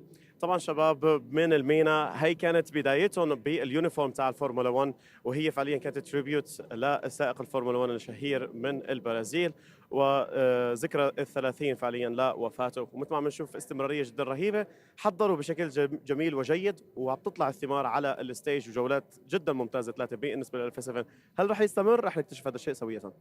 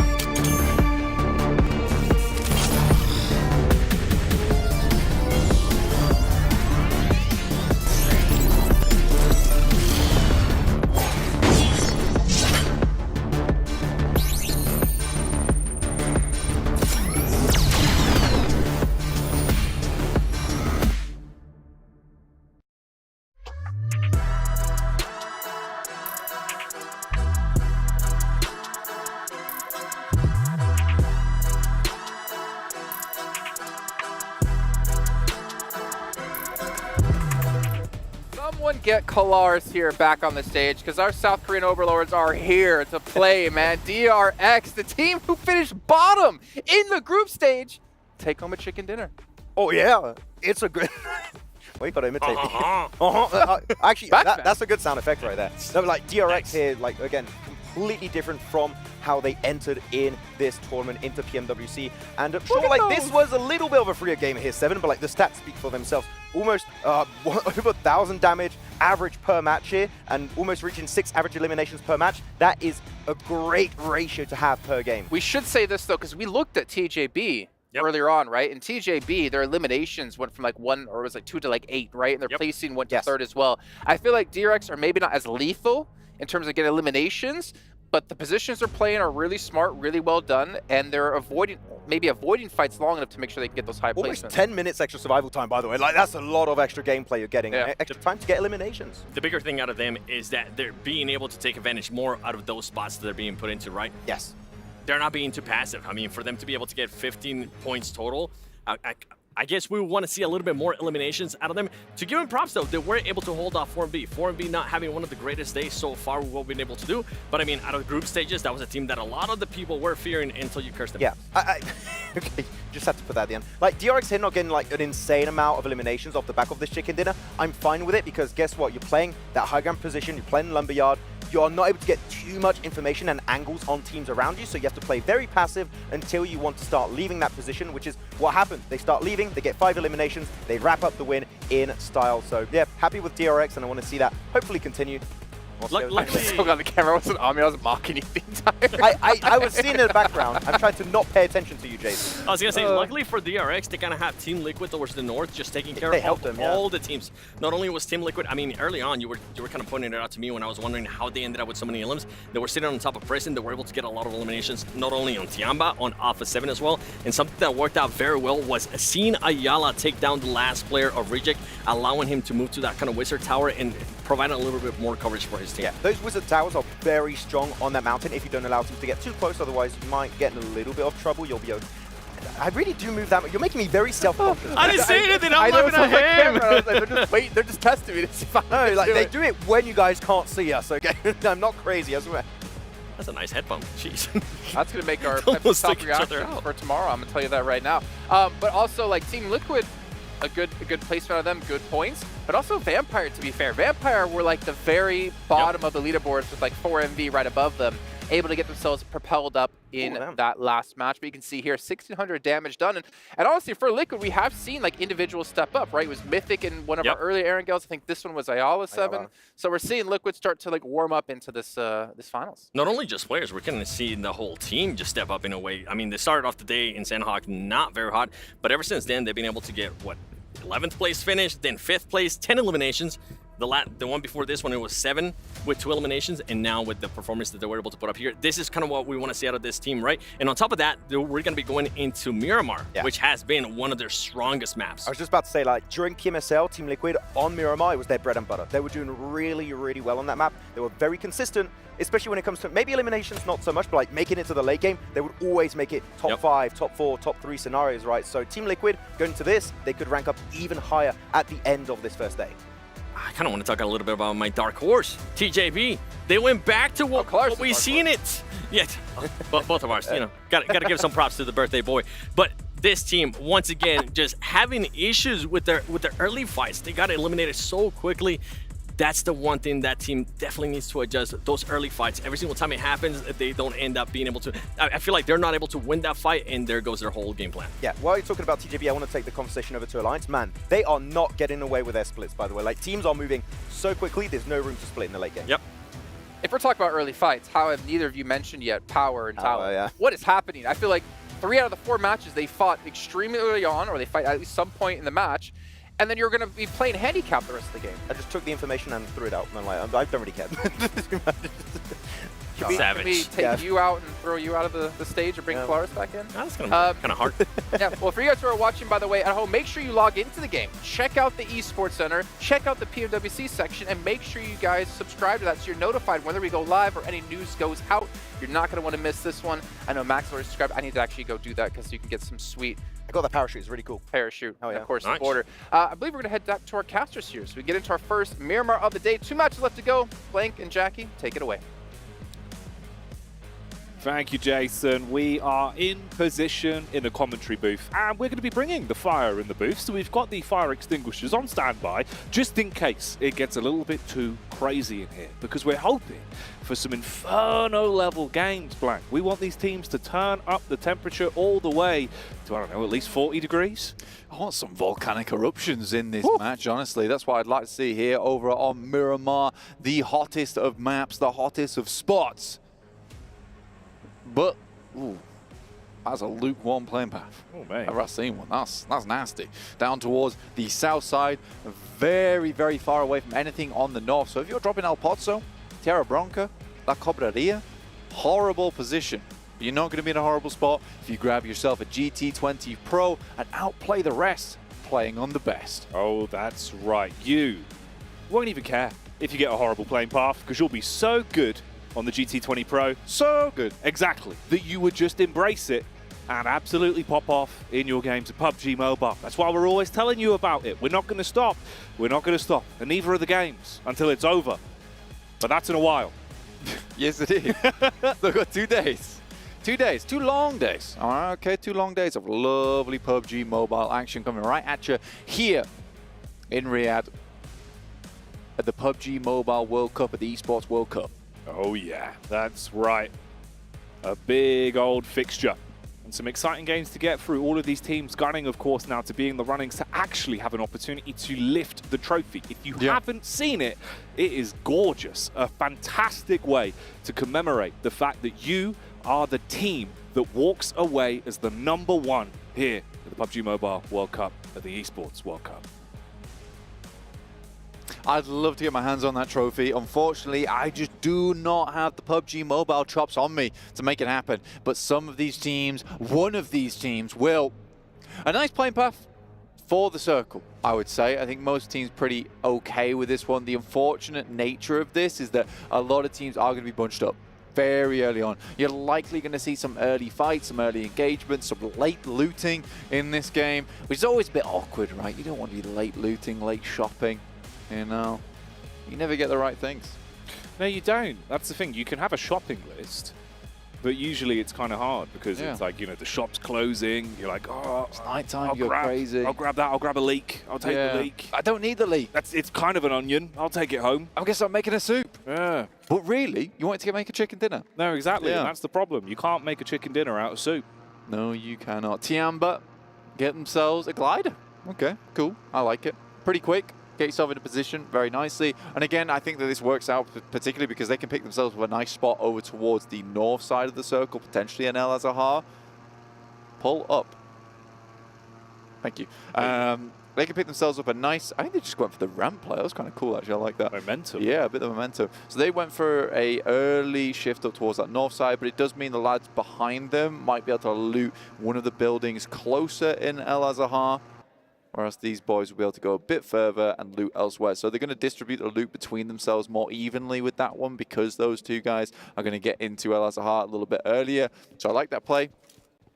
Alpha 7, on the other hand, they get all of El Pozo to themselves. This is a fantastic start for them to loot up the entirety of the stadium as well.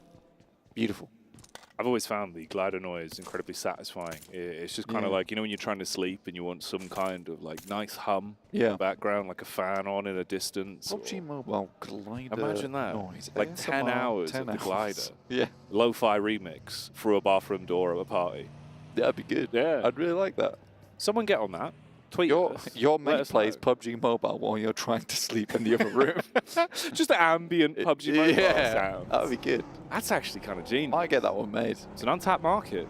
It is. An untapped market. This is potentially $1 million idea we've just given you. Yeah. So learn PUBG Mobile in your sleep. It's just your voice. And remember, guys, you want to loot as frequently as possible, but not too frequently in the late game. You want to make sure that you're looking for your rotations. Are you asleep yet? Because I'm about to start reading a book. Chapter 1. Chapter 1. PUBG Mobile. How to. PUBG Mobile. With blank. And you. Yeah, there you go. Yeah, that could be good. I'm imagining no one would listen to that. I mean, well, maybe. Potentially. You never know. We'll demo it. We'll give it a go. Yeah, we We'll could see if the people are interested. If not, we'll scrap it. We'll invest some time into it. Yeah. I mean, DRX has certainly invested some time and in between the break, honestly. Oh, yeah. I think they've done a lot of work to ensure they can get these big points. My main concern is whether they can continue this into tomorrow, because this feels like the guys in the desk highlighted. Great analysis, by the way. They were highlighting, look, between the group stage and now, there is a massive shift in the performance for this team. It's not a team that I would personally have pegged for a #1 position at this time of the day. But it is Tiamba. It's IWNRX, Kine, here, round the side. Hello! Mate, that is a meaty one. That'll give you a rush of adrenaline. The door opens instantly. Big Papa Pump says hello. Oh, he's teasing him. Oh, he's baiting him off. Gets the first and the follow-up as well. Oh, he's raising absolute terror. Oh, mate. What a cheeky boy. I mean, almost half the team there. The rest of the team was just not available. This was Tiamba who obviously took the glider. That's Bond and an XC down. And IWNRX will pick themselves up a cheeky 2 points off the back of that. Yes, they're down to 3 players, but taking down Tiamba, who had the entirety of El Azahar to work with. What a great result that's been. Losing Bond's a bit of a sight for sore eyes as well, man. Like, Bond was having some huge plays at this very event. He was able to pull out some Miramar moves. Exactly. Yeah. Like 1v4, where effectively he was just the king of the castle. He really was. Laying down the law. Getting some levies on the go. Very nicely done. Tiamba tries to escape. Wolf is taking some very over-aggressive shots. Tells Swain where they're coming. They try to isolate one player, and they do grab him. Zedwolf cannot spot him out, though. Swain had all the time in the world to potentially peek over the edge there towards Shan. I mean, the call should have come back from Zedwolf, so sort of curious of how this has all gone down. A little bit wrong now for IWNRX, but both teams just sort of taking each other out. Yeah, you're going to be sweating a bit on this one. The 1v2 is one thing, but then the longer the fight goes on, the more awkward it gets, especially with the zone starting to come in as well, and you trying to fragment your mind between two sides of how you want to play this one, get away without it resulting in your team going down. Worse for wear out of this encounter. Zedwolf does link up. Him and Frozen on the move up. Monster trucks doing tricks. Yep. The monster's got wings, apparently. Alpha 7 taking a shot there. That's onto Mafioso, who was pulling out some pretty clutch moves last game. Alula XIHC actually getting a bit of payback, but I think he's very much in a resible position here. Magrellan moves across. We'll pick that one up.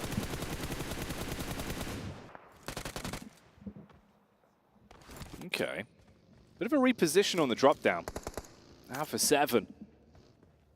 Sniffing out the Lone Ranger of Godless, who moves into a different angle. He actually peeks from the back line just as you're going to reposition behind the rock, knowing he's now in a good spot to get an angle on you. Luckily, it's just a few bullets. It's not really going to have you too worried, as you can tuck back in, play with the squad from the elevated angle they've got, and have a good assess on where exactly Alula IHC now are. Oh, that's a nice tap in response, though. That's actually from Twisted Minds. Of course, it's obscure. It always is. Yeah, he's very good at, like you said, getting these opening picks, Jackie. Revo taking heavy hits, and Zol will find that one. The original members of the IHC gang, all the way from Zeus. Creo looks to pick up Revo here. Surrounded by enemies. Mafioso scared to peek as the circle pops up towards El Pozzo. Despite all this, Alpha 7 had so much space to play. Yeah, now they're in a position that's worse for wears. And Team Liquid takes up the position. I believe that's Cardozan down. Unlikely he'll get back up on his feet, as Regiosio will easily be able to pick that one up. I think he must have got spun out in the vehicle. It's now just 3 players for Team Liquid, but they are not unused to playing this. Since in the group stage, they were basically 3 the entire time, Jackie. That is a good point. They were having to play effectively as a trio for an awful lot of those games. Now, this is the second time we've seen this in quick succession for the side of Reject. They detonated the vehicle onto Cardozan, then followed it up. Now they do the same thing over to DXavier, getting that one off from quite a substantial distance. The rest of Liquid are at least near each other.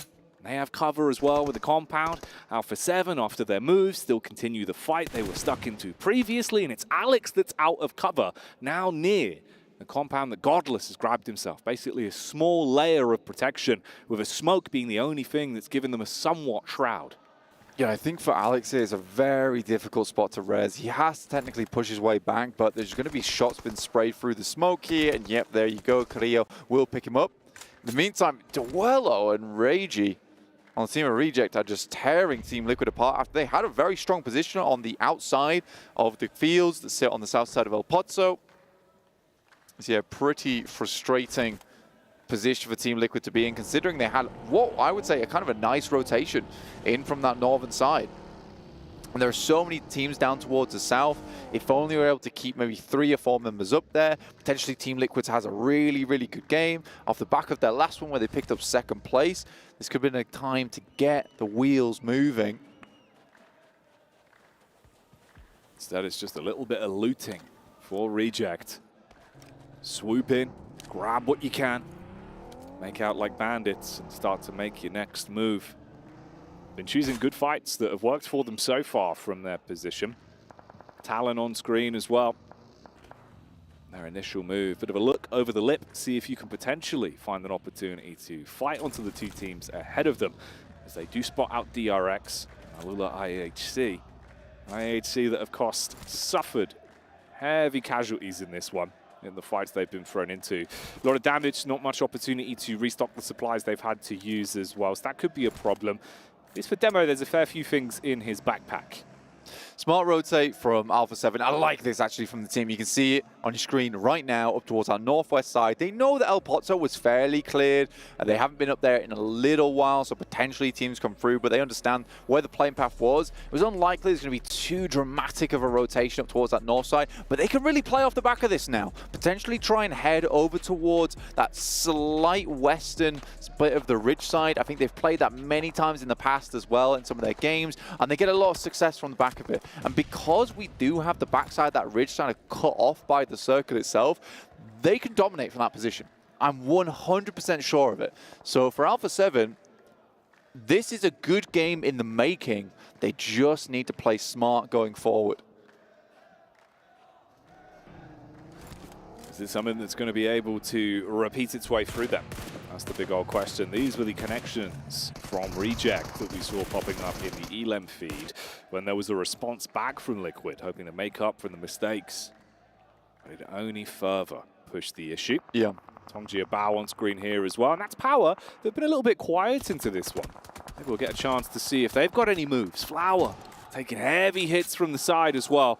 A lot of bullets downrange. TJB. They're in a real of a rough spot here. Yeah. You do have TJB just kind of sort of floating through the air there with Flower, dodging the bullets. A little bit ethereal.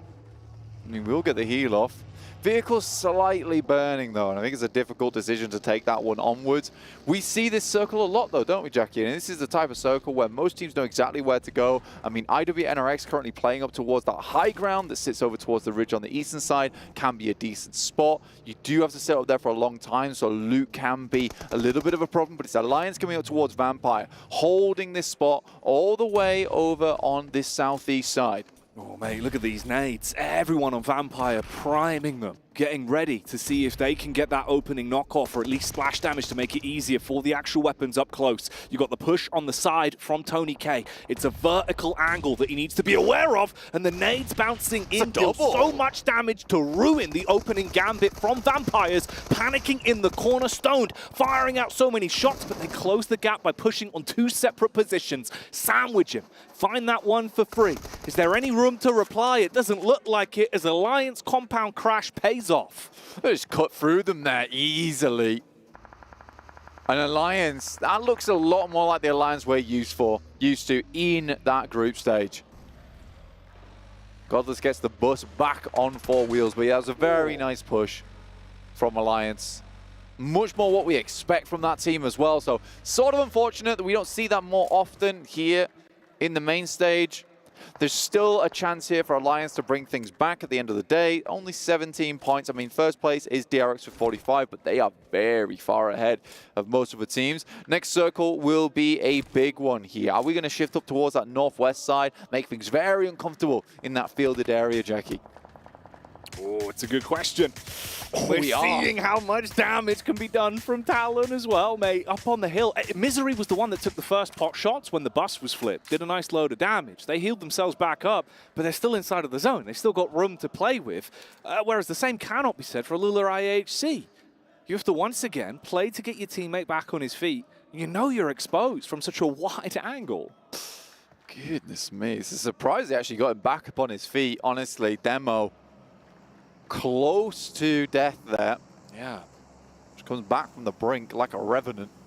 Regiocio, what is Reject doing this game? I don't know, they're just fighting. I like it. I like it a lot. Power now on your screens versus TJB. Nades go over the top to instigate a fight here. And Long's looking for some more, but he exposes himself to Alliance up on the top of the hill. Again, all these teams will have to move out. Power currently has that inside track, and we'll be waiting for a lot of these teams to come in, but it's whether they can actually withstand. There you go. With hand and withstand the brunt of the teams that be coming their way on that southeast side. Well, as we've seen, heavy is the hand of Al-Haji. He's able to lay the smack down on anyone that gets close to him. Is this going to be a raw fight to be thrown into, though, as they make their move? Alliance put the pedal to the metal and close the gap over towards the zone. Liquid taking pot shots towards them. Power in a close second chasing, and TJB wait it out.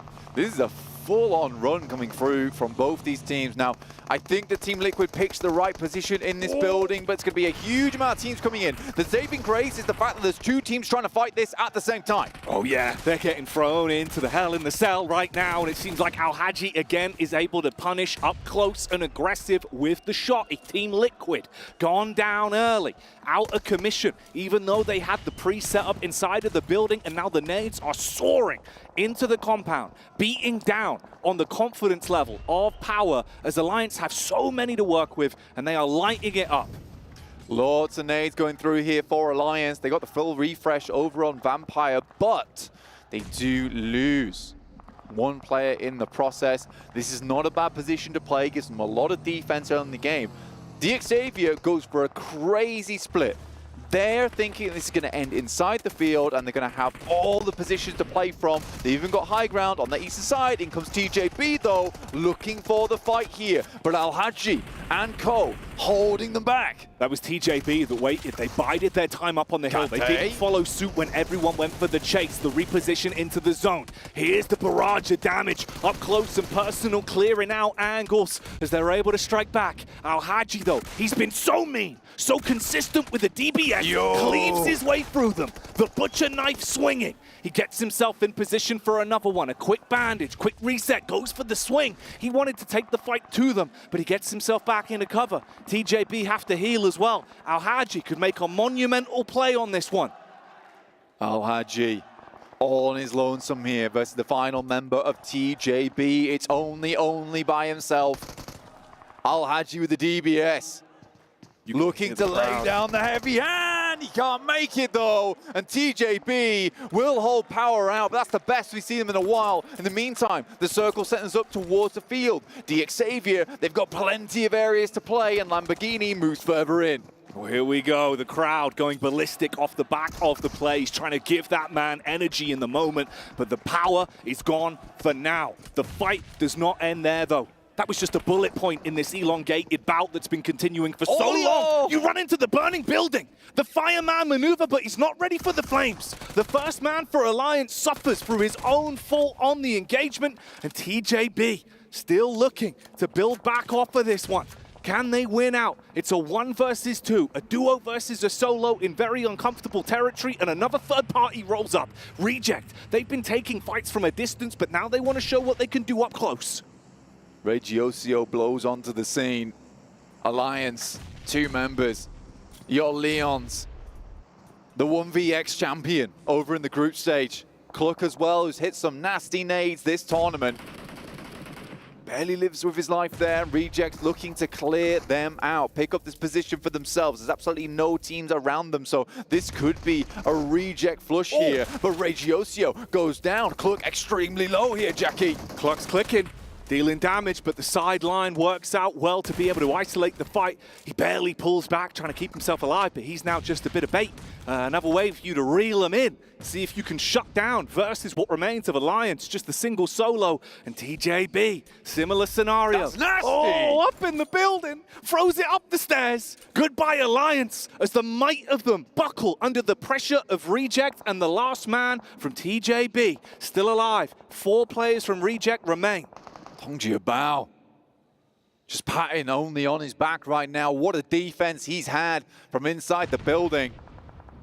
The Guardian shield up, blocking any kind of approach towards him. Doc takes a Molotov, will back off for 4MV, but almost exposes himself. And once again, it's DRX, our current top dogs in the server right now. Near miss on the nade. Keeping his belly down in the dirt. Taking little peeks for information where they present themselves. It's a rough fight.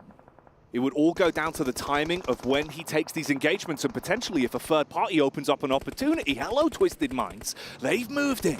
They've got the vehicles in a bit of a split, but they're taking a ton of damage on contact. The vehicle goes bye-bye, and so do 2 of them, falling down to the ground. Buckling now as DRX are full focus on fighting through Twisted. The M249, too much to handle there. As bullets rattle onto the floor, and Twisted Minds similarly look like they're going to be hitting the floor soon. Ratto Boy cleaned out. 2 players left alive, but directly moving in towards DX Xavier's purview. A dangerous opposition. Talon themselves a nice split themselves, but it's Alpha 7 who I've been looking at this entire game. They've had so much information, so many windows to play, and they've been vaulting through all of them. But it's only versus all of the players from TJB. So far, one's down. Pulls the pin on the grenade, that's dangerous. Swings back and forth, Zara takes him out finally. That looked bad though. You could see the thought process, but the timing on it from Reject. Outmaneuver him, struggles to recover from the situation he was left in, and he goes down. DRX have moved up as well.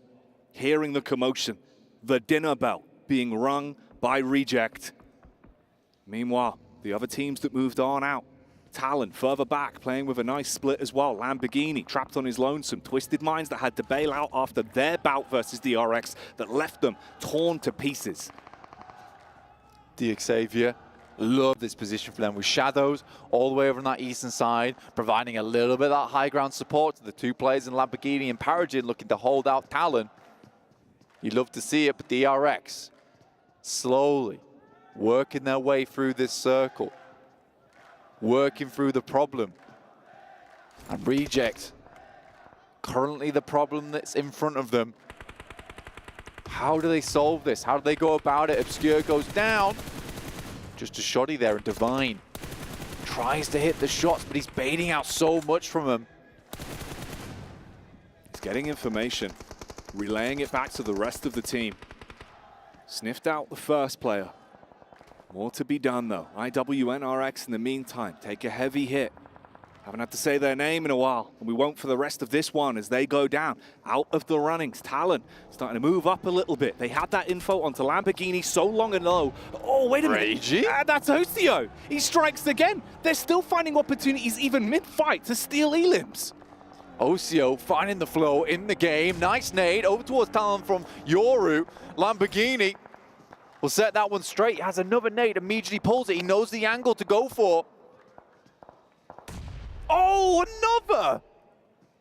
The exchange of nades between these 2 teams. Lamborghini, it looks like he might want to actually move up on this, and the splash damage is a gigantic opportunity to potentially fight off the back of that. Misery, really feeling it now. This is going to be punishing. It's uncomfortable. Trying to decide if it's even worth going for a bit of a maneuver to get his teammate back up here. Meanwhile, boom, expire to the might of Alpha 7 that have been out of the fight for so long. Lamborghini does close the distance, but the crosshair honed in, and the hit connects from Misery. Oh, it's a nice play from Lamborghini. You can see the thought process, but the execution, very bad. Last player alive is DXavier's Shadow, currently on the high ground, one of the only players left remaining in this position. So many solos, just trying to eke this game out. McGrellin's already made his way in towards that north side, giving the anchor point for the rest of the squads. Only 2 squads at full power, Alpha 7 and Reject, but 2 very different setups from both of them. DRX went down to a 3-man unit. They've been playing on these angles. They were trying to be baited out into the initial warning shots that went across from Reject, but they're not falling for the same tricks anymore. Playing more of a 3-man setup in a line, so if there is a peak, they can trade for one another. The best thing about, wow, right towards the center, and Alpha 7 has a killer position in the circle here. The difficulty for DRX is right now Reject's controlling a lot of the good cover. Obviously, the hay bales that's already been picked up by DRX is going to be so important, but eventually DRX is going to have to come out into open ground where Reject should be able to get some pretty clean shots off of them. This is a good read if he finds it, but switches the position too early. The airburst is way, way too short from Duello, and that's the last nade. At least he got the position baited out. He overcooked it, but it could still be the start of the dinner that they're looking for. They've got smokes. Got utility for the cross. They know there's so many angles they have to be switched onto at this point. There's no easy fights for Reject. You're going to feel uncomfortable due to the positions that are so close from DRX. It's a big game, potentially, for Alpha 7. The jump towards that top side. Shadows just has such an insane position, but it's Reject getting taken down. Hyunbin, Soes, all just launching themselves upon Reject now. They started to move out, and the second they do, they lose 2 men. They go from being in a good position in the battle of attrition to now starting to buckle. Oh, Divine, can you do something delicious here? Dives in through the building, doesn't expect the off angle behind the door. Easy clean up onto that one. Mop and bucket level plays. OCO, the only one that's left, trapped so far away. A thin smoke blocking the vision. They get their bellies down on the ground. That's DRX now crawling forward. OCO, if he can spot him, maybe he can inflict some damage. Another fight breaks out onto Talon as well as Alpha 7 swoop on in and clean up that. Alpha 7 just has this dead to rights here. Bridge Yosio tries to step up. Divine like a beeline over towards DRX. Couldn't handle him, but DRX starting to sting the opposition on the other side of the map. Up to 9 eliminations already. It is insane that DRX be able to keep this up. Hyunbin with a hell of a shot over towards Revo. Oh, that is filth. The distance and the decisive blow that gives them time to play with. It's a 3-man squad, but they're playing with the might of a 10-man unit. Every single attack seems primed, and they know where Tianba are. They've got the vision honed in, looking for a peek on the left-hand side. First tag starts to strip his HP away. Show a little bit of skin, and you are out of the game. So close, almost on target. You can see him through the grass here. Takes the shots, and they're on easy mode right now for DRX. But 7 bullets remain. DRX might just be out of juice here. Revo tries to step up, but immediately gets stepped back down again. Force off the same position he took the aggressive peak from last time. The Mini 14, taking pot shots and dealing huge damage. That's going to buy you time. Alpha 7 could split and move up somewhat, get an angle from the sideline here. This should just be an Alpha 7 win, honestly. But DRX are making this so much harder than it necessarily needs to be. The shots they've hit, Alpha 7's looking a little bit scared on this one. Even if they do win the game, and they should, by the way, I think that they'll be feeling like, goodness me, this is one hell of an international lobby here. They do go for the outward split here. Very nice rotates from Alpha 7 all game. Similarly to DXavier, DRX has had some smooth moves. 13 bullets left in the chamber for Soes. Unlikely to get more done, and they probably will take the 3rd place just because Hygor has been able to get into that hay bale. They've got no smokes left. Hardly anything to play with. Oh, that connection is really going to ruin them. You're just losing everything now. It's a matter of time, a formality before they expire. An Alpha 7 that have played a smart game, positionally been on top the whole time, look to take their head off, run away with the chicken dinner, and it is going to be the self-nay. Twisted Minds accept it, and Alpha 7 take a first. Second one of the day for this team, and they are gunning for that top spot. It has eluded them for so long. They said they don't feel any pressure at this event. This is where they're going to perform. The boys have got the synergy in the handshakes too. But other teams will be shaking in their boots after that last one. What a fantastic game from them. On the rotate from El Pozzo, back up towards that top side. Easily done. Very, very, very well played by the boys here. Good zone control, smart splits when they needed to get angles. And ammunition comes back to be the thing that haunts DRX. Though, they stole away a fair few elims with their plays, man. You've got to be said, from an uncomfortable spot where Reject are just making it awkward, they were still finding opportunities all over the shop. I mean, for DRX to lose a game, sort of because they just didn't have anything left in terms of utility, just shows how good of a squad they are when it comes to making those rotates. To get in that position, they had to make an early rotate for themselves.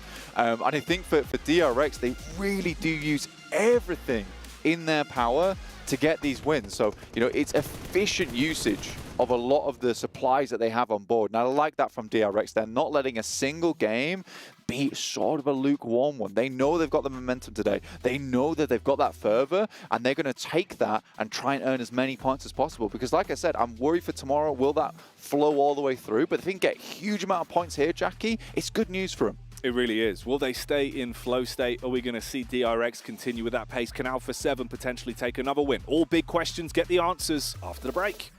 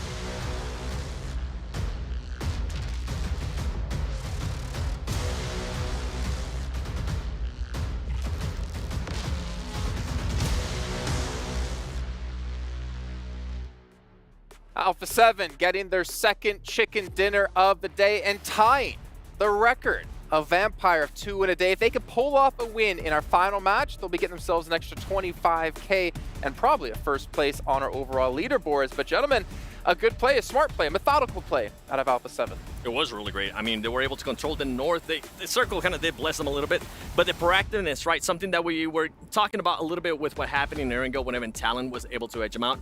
I feel like Alpha 7 was a little bit more aggressive. I mean, we even saw Max was mentioning Revo being able to kind of pop himself on top of those hay bales, getting some angles on people on top of the smokes. overall, though, Alpha 7, not a bad start. I'm glad that they did end up tying it, though. Two wins in one day. They knew exactly where they needed to go when it came to the fields towards the end, right? Holding that north side means that you can effectively kind of reserve what would be that barrier of hay bales for you, as long as all of the other teams down towards the bottom are kind of lodged in a bit of chaos that's going on in this game. So for Alpha 7, perfect transitions. The game really came to them towards the end. And a big bounce back, too, for Miramar. I mean, this was the biggest question mark out of them during group stages. And they were just so bad during Miramar. It's good to see them being able to start off hot here on day one of the main tournament.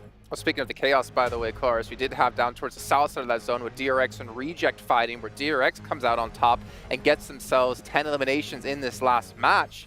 But they also took down 4 Miracle Vibes again. And another match. 4MV is struggling today. Not a good time for 4MV, I think. I wonder why. DRX, of course, actually, to speak really, I would say bluntly about DRX in those very last moments, deny.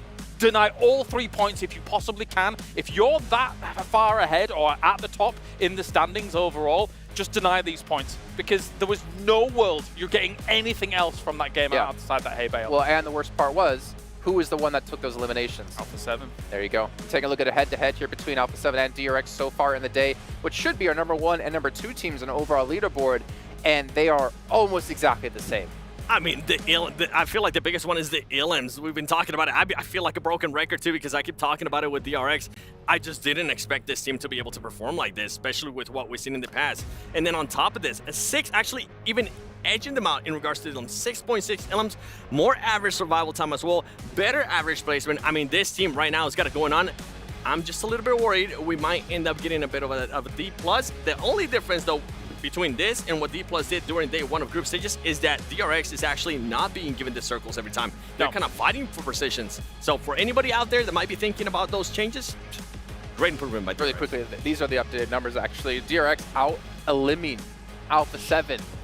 Considering we saw them be so passive in the group stage, for them to out-eliminate a team from Brazil, I think is super impressive. I mean, there have been moments where in the past, South Korea as teams going into global tournaments has been slow starters, but then risen to the occasion towards the very end. Maybe we're seeing that here from DRX. They did win PMPS over in the region, so by all means, if this continues on here, I mean, it's not only the fact that the circles aren't necessarily coming to them in a lot of scenarios. However, Lumberyard finish, I would say that they were controlling huge swaths of land to eventually be able to take big points in that game. Big points, I want to say. They're kind of doing what Alliance was able to do in group stages, being able to control a big area, right? In regards to like splits, what they were able to do. I feel like that is the only team. Alliance is not even currently able to do it. That is the only team that's kind of able to mimic a little bit of what Alliance was able to do during group stages. That's the thing. It's not as wide as what we were seeing from Alliance in the group stages, but you can't really, at this level, at the main tournament, you can't really get away with as wide as it was by Alliance. So they're kind of hitting the middle ground in some of these games, and it seems to be working out. I'm going to ask you, too, a very blunt question here. Do you think this is DRX playing really well, or do you think it's other teams not playing well, that they've been able to get themselves this far up in the leaderboard? They're playing much better than in the group stage. I'm going to put it that way for now. We'll see. I mean, there's 2 days on 1 game left, so everything could change. I definitely think it's DRX playing a lot better. I mean, for them to be able to do it now 2 games in a row, I know 4MB is currently not in this position right here. We will end up showing them, but for them to be able to do that to a team that was able to do it in group stages, that's impressive. For me, TJB, I mean, only yes. What a performance out of him, but TJB now having 2 games where they don't end up having 4 of their players, but only yes. My goodness. I'm glad you brought that up, because that longhouse, it can be very difficult to defend. And there were a lot of situations where Alliance, especially when they're trying to push on, gives him 1v1 after 1v1. Admittedly, they were under a little bit of fire, but I thought they were going to push it as 3. They lay down the smokes. It felt like almost 2 of them was like, oh, there's a wrecked car here. Let's fall back. We've kind of been flummoxed a little bit. But yeah, for only S, a great performance to hold that down. I mean, that was a weird situation because Power crashed it before them, and then TJB crashed on top of Power, and Alliance is just sitting there watching. I'm surprised Alliance didn't actually force the fight earlier on to take advantage of the chaos. It's to be expected to a degree. When there's so little to play in a circle like that, one of the last bastions of hope is something like the Longhouse. So you're going to have a lot of crashes. Oh, man. Max just keeps cursing teams. 4 Miracle Vibes, the team that you actually ended up picking, Jason, in last place right now with 13 I mean, I picked it before the event started, and then Maxman jumped into my pick. You see that? Max! Why Or Max. You know, he could say, oh, they're just playing bad today. But also, while we were watching that game, Max was like, oh, look at Revo. He's actually playing really smart here. He's on top of the hay, bro. He's got a smoke down. He wasn't even looking at the screen. And not even 2 seconds later, Revo gets knocked. He's waving you off. He's saying, shush, don't say that. It's so true, though. It as is soon true. as he talked about Rainbow, he's like, oh, yeah, he's doing this well. We're Really really well, well. And then guys. automatic knock. I mean, Guys, at least they what's got it going back on? What's happening? What's happening here? I just don't know. He was on the high ground, and then he was knocked. If you want to do the max at home, guys, what you got to do is you've got to shake your hands a little bit and do a figure of 8 with your heads, like, just don't know. Send the hairline That's the back max. a little bit, too. It's a good time. Yeah. You know what? We're going to move away from this. We don't need to berate Max any longer. But we are going to head down to the stage with Banks, who has an interview with one of Seven's favorite teams, Team Liquid. Oh.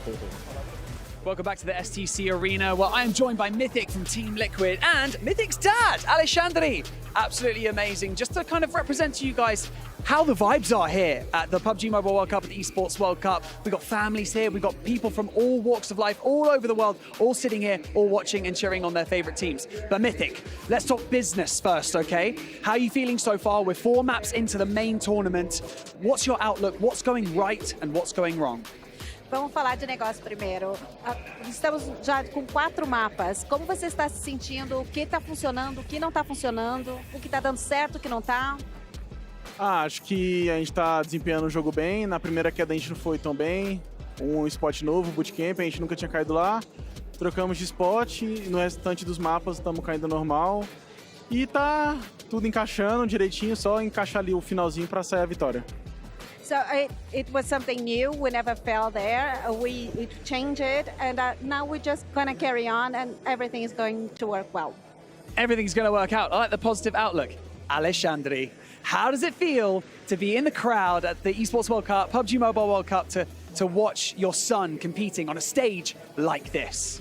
Como tu te sente de estar aqui assistindo teu filho no palco, neste palco, de estar na audiência assistindo teu filho? É uma emoção muito grande ao ver essa estrutura e saber aqui que nós preparamos um campeão. É muito orgulho para um pai ver o seu filho em destaque. It's amazing to see all the structure, and I'm so proud to see my son that we prepared a champion, and it's amazing for a father to see that.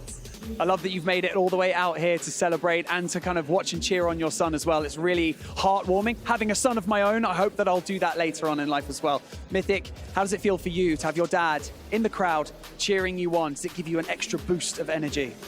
Como você se sente, Mythic, de ver o seu pai na audiência para te dar essa emoção, para te ajudar a te apoiar? É muito gratificante, né, ver o meu pai sempre assistindo de pertinho, viajando para os mundiais.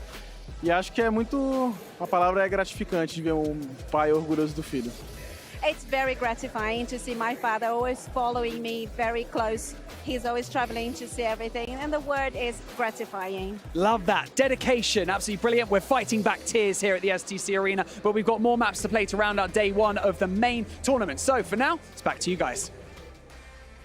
Thank you so much, Barney. A really cool interview there, actually. Getting to see the inner workings of not only someone that is playing on this stage, but how much it means to the whole family. He loves the support that's there. That was really cool. Also, he had a cool voice. Yeah. That was cool. Just take my job. Yeah, I think so. We need him in the booth. Yeah, we do. He was good. Yeah. Yeah. I like that one. Maybe That we was need to cool. get dad interviews in. Barney, if you can find any other dads in the building. Yeah, come on, Big Barnes. Yeah. Sort it out. Get it going. Get it Yeah. going, Barney. That's on you. What? Find their dads. Yeah, track them down. Get them on for an interview. It's cool, man. It's a different outlook. Yeah. I respect it. But bring on the ones that have the awesome voices. Scouter, Barney will scout. He'll scout. Yeah, he'll know who's good. He'll know right. who's good. You're off the team. Yeah. Yeah. But yeah, heading into our final Miramar of the day, then we've got some fun stuff planned for you guys. Ooh, don't spoil it. I'm not spoiling. I'm just saying. Oh, don't spoil it. Fun stuff on. Oh, don't spoil it. Ooh. Calm down. No spoiling. No spoilers. Can't spoil this map though, because I don't know what's going to happen. You're going to have to find out alongside with me, as we do have a northern playing path down towards the south. Potentially DRX does well again. That sounds like a reasonable prediction to me. It does. I think all of our predictions are always reasonable. Something that will give you an unreasonable competitive edge, though, is the GT20 Pro. If you want to be the best on the server, grab yourself that phone, get out there and show just how good you can be at PUBG Mobile. Not only will it give you that edge, it's got great rims on it as well. Yep. The bezel-less gameplay is gorgeous. Nothing blocking your vision. Not at all. 120 hertz as well, you are going to be zooming. Over towards this map, though, we do have teams heading out. Less rough, I would say, than our last playing path, which was funneling a lot of our squads down towards that south side of the map. Take a look at our top player stats there. Mafioso making his way in at highest damage. He has been having a great couple of games here for himself. But Revo not far behind with 2,300 total. Been a good day to be an Alpha 7 fan, I would imagine, with some of the moves we've seen them coming out with. They've had some new stuff in their gameplay, it's felt like. Repping themselves a lot in the fights. Mafioso, like you said as well, he's been looking so damn good in those uncomfortable cleanup situations where you are fighting down a man. A little bit of that clutch gameplay required in those situations, and I think it's always nice to have a player who's playing on point there. We do already have a player from TJB kicking the bucket on that north side of the map. Losing one player this early on and a third place position at the end of the day is a real feels bad moment for them. However, we are going to be having a little rehost. Yeah, a bit of a reset on this one. Reset, recalibrate. And then get you back in. Do you want to rehost Riddle, Blank? Would you like one? Yes. Have you got one? Yeah, I've got one ready for you. I've gone outside. Okay. Okay, actually, hang on. A man's gone outside. You've not gone outside. No, it's just not a me. man. It's not me. Yeah, sorry, right. Okay, it's just a man's gone outside. Yeah. But it's raining. Okay. Yet there is not a wet hair on his head. Why? Okay. Man's gone outside. A man's gone outside, but it's raining. It's raining. But there's not a wet hair on his head. Why? Not a wet hair on his head. Has he got an umbrella? No. A man's gone outside. Yeah. And it is raining. It's chucking it It's down. pouring. It's really wet out there. Team Liquid is just raining down upon him. Yeah. But there's not a wet hair on his head. You can play along. He's bald. In chat. He is bald. There He's you bald. go. Hey. Hey. See? Because how would his hair get wet? That's right. There you there's go. none on his head. He's got it. He's got Ooh, it. I think that's the first time I've got a rehost Riddle Well right. done. Oh, it's very good. Proud of you, mate. Yeah, did you see that little light bulb moment? Yeah. He's bald. He's bald. Yeah, he is. That's Yeah. There you go. Yeah. I hope you enjoyed that at home as well if you played along in chat. I didn't see it, but gold star to whoever would have said the right thing. I'm sure some of you got it correct. Well done. Well done. Well done to anyone in the crowd that got it as well. Yeah, you never know. And the crowd is actually loaded today. It's been really cool to see how many people we've had turning out for what is the biggest stage, what is a huge, huge part of the event here. It's all been leading up to this, and you've heard how vocal they've been. There's not even a crowd mic in the building. They're just that damn loud. Exactly. We can hear them. Can we get a bit of a crowd chant from the Power fans who seem to be really giving these guys some gas here? That's what we want. There we go. Let us hear it. If you're a fan of Power, bring the energy up. Power Bring gaming the fans, volume. come on. Turn up the decibels. Give us the cheers for Al-Haji. There they are. All right. Woo. Swift rehost. Keep you on your toes. Yeah. We'll get things resituated and get back in. This is cool as well. Cool. The whiteboard for the drop spots. Yeah. I like that. That's actually really smart ingenuity there. They've moved. Yeah. I can move it. I can You've printed reposition yours that. out, haven't you? Yeah. You fool. Oh, is yours manual? Mine is dynamic. Womp womp. This is very awesome. I do like that. That's a cool new addition on the block. Yeah. Printers in the bin. Whiteboards in. Well, here we go. Save your energy for this one, everyone in the crowd. It's going to be a big game. Last game of the night here. An important point in the competition for our viewers at home. Strap in, get yourself ready, as we're going to kick this one off again. Getting back into the action now. We've already glazed the GT20 Pro enough. Let's head straight into the game here, watching as this map does unfold before our very eyes like a lovely piece of origami that I'm about to destroy by unfolding it. Yeah. Crush it. There you go. You can hear the crowd getting excited for this one as well. The anticipation for the game that is about to come as the playing path is locked in. Our teams are getting out, making their move, ready for this, Blank. It's a good day for PUBG Mobile here. It really is. It's nice to hear the crowd pump for their boys over here on Power. And imagine there's some more fans over there as well. But Al-Haji has been playing a good game so far. Not quite towards the top of the tables just yet, but there is time. There's still time. We haven't hit that clock just yet. Only a third of the way into the games here. 2 more days to go, and those can be some very crucial days indeed. Remember, we did have Power make their big comeback on day 3. So maybe that's when they come alive. Team Liquid very central at the moment over towards Saint-Martin. So they head over into position. Reject feeling themselves a little bit on the last game, I would say. Oh, I think so. I think the confidence levels are coming back up. Group stage, they had some monumental moments. They barely squeaked their way through, clearing into that benchmark spot to be able to avoid the survival stage. Now they have to come out swinging. You currently sat in 9th place. The elims were good from the previous matchup, but the longevity of it wasn't there. Can they finish the day with a big upwards draft? That's what they'll need. And be able to ride that draft up on high. Tiamba dropping in. IWNRX once again looking to potentially engage against one another. This is a scary little bit of a prospect. IWNRX and Tiamba basically last game took each other out, which was an unfortunate way to start their game. Afioso, ooh, some sweet moves on the motorbike there. Crowd absolutely erupting in excitement for this one as well. Situated close towards the power side of the stage. That's got to feel good to see. Yeah, the home crowd advantage is kind of big because it's very hard to get down in the games when you've got all this support coming through. It really is helpful. Can do a lot for you knowing they're chanting for your plays, chanting your names here at the STC Arena. Alula ISC dropping down towards 10th place.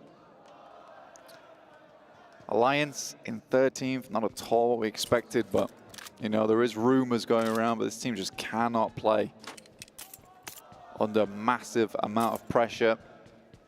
The plays that they had in that group stage were unbelievably good though, Jackie. Very nice to see. You wanted more of that. You really did want a little bit more of that. Unfortunately, they've not been able to show that to us here so far. So far. As it's not done yet. It's still early doors. It's about the optics of how you play throughout the entire of the playoffs. Don't let things drop out your hands and slip away early. A little bit of looting, getting suited and booted going on for both Power and Alpha 7 with the quick rotates out the windows, nice little techers, so you can get yourself some extra gear in a shorter space of time. Alpha 7, of course, they've had a good day of things here, trailing behind only with 5 points of distance between them and the team that's now on your screen in DRX. Yeah, DRX have had a really good game today, a good day today, actually. And I think it's just been a case that there's not really been many maps where we've seen them do badly. I think every single time we've seen them hit, you know, 6, 7 elims, around about that caliber, which is that's a very difficult team to catch up to. A team that's getting consistent points every single match and just bumping themselves up the leaderboard. Because it gets to a point where you're like, oh, we really need a big game. We need a big game to catch up. And not only that, we need to profit over the points that they're getting every single time. And if you just have a bad day and DRX is just practically skipping through these games with not a care in the world, just picking up points here and there, they're just going to lap you so quickly. Twisted Minds on our screens. I think we hoped more would come from this team, especially after watching their survival stage. Currently, they're up against Talon, and Misery has not a clue in the world of where Hygor is. The trigger discipline is there. Will he let them get away? He didn't like the engagement. Oh, waits his timing out. Sees if he could spot out a second target before actually unloading, but now puts the damage in, closes Misery's chapter in this one. Talon again losing some players pretty early in the game, and they had a pretty good start, what we would say an extra spicy start over on one of their Erangles, but they haven't been able to follow that one through here, Jackie. Not been as consistent. That was the big question we had. Is it something that's going to be consistent from them and sustainable? Team Liquid trading blows with Tong Jiabao as it goes both ways there. Damage done inside of the building. Oh, nade round the corner goes a little bit too far to remove Flower from the equation. And this could be a battle to remember between these two teams. Liquid need to get a leg up in this one. Yeah, they're directly competing for Tongji Abao's position. With Mythic down early in the fight, the best he can do is provide information back, but that Molotov will clean him out now as Flower will get the finish on. There's a nade coming up from high. Sent in, Ayala and Chief looking to clear out these buildings with Cardozin providing cover from the backside. Nade goes in, GK first, likely to go down first too. GK first, not really in a recoverable position here. Little opportunity to catch your breath for Liquid. Pop those stims, get yourself top back up. That's GK first expiring, as he won't have a chance to remain alive. Oh, quick peek up from the back. Ooh. Flower unloads, throws the clip in the AK and slays on the rotate out. Team Liquid thought they were slick, but now they slip. That's a really good read there from Flower. Pluck the words from the paper as Team Liquid tried to write the script of escape for themselves. That is upsetting, and I think for Team Liquid, they can play as 3. They cannot play as 2. It's going to be far harder for them. An outcome that TJB, although they lose GK first, they'll still be content with how it looked like it could have gone. It's bumpy territory for them, but they survived the initial test. And Liquid, if they had an opportunity to build themselves back up in this game and shut down TJB, then yeah, maybe things could exchange hands on the rankings. Now it's looking like they might be late for the date, like the Hadron Collider. Right now, they are kind of playing very, very strongly, Jackie. It's a difficult one to handle for TJB because I think they had some pretty strong games. Like Kalaris was saying, some of the positions for some of these teams who are up towards the top were very influential, especially over in Primordial. This was a good stand-up, though, from Flower. I mean, that's what you got to do in that situation, though. You can't cower away. You just have to hit some big shots, especially if Team Liquid's going to give them to you like that. I think particularly on the buggy, it might have been better for him to just crawl away before getting in because you are on that elevated position in the back of the buggy, especially in a situation where there's the window looking directly at you. Problematic. So is Power Grid, and that's where we're heading here, over towards that western side. The electricity in the arena now fizzling around Power Grid.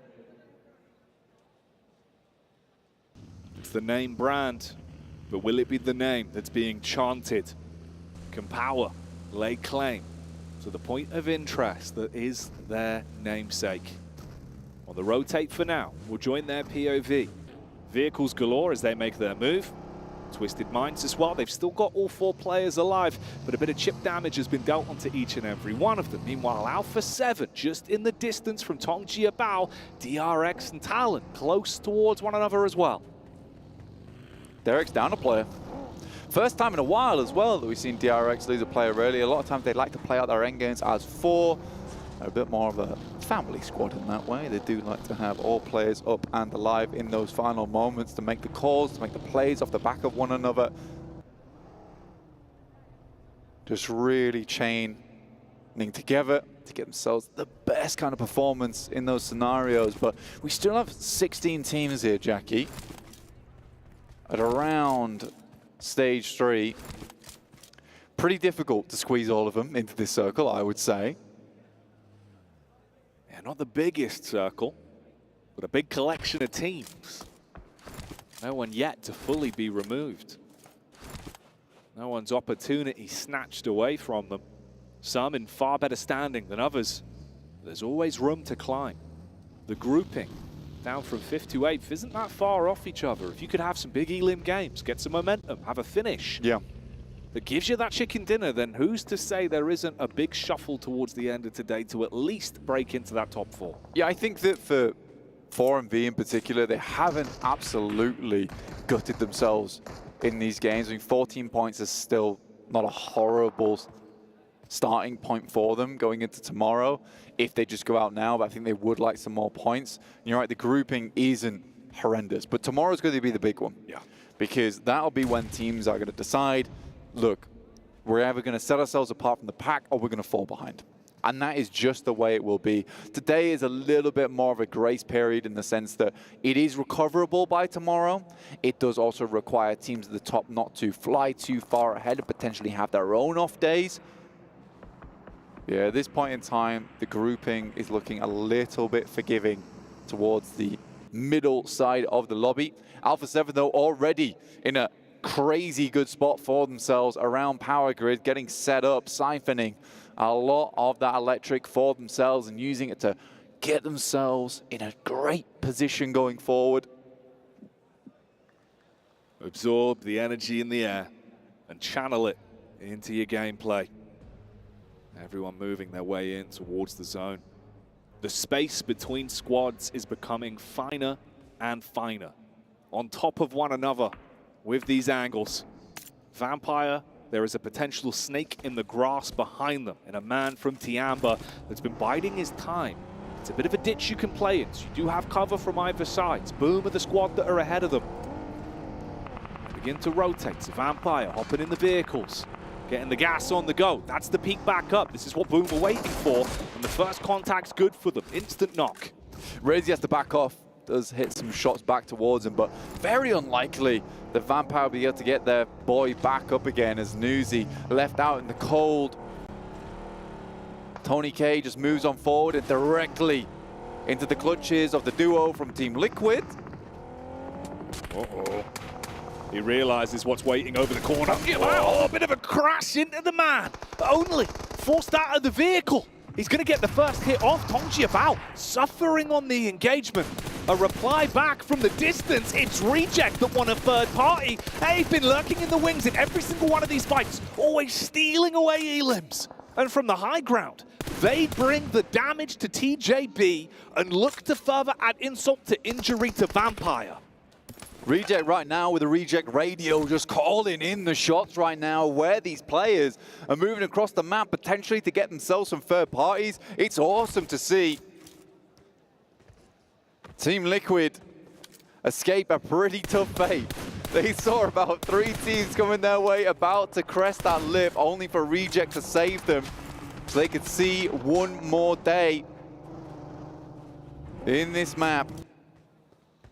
Vampire dropping smokes, trying to keep themselves as protected as possible. 8 in the back pocket for Schweppes there, but for how long? As Sarah, who's been having a very awesome day. The sprays have been insane. It's all about that tracing, that tracking from such a distance. Even a small movement can throw the crosshair off due to how far away they are from one another, fighting downrange from the elevated angle. Sarah always makes it look easy, though. We've seen that today. He's been very on point with his gun skill. This is Liquid that were given a lifeline. They're still down by the 2 vehicles, debating if they do need to reposition, get out of their zone coming in. And again, this is a weird one because we have a lot of that low ground down towards the south and then that plateau around power grid on that northeast side. This could really change the dynamic of the game of whether things get very uncomfortable for our southern teams. But it's pretty kind. But it will keep that high ground in. A massive slope to be played around with. This is going to get difficult, Jackie, going forward. Alpha 7, still just waiting in the wings though, ready to pounce. 15 teams still in the running. The only one that's exited stage left in our last matchup of the night is Tongji Bao. Tiambas rotate on our screens now. Alpha 7 off to the wayside. Twisted Minds nearby as well. The Xavier, they've been thrown into some really bumpy waters over the course of these games. Here we go, Obscure. He always likes to instigate these fights. He spotted the reposition. Belts them with bullets. Shot after shot, putting pressure on Tiamba. Said about TJB exiting stage left, but it's Obscure who is in the theater right now, putting on plays for the team from Twisted Minds. Ayala goes down, that's the Tiamba. QZZ finds Ayala, and it will be Stone to pick up Cardozan as he scrambles over the lip there, only into the waiting jaws of the Vampires themselves. Sink the fangs in. Try and draw some kind of life force, because from 14th place, it's not looking good. Reject have kept their eyes on Vampire for so long. Once again, looking for an opportunity to strike, but it's the nade from Tiamba. The dance of their demise. They chuck out another one, keeping them trapped in position. It's very uncomfortable for Vampire, and the nades are on target. And there's got to be one that hits. Schweppes has to swing so far wide as the bombardment happens behind his back. That might tag. It's a little bit too far away, so they don't have the information on it. There's a lot of investment. That's a good one. Will hit some damage, and that's the main thing. They have an idea of his location. NXC looks to move to the side, but the shots, I think that's from Reject. Sara stepping back up once again now that he's finished with Boom on the other side. In comes QZZ. Oh, shotty. Switches to it in close range, but couldn't handle the might of Tiamba that closed it down. Oh, hang on. It's not going to be any room to breathe here.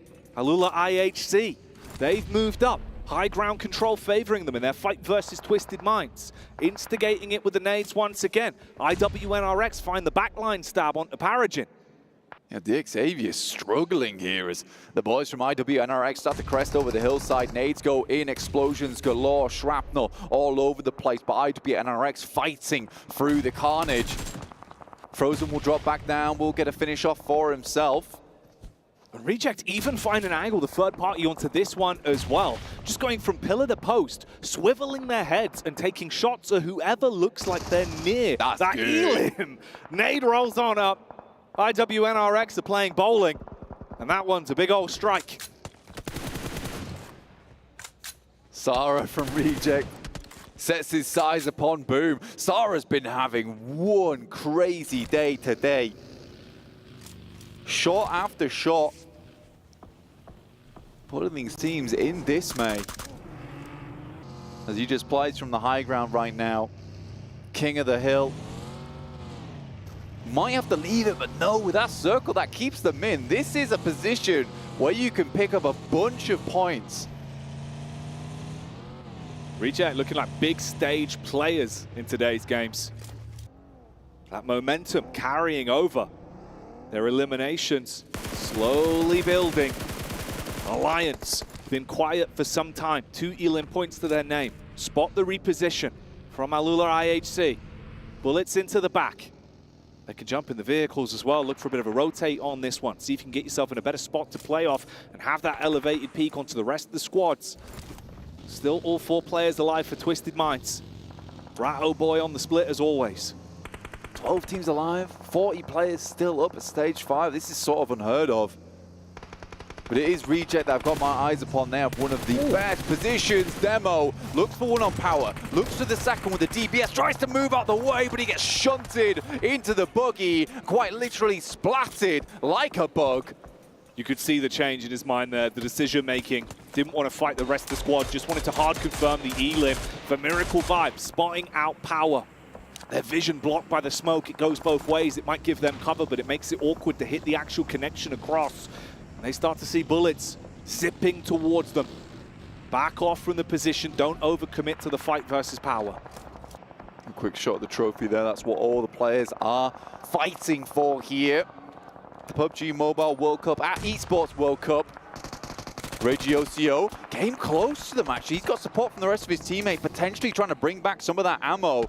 He will just send away as Divine gets absolutely slammed on this high ground. Could not peek out one bit. Intervention from him. Keeping the pressure on.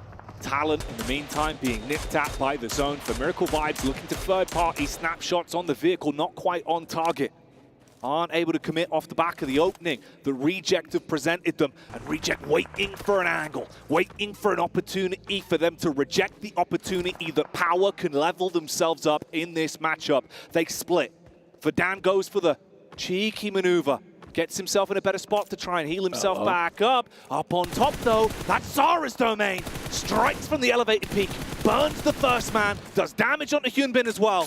And he is ruining them right now. Reject are looking like they're really starting to build into this one. Yeah, this is a crazy position. I think it was S2G who had one hell of a game from this spot, and you just have so many sightlines. If the circle keeps coming to you in this position, it can result in one of the biggest games of your career. So I think that for Reject right now, they understand, and Sara understands that his position is pivotal to this match. He needs to make sure that he's taking calculated plays where he's not exposing himself to too many teams, but can still try and absorb as many points as possible off the back of the Elim, because this is exactly what this position is designed to do. Next circle, about to hit. If it keeps Reject in, this is their opportunity, Jackie. This is the window. Could be their time in the sun. It'll all be decided on the next zone. The beating heart that gives them another chance. The blood keeps pumping in their favor. They've still got zone to work with. They don't have to give up on these golden positions. Japan just thrown a lifeline here. And they'll grab it with both hands. Regiocio scouting from underneath. Now they've got to be very careful about ammo count. This is the big thing for them, because you don't want to take too many shots. Now that the circle encloses on them, they can start to play a bit more of a slow game. Going for a 15 elim match at this point with a chicken dinner is possible. Boom. Attempt to move up, but Sara's got eyes on from earlier. He knows where they'll be coming from. IDB NRX looking to hunker it down in the warehouses over towards that northeast side, where if you've got 4 teams with 4 players all up, ready to duke it out on that northwest edge. Baron strikes from the side onto DRX. More damage done as they keep it going. That's the first knock onto Reject as well. They get a taste of their own medicine as IWNRX find an angle to take the shots across to them. A battle breaks out between Twisted Minds and Alpha 7. The vehicle detonates, Twisted Minds losing their legs. It's all getting a bit bumpy. You got to tuck in, Guiz out, going for the quick heal. Nade coming down onto him, looks pretty good. Rolls just a little bit short there. Leon's taken down on Alliance, and Doc joins in onto Audio. Al-Haji will clean up. Now Alpha 7 need to move in. They've been biding their time on the backside, but now they need to head to the front like a linebacker here in the game. Need to barrel their way through Tiamba. Sitting in front, providing the defense. Reject in the meantime, buff out the damage. Heal up the boys. Keep themselves in a good position, sitting pretty and sitting low. Sitting out of a comfortable spot, but still finding the odd opportunity is exactly what Power have been doing. Al-Haji had that distant connection onto the other squads. He's trying to see if he can get a bit of an assess on the lay of the land here, spot ahead and decide what the best course of action is. You get the nice 2 angles, seeing how focused he is here on the arena as well. Concentration an all-time high right now for him. McGrellin down in the trenches right now. Holding out. They know they need to use these sightlines to their advantage, but Tiamba is in a rough spot right now. The ham and cheese between the 2 slices of breads of the teams that surround them. Once again, who is it that pops up in the elimination feed?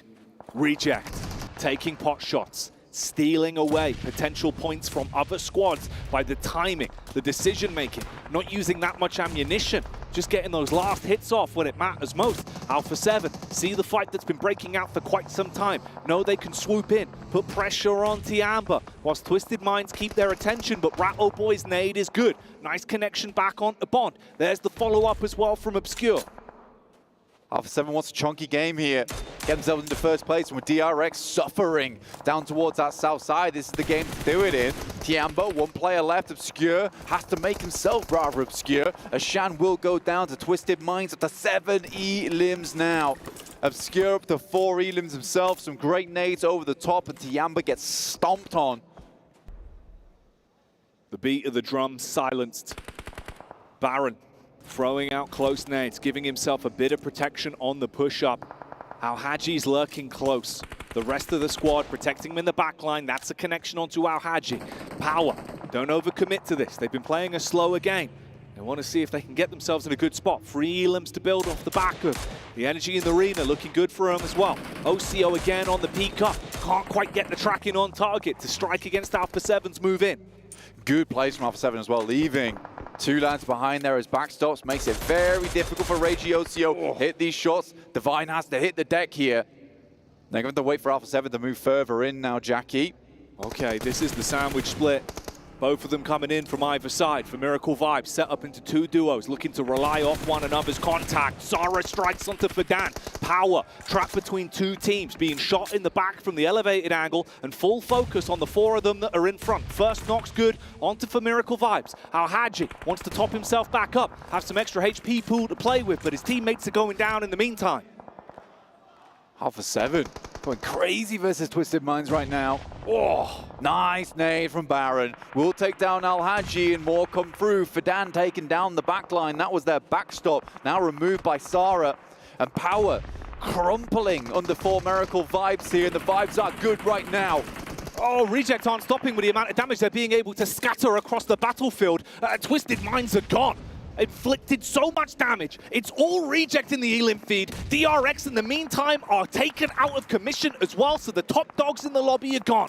The hometown heroes in Power are gone. We're starting to finally burn our way through these teams. Room for Alpha 7 to move their way up, 55 points. This is also a big game for Reject. 11 eliminations. We said it could be a huge one if they get those big Elims and take a chicken dinner from it. Alliance, one man, trap, shots in the back. He's panicking. Mate, he got the loot crate on top of the mountain as well. That's insanity. Like I said, this is a position where you can jump so high in the rankings if only the circle goes to you. And Reject have been blessed, but there's an awesome shot from Mafioso to open things up over towards Duello. Luckily, there's a player up there with him. IWNRX about to launch the nades up. They have to be good, but looks like they're going around the corner over towards Boom. Sara maybe getting ready to unleash a spray here. A hail of bullets for up on high. It went from being rough on the ammunition to having a big old belt of damage to unleash. Sweating bullets literally from the top of the hill and washing over other teams. Meanwhile, IWNRX, a bitter pill to swallow. Nice. The aggression from Boom that live up to their name and blow IWNRX away.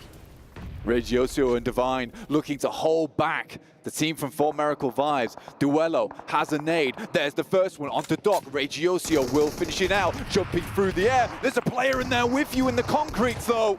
They're amongst them now. Reject, they've had distance for so long, but this is where they could crumble. Up close, the aggression starting to be thrown at them. Nades cast out. Apex wants to move in. Strikes from the side. Takes away the edge that Reject have had for so damn long on this one. Sara replying back with the bullets, realizing their grasp on the game is slipping away. Divine down on his last legs. They go in for the hard commit. Apex grabs that one. Sara with the nade round the corner. Bobbing, weaving. In the meantime, Alpha 7 thrown into the fight versus Boom. 4 Miracle Vibes been fighting through a very tough match here for themselves, but managed to scramble up the hill, and now are scrambling the Reject radio. They can no longer communicate one another. They're both so far away. Duello right up on the hillside. A bit of a disconnect coming through for the team as 4 Miracle Vibes live to fight another day. Duello might have the sideswipe though, Jackie. The elevated peak. He could comet across. If he gets a clear line of sight, takes down the first target, the distance between the timing from Boom's rotate to get stuck in to do anything, having to cross around the ridge of the rock, could give them an opportunity. Sara starting to move in as well. The pressure being applied, everything coming together now for an intense final fight between these three. Stage 9. This is where it all ends. Can Reject get their name in the game? On this last match of the day, 12 elims, but a little bit more would be nicer. Apex underneath. Sara crawling around like a python in the sand. Looking to strike, and Duello's been spotted. They've sussed him out. They know about the angle now. The element of surprise was the big boon for him. But he might have lost his edge. His blade might be dulled. Sara waiting to strike. He's the one that's repositioned and got himself into a spot that could potentially toy with the minds of 4 Miracle Vibes. Ooh. Duello, hello, that's the nade down. Big connection. That one was yummy. Sara now has to handle 2 players for himself. The repeats coming through. Apex starting to move forward. He doesn't have assistance from his teammate. Apex flies through. Sara finds the first. Sara strikes. crouching round the corner, pounces in with the aggression, fragments for Miracle Vibes, and keeps it going. They want a big elimination game and want to run away with a chicken dinner to boot. We're in a 2 versus 2 in terms of the manpower left. It's awkward for Boom. They're panicking now. You got to make your way round the corner. Duello's got the high ground. He knows exactly where you are. They can't go for the pickup on Yummy. Duello wants to go down, deciding when the right moment to strike is. A barrage of bullets strikes onto the first. Reject run in, and they will take it home. Reject with the chicken dinner. Slice the opposition in half, move through the lobby like fruit ninjas. Not letting anyone step to them, and this was the game that they needed from up on top of the mountain there. What a game from Reject. You always believe, Jackie, and maybe the belief is coming a reality. It doesn't matter what anyone else says. Reject everything that isn't their own gameplay inside of PUBG Mobile. They stick to their guns literally from the high ground, laying down other teams, stealing away elim points the whole game. And when it comes to the clutch, they prove that they know how to handle it. Divine might have been denied in that fight, but Sarah, what a game that boy had. That was unbelievably well played. The 1v2 versus 4MV, the 1v3 onto Boom from Duello. What was this game? A reason to support this team. Show-stopping showmans on the stage. Huge game. We saw the potential. We're debating 15 elimination games and them taking a chicken dinner. They do one better. They make it a reality. And might have given themselves a chance. That's one hell of a way to end the day. What a sick game that one was. 4MV, you got to give them credit. It was a good run up the hill, and we talked about 4MV needing some big points here. And they do find some of them, but it's Reject who come away with the bag, Jackie. Oh, yeah. Again, Sarah. I think he ended this game on like 8 eliminations with some shots over towards Boom as well. It was insane work. And I mean, he was the guy up on top of the mountain as well, early game, getting a lot of those shots.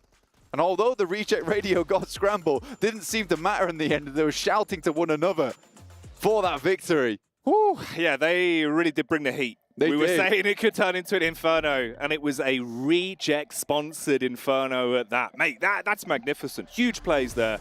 That's an intense finish, Blank. It really was. And I mean, I hope to see more of those here in the main tournament, because this has just been a pleasure to watch so far, Jackie. It really, really has. So let's not keep you any longer. Let's get back down to the studio and enjoy that one. Yeah, thank you so much, Blank and Jackie, and it was an exciting and exhilarating finish. However, Cloris, talk to me about Boom. Me? Talk to me about Boom. Me? Talk to me about Boom. I do think maybe they should have had a little bit of a better read on where Rejects was in these late game moments. I mean, they had to have known somehow, be it kind of footstep cues or any information that they had on the high ground when they eventually came off, as Yummy did. They probably could have made a better meal of that, if I'm going to be honest. A better chicken dinner, Robbie. Oh, that was light. I thought you were going to go in even more. No, I thought you were going to absolutely roast him, because we thought that Boom was going to end up winning that. But hold on, Max was in second place? Can it be? What? Well, we were told off stage that you relinquished your prediction, right? So as soon as you did that after the previous game, all of a sudden now they're doing well. It's I got crazy. too many threats on Instagram DMs, yeah. I have to move away from that one. So now they start doing well. They're going to win the whole thing, maybe. No, oh, no. And he cursed them again.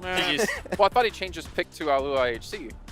I didn't change my pick to the team that does bad every game. That's not my fault. That's not me. That's not what Rebel said last game, but okay.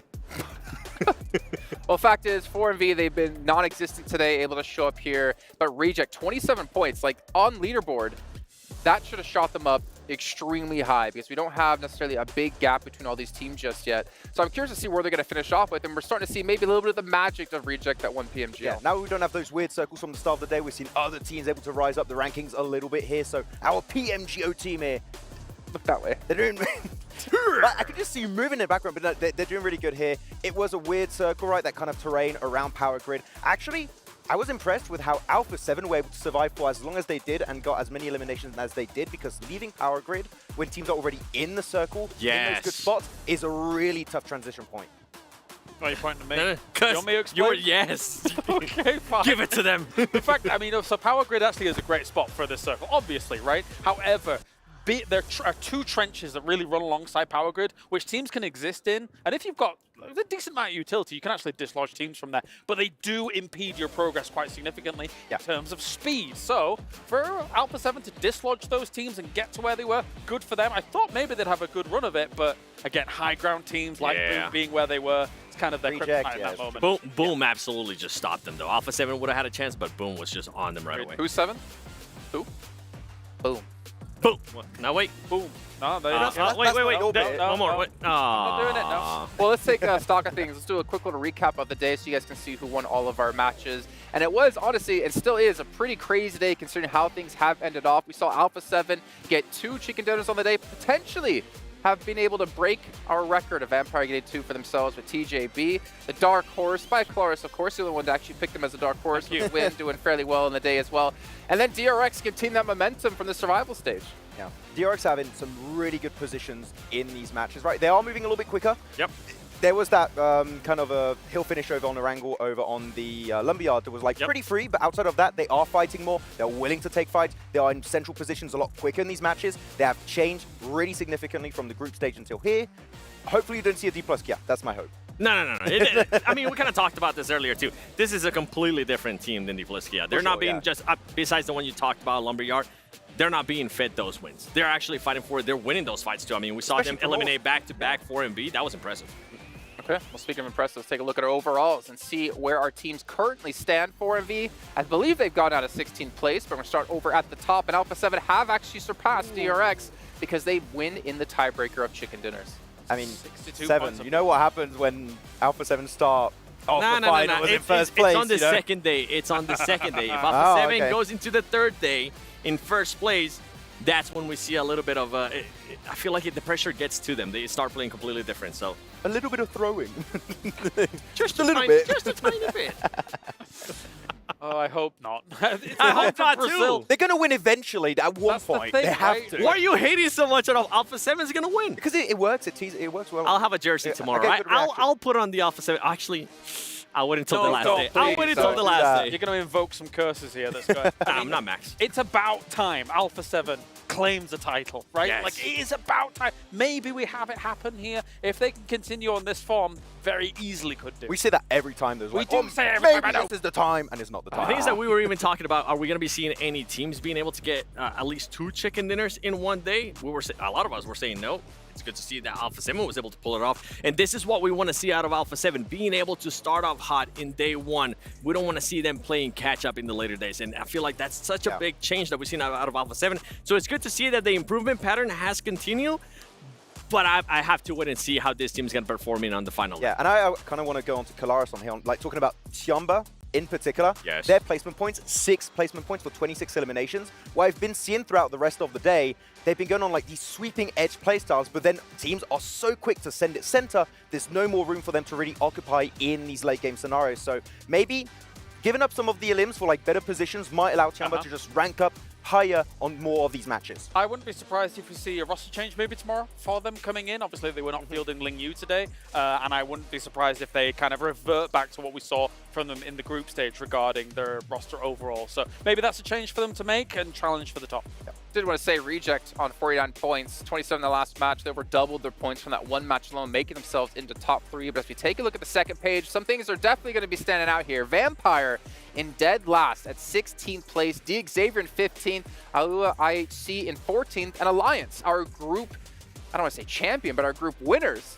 down in 13th place. As we expected, right? That playstyle, those splits is just not going to work out because teams are just so fast now. They see the circle, teams are in the car, ready to rotate into that position, and those splits are just not going to work out for them, and they have to change their playstyle completely now, and having to change your playstyle at a stage like this is just really going to make you have a hard time in the finals. The thing with Alliance, too, during group stages, we're seeing them get away with a lot of little things, especially in the finals whenever they were actually able to get those wins, right? In the final circles, we're like, okay, a different team would have been able to kind of cut that off, and I feel like that's the adjustment that we have seen so far today out of all those teams. Whenever they do end up seeing them maybe being a little bit more split, teams are able to capitalize on that. I mean, you identified the middle ground, which was DRX's kind of medium splits through some of these games, and it can pay dividends, as we've seen seen here throughout the day.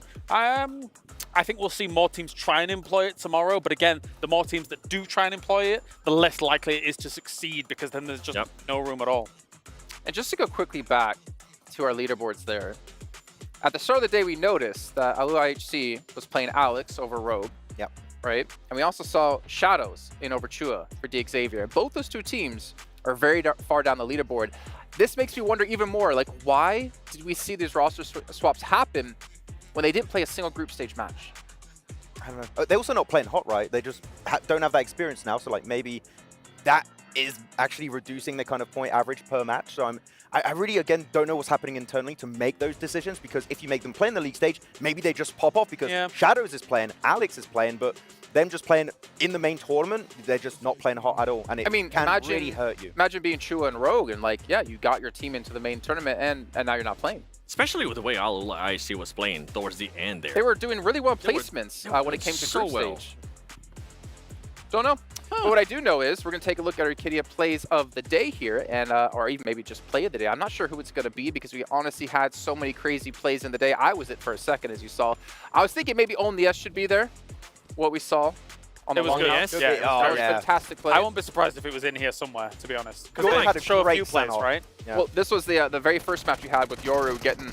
How many eliminations did he have? Because they had 10 eliminations total. I think he was on like 7 or something. He was like 7, 8 something. Really high up there. Almost breaking the record. It was 8 in the first game. Yep, They got 10 elims and he got 8. There you go. That was nice. P90. P90. 250 ammo on that P90. It's brutal if you get into close range. I think literally, I think 3 teams had that P90. Yes. They're just like, I'm picking it up. Oh, still It's ammo. a really good gun. It's a really good gun. It's really good. Yeah, I love the P90.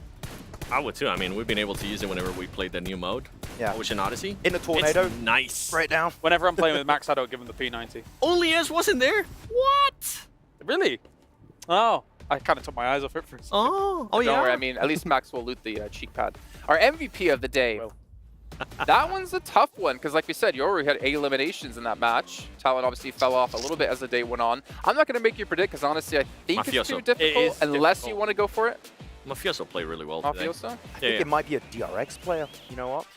I'm going for an Alpha 7 player. It's either Revo or Mafioso. Revo or Mafioso. I'll try Soez. I like the M249, so I'm a bit biased. Commit, Max. I don't know right now. Commit! Don't curse them though, but curse commit. TJB player. Okay, TJB player. All right, let's take a look. Who is our Sony MVP of the day? Mafioso. Hey, got it. Good job, 14 Max. limbs on the day. Yes. The thing is that they kind of defaulted back to their playing style that has kind of made them successful, right? With Mafioso being able to hold that anchor spot, allowing the team to kind of go out first. I know a lot of us were kind of questioning, but this is the role where he excels the most, and it's good to see him perform really well, because during group stages, he was the one with the least eliminations for his team. Mafioso has been excelling at playing around smokes, by the way. Like, he's been min-maxing his positions around those smokes, trying to get as good an angle as possible. Except for Revo. Okay, Except for that one time. Well, tomorrow, We know what's Mafioso don't crazy try to about play around this, though. smokes. 14 eliminations are MVP.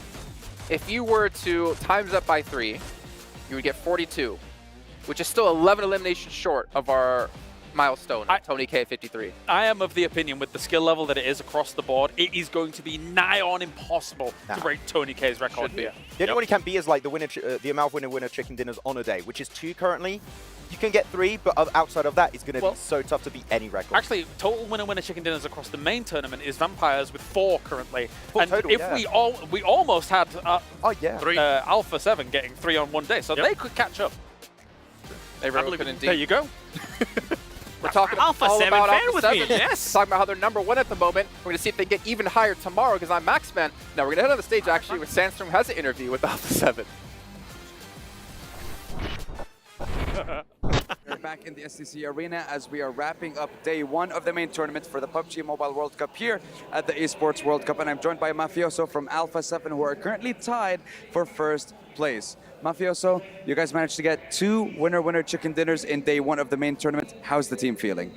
Vocês conseguiram 2 chicken dinner no tournamento. Como você está se sentindo? Olá, boa noite. Acredito que no Brasil é de dia, né? A gente está se sentindo muito bem. Foram 2 wins, mas nós sabemos que poderia ter sido 4, 5, porque a gente entregou algumas partidas, mas no dia de amanhã a gente vai chegar com tudo e vamos garantir mais um winner para casa. Hello, good evening. We know that Brazil is day still. We know we could have been more, but we gave some of our competitions, but tomorrow is going to be better. We shall see. I mean, if it gets better than this, it is going to be quite difficult for the other teams to follow up. But I want to ask you, when it comes to previous international tournaments, we're used to seeing Alpha 7 in day 1, day 2 of the finals or of the main tournament of the events where they're in first place. But day 3 seems to be the day where you guys struggle. So how will you make sure that it doesn't happen again here at the PUBG Mobile World Cup?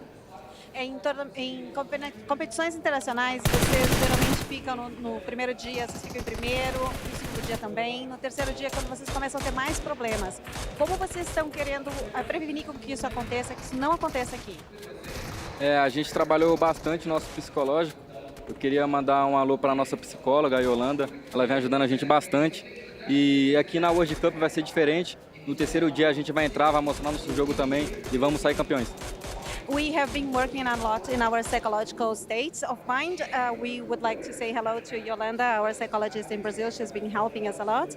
And we're going to do different on the third day, and we're going to get that. Well, I cannot wait to see that. And when it comes to Magrelin, he seems to be the new addition to the team. So what is his role? How is he impacting the team? How is he helping you guys out in the PMWC? Falando do Magrelin, ele é uma adição nova para a equipe. Como ele está se encaixando na equipe? Como que está funcionando isso? Cara, o Magrelin vem surpreendendo a gente bastante. Apesar de pouco tempo, ele vem fazendo um bom papel na nossa equipe. Todo mundo aqui sabe que ele é muito bom de bala. Então ele e o Revo ali, o duo deles é imparável. E eles matam todo mundo nessa World Cup. Although it's been just a few days that he's been joined us, he's been doing great. They're doing very well. And they're going to shoot everyone. I like that. You know what? Sometimes it does take quite a lot of time for a team to kind of get used to playing together, especially coming into a tournament of this size, but they seem to be doing pretty well so far. And that is a wrap for us on day 1 of the main tournament. We're going to head back on over to the studio to wrap up the first day of the main tournament. Take it away, I boys. have to say, coming down the elevator today, I was with some Alpha 7 members, and I did say, hey guys, good luck. And they said, thanks. And the first place. Just saying. This was the worst story of all. Wow. It wasn't really a story. It was just the fact that, you know, maybe it's the Jason Bless. Cool. Maxman, who do you think is going to win this tournament? For me. No.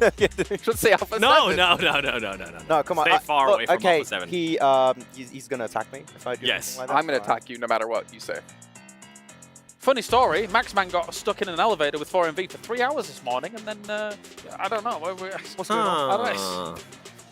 I don't know, I was trying to follow his story. Getting to hear them talk about how it takes a while to get used to your teammates, but the funny thing is with Alpha 7, they always seem to have a new fourth in their team, and I wonder what's going to happen, who's going to be their new fourth.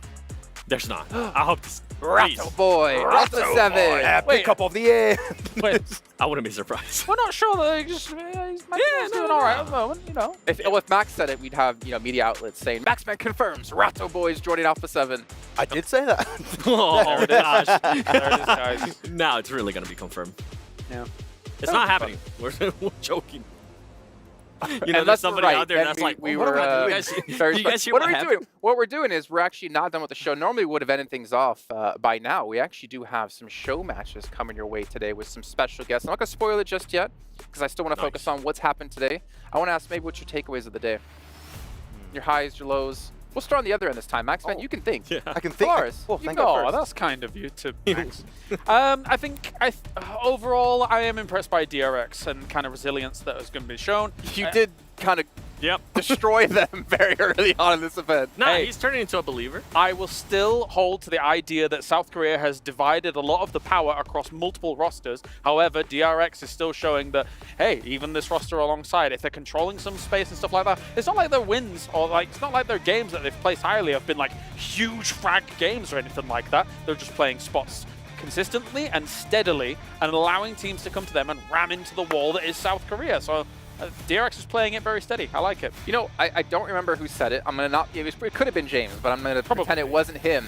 Is that we're actually talking about... I think it was you and I. Yeah, we were talking about when we were live streaming earlier today on Instagram, saying that it's kind of a shame that we don't see more slots given to like South Korea or Japan, because it seems like very few teams ever really get that international experience. And we wonder if more teams got that experience and they brought it home with them, how would it develop the region overall? How many stronger teams will we see come out of that region? Yeah, you see very similar names coming out of the region very, very often, right? So like maybe if they get more slots in the future, you can see new names coming out and actually getting really valuable international experience to bring back to their region.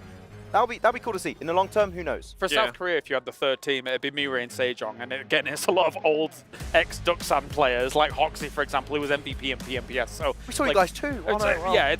You'd remember the names. What's your takeaway, Seven? For me, TJB. I was hoping that they will break the pattern of being able to, the inconsistent pattern that they have showcased throughout the whole tournament. But to see that the pattern's still there, they kind of go from dark horse tomorrow to just like, you know what, if a team does see the option to fight them early, take that fight with TJB. They are just not willing to take those fights early on. They're not prepared. They're not willing to react quickly enough, and they end up just becoming free points on those early fights. Okay, curse aside. For MV, the sweep and edge play style is not working out. I want to see them try and play a little bit center if we can, and I think that that's going to be very successful for them. So that would be my request. Why are you guys acting like this to me? Come on. They're doomed. No, they're not. I believe. Okay. Back to curse. You know what, Max Ben? I'm going to save your life. Out of the way! What? Oh! That was amazing. That was the Falcons fans. You Falcons fans, I knew you were coming after me. All those DMs were real. You saved it. Oh, thank you. That was the nicest thing you've ever done for me. Crap. And I'm going to give Falcon fans in my DMs like, why'd you save him? But no, we actually are going to be going to a show match here with Ocean Odyssey, which we've had, honestly, I'd say a great time on. Except you and I the other day. We got stuck on the whale. We couldn't figure out how to get off, and we went straight into the blue zone. Oh, no. But luckily, we made it back in zone in time. They made it in. It's fine. It was like, oh, wait, I can actually jump out. You got a button made specifically to get off. We couldn't find it. We didn't see it the entire time. They took so long to realize that. Was it under the rest of your UI? Where was it? Yeah, Seven was just looking at us like, what? Where are you guys going? You guys are going outside of the circle. We're going to Miramar, bro. Calm down and go. Oh, no. Oh, no, we weren't flying back home. I like how you give me that face and then you go back with that one. Okay, but no, but we had a really good time as well. The Stingrays, I like the aerial battles that we've been pulling off as well, because you can have someone drive, you have someone on the back seat who can shoot if he can see over Max's big head. Okay. Not possible. I like how we're trying to always do those battles on the Stingrays. We're just like, okay, we're getting off. We're just gonna laser them down. I mean, the thing is, those are really sneaky. You can hide like on top of trees as well. You can get on top of buildings really easily with it. The reason why we're struggling, we need Kalaris with his exceptional gyro control, okay? Thank you very much. He's gonna laser them all down. We have no chair in the hotel that swivels, quite like what we've had in the past. Yeah, that's why. Admittedly, I've been a bit busy, so I've been painting a lot, you know? I'm sorry. Maybe tonight. Hey, maybe tonight. Maybe. Well, it is your birthday. It is. So maybe we gotta get some birthday PUBG Mobile games. Yes, I'm getting old. We'll get some chicken dinner. Nice. You know, you guys don't realize we talk about Kalaris with the gyro. Back during one of the regionals, we were playing a game together, and he legit, in his chair, swiveled around with the most perfect spray I've ever seen on a vehicle. And you know what? It was perfect. It made me want to get one of those swivel chairs. Good times, good times. Good times. It was a perfect gyro. The perfect gyro. Beautiful. This absolute legend of the gyroscope. But in the meantime, we do have those show matches coming up. For now, we're going to head down the stage with Barney to kick things off. Welcome back to the main stage, where our first 6 maps of our main tournament are complete. But there is more. As many of you well know, PUBG Mobile version 3.3 launches its first ever underwater-themed gameplay, Ocean Odyssey. Defeat all of the enemies in the Ocean Palace in order to obtain the powerful themed item, the Trident.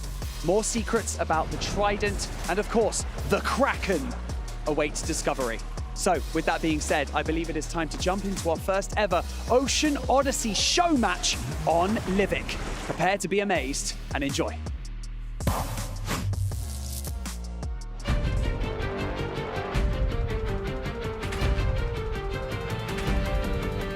For thousands of years, the beasts beneath the depths have waited, and now, with Poseidon's triumph lifted, they will awaken. A big kraken! A giant kraken, Blank. It's A huge. huge kraken. It's massive. It came from a giant egg. A giant egg. A giant egg. And that's what we're here to look at today. You can dominate the deep in the PUBG Mobile new mode, Ocean's Odyssey. Here over on Livic, we do have some players dropping in with us here. Who's going to be finding that trident? Who's going to be using that stingray core? Who's going to be escaping in the whale pod? Oh, the escape whale. Mate, it does look cool. You get that instant pickup. You're out of the blue. You're into the zone. There's so much to delve into. We're going to sink our teeth into this one. We'll explain what's going on of all of those new features that you can get your hands on. You can head on down to the Ocean Palace here in game, and don't worry about going down early, getting knocked early, because you will be receiving yourself a special respawn card so you can play in the Ocean Palace to your heart's content and then re-enter the game later on, just in case if you didn't get that elusive trident. And here it is, the Ocean Palace itself, a glorious, amazing bit of map that has so many sunken treasures, these chests that are scattered around the place. So there's plenty of loot for you to get your hands on, and it'll give you a fighting chance to scrap. You've also got the new addition of Forsaken Ruins, and Blank, these get me really excited, man. There's some special bits of gameplay tucked away in the Forsaken Ruins. You can find yourself the Sea Treasury, located underground, like all the pillars at its entrance to open the treasury and find the treasure inside. We're also showcasing the new pop ultimate set, Inferno Fiend, which looks awesome. You have two color variants there. You've got the one on your screen, which is nice and glowy orange, and we also have the more phantom type of style with the blue. Yeah, and this is what we were talking about, that sea treasury locked behind the closed doors. What secrets does it behold? Well, you'll have to unlock it, doing a bit of magic to get in there and get yourself that all-important loot. And look who's on our screens, Blank. It's our special guests. We have Zuxi and Luxi online here with us, showcasing the new match. The Indonesian legends right in front of your eyes here, alongside with Microboy also joining us, and Ryzen from way back in the day. Very nice to see. Really, really happy to have them all here. We even have Rosemary, which is pretty cool. Yeah, all the legendary names in one very cool show match, just to show off all those new features. And this is one of them. Iron Pro's found his way in. He's completed the ritual and gets himself that treasure waiting at the end. And look what's just popped out of the chest. So much loot available to himself, and including the Stingray core, which you can use to travel around. The boys on the desk were talking about and get yourself into some elevated positions. Look at this, guys. Geared and ready to go right off the bat. But here's the fun part, like we were saying, you get that respawn, so it instigates more fights, give you more opportunities to play with the loot that you find here, with so much of it being densely packed. And Zuxi, he might be low, but he's trying to show those smooth moves. Not going to happen, though. Yuhai comes in, finds himself the elimination, but quickly taken out by Ryzen. I love the friendly rivalry between these three, obviously. Ryzen playing on side with Zuxi and Luxi back in the day. Yuhai kind of being that uprising star that came after Zuxi and Luxi. Nice to see them all go head-to-head in that individual battle. You got Rosemary here inside the Ocean Palace at the moment. Not inside the water just yet, but you do have to swim through, but you will be gaining yourself some special abilities when in the water, including some water slices, a speed boost through the water as well. It's all very fun. It is, it is. It's completely changed the way that Ocean Traversal works. Previously, you're not limited to being kind of slow in the water. Hey, there we go. Instead move like this. You get that quick dash, the cool new animations that have come in, and like you said, the possibility to take really cool underwater fights as well. There is the air bubble, though, that is protected by this, the trident, in the center of the palace.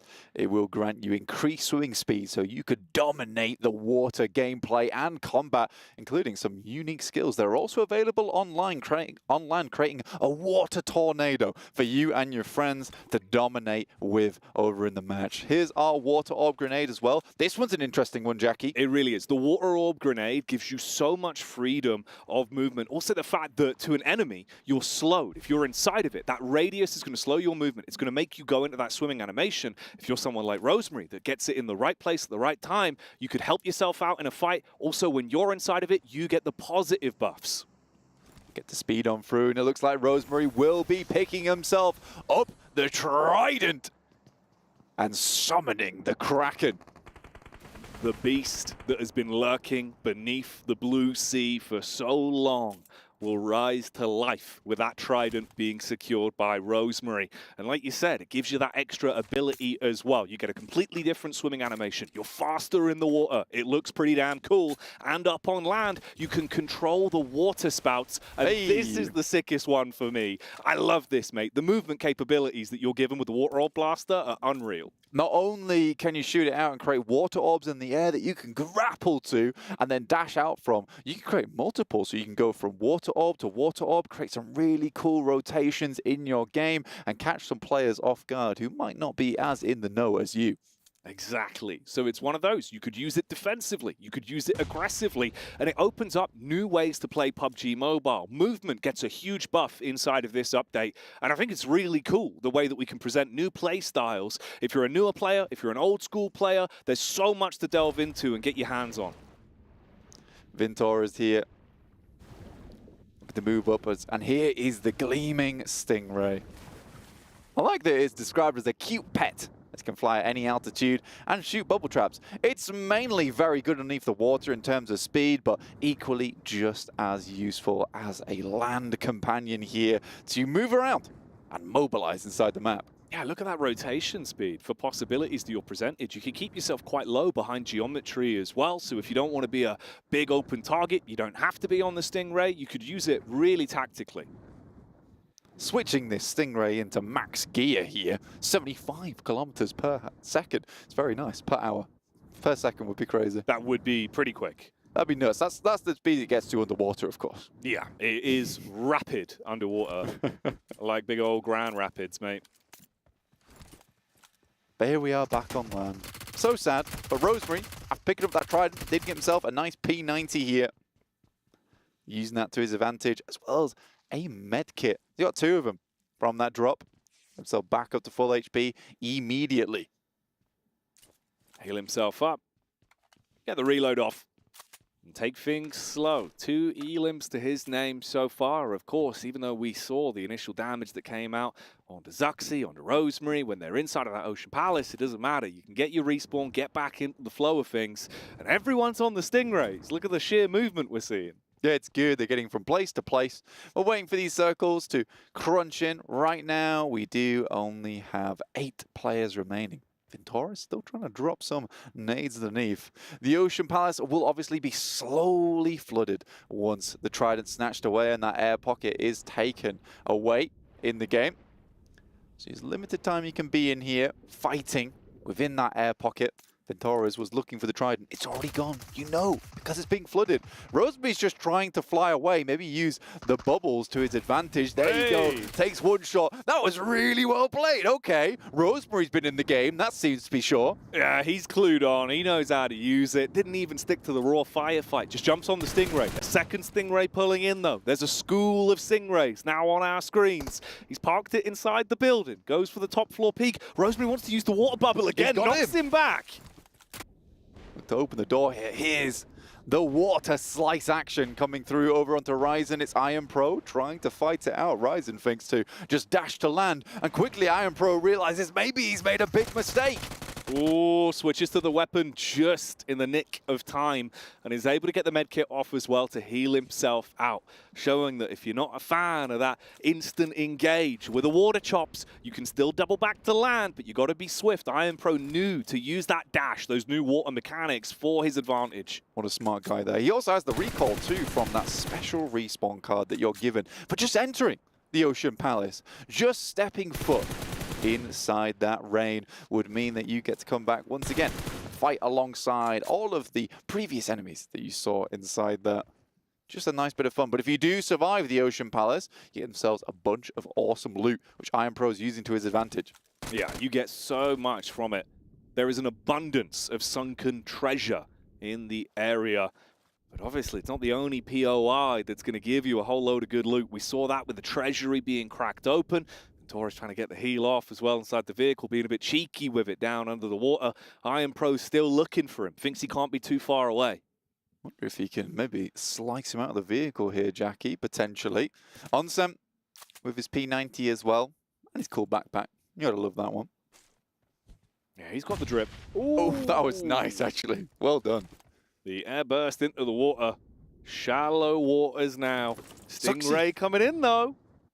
Yeah, in comes Zuxi here from up on high. Maybe he heard the explosion. He's just observing, trying to figure out where exactly these players are. Rosemary, no recalls available for him. Already used up his. We're in stage 2 now. 6 players remaining. Things getting a bit more intense. Drop down Oh, from I am pro. Zuxi. Hello. And that's the cleanup. Ooh, there's the water dash as well from Rosemary, showing off that mechanic. Seems like he's out of ammunition on it though, so can't actually make those quick moves as much as he might like to. It did get him into a better spot, and you can see all that mobility that you now have to play with. You've got to be smart with how you utilize it, and it could give you a big boon. Yeah, just being able to throw those bubble traps out is really devastating. Onsen's just flying through the air. Vittora's trying to dodge the bubble traps. A good spray could be all it takes, but that thing's going fast, up and down. It's hard to track. He's not going to nade out the air. Come on, Surely man. not. The speed of it. He's playing with him. Oh, mate, look at the repositions. The jukes. Those are some hot jukes. Absolutely. Oh, maybe we need hot jukes in here for this kind of play. Rosemary did spot him out, though, took some shots for himself, and he's got the water grappler himself, the water orb blaster. 2 orbs to work with. Found a little bit more to top himself back up. There's some of the treasure. Yes. That celestial sea treasure that gets dropped off on occasion. You'll notice it from the pillar of water that comes down with it, Blank. A gift from Poseidon himself. For anyone that wants to pick it up, you got the P90 in there, backpack, water orb grenades as well, water orb blasters, a stingray call, and a personal AED. Damn, Poseidon is feeling generous. Thank you, Poseidon. Base Poseidon. You're welcome for your gifts. That's Poseidon, of course. That's how he Poseidon sounds. said that. Yeah, that was him. Just That was came the voice through the of Poseidon. headset. Yeah. Did you hear that? Yeah, I think that was Poseidon. That's crazy. Onsen is having the best time. He really is. He's loving it. The new mechanics here of the Stingray, giving him so much freedom. The roam. Rosemary, any smooth moves with the water orbs? What we got to play with here? Instead, favoring the classic gameplay. Can you get the nade out? Smoke pull, Molotov pull, breaks down the door with it. I like it. I like it a lot.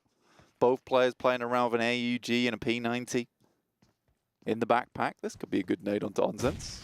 Nice bounce on it. Not quite able to get him though, as Rosemary tries to take the high ground with the XM. XM on the drop. Ooh, first shot's good. Nipping at the heels. Onsen's on the corner, trying to play the off angle, pre-fire the peak. See if he runs into it, but there's a man swooping in. There's that water orb as well. It blocks off the peak, actually. Rosemary, he'd be in uncomfortable territory if he wants to swim through there. The buckshot going up towards the Stingrays. Onsen stealing a Stingray for himself, actually. You got Voki underneath. And Rosemary seems to be harassed by 3 separate Stingrays here in the air. Voki's just flying away. He wants nothing of it. The marine biology coming out with a madness as the Stingrays glide through the skies.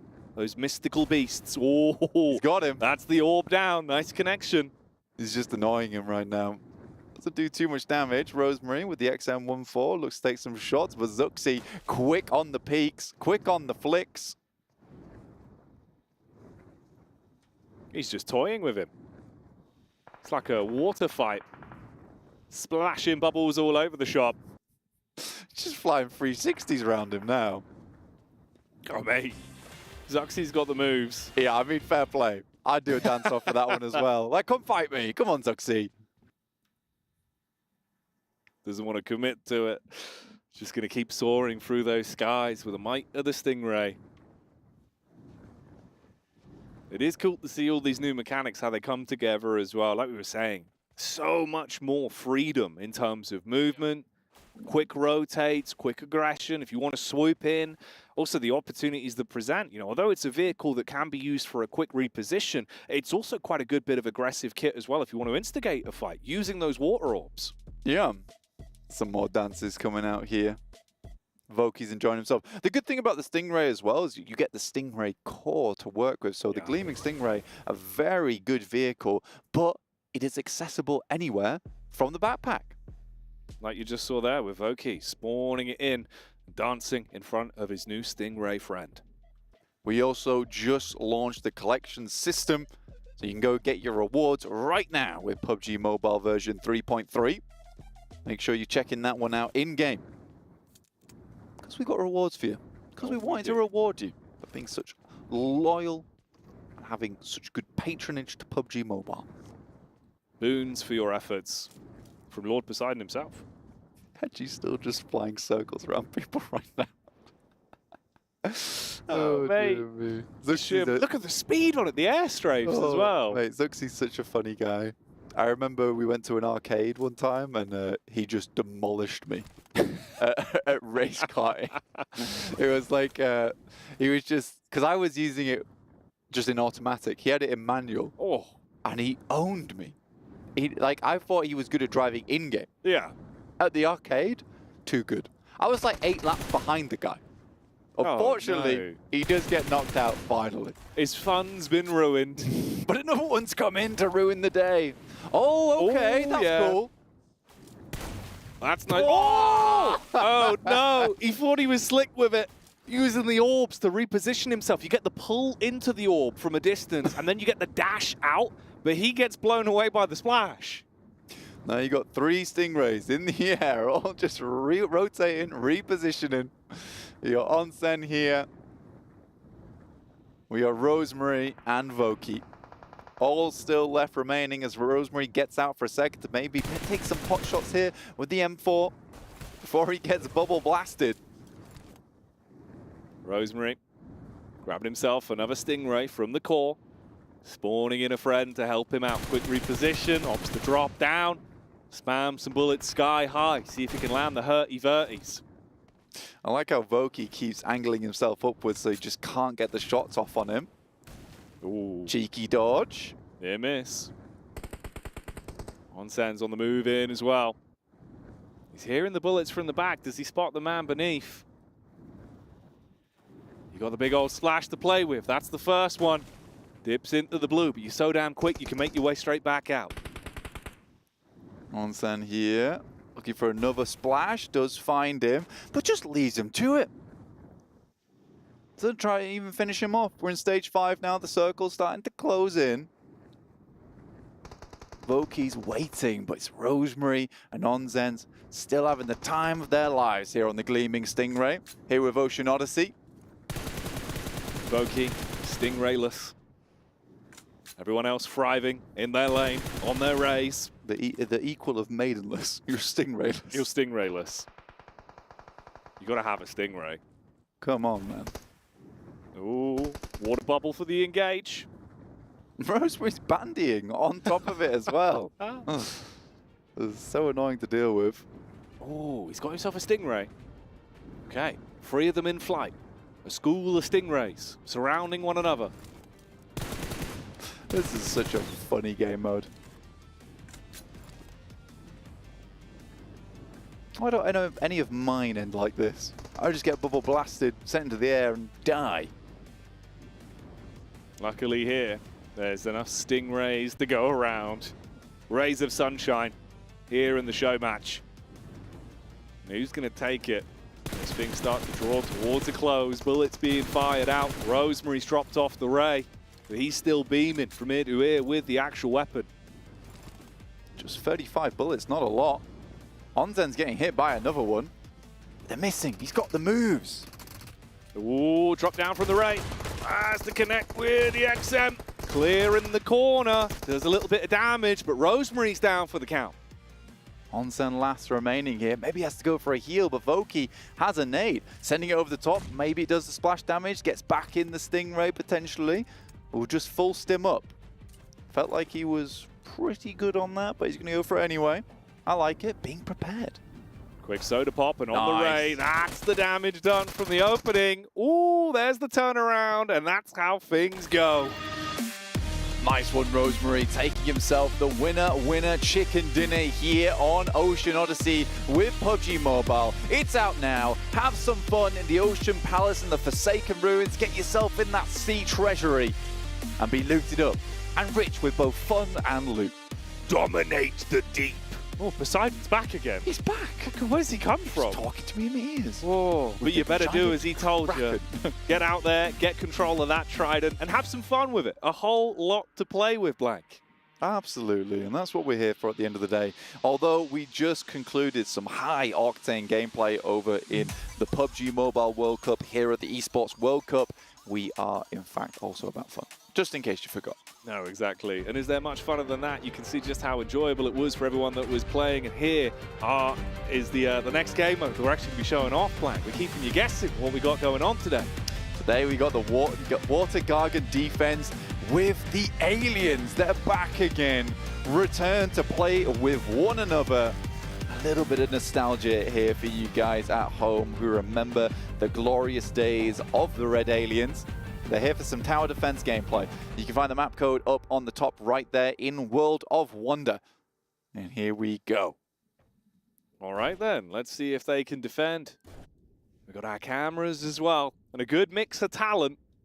So we'll be teaching about this one at home, so you can experience it for yourself if you like the look of things. A nice fun game mode here. You can leap to the elevated areas to gather some loot.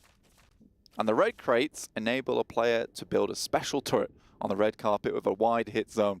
We're basically playing a little bit of a tower defense gameplay here in World of Wonder. You also get yourself some shop tokens where you can buy some various upgrades. Again, the creativity of the PUBG Mobile players is boundless at the moment. It's so nice to see all of you guys having fun in World of Wonder after we released a lot of the new updates for it.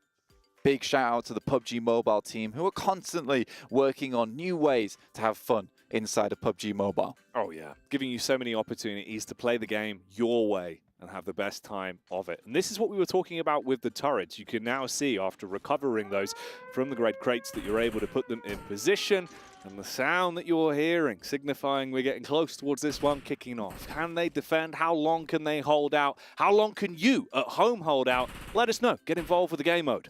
If you want to get involved with that game mode as well, the creation code is there in the top left, 7069685. So drop that into World of Wonder and you will be able to play just like the Red Aliens here up against the zombies. With Poseidon's influence still being felt, of course, your ability to have that quicker dash, that new momentum, that movement that we were talking about that makes traversal through water so, so fun. Luxie returning back to the fold as the zombies try and make their way on through.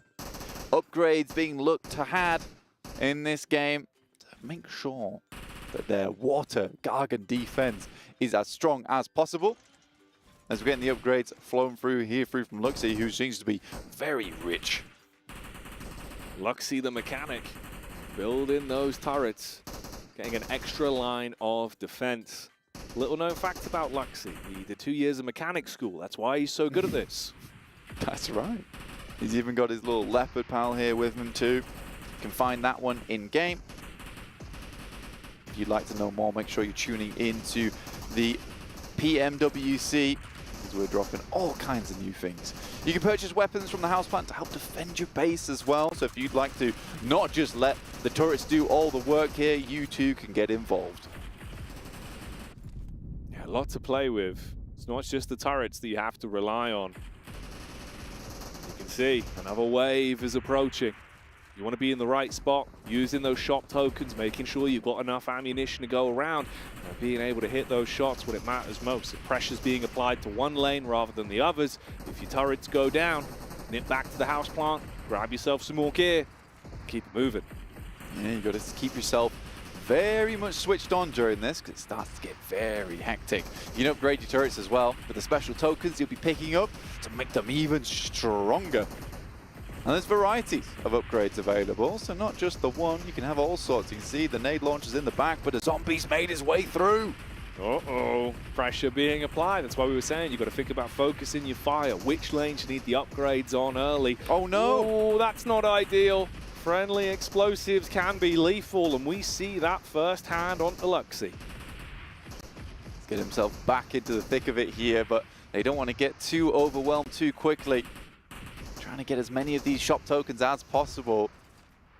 Whilst Luxie, some of the other aliens here defend the base. Zuxi is diligently farming these plants for as much money as possible, whilst repairing the turrets up front.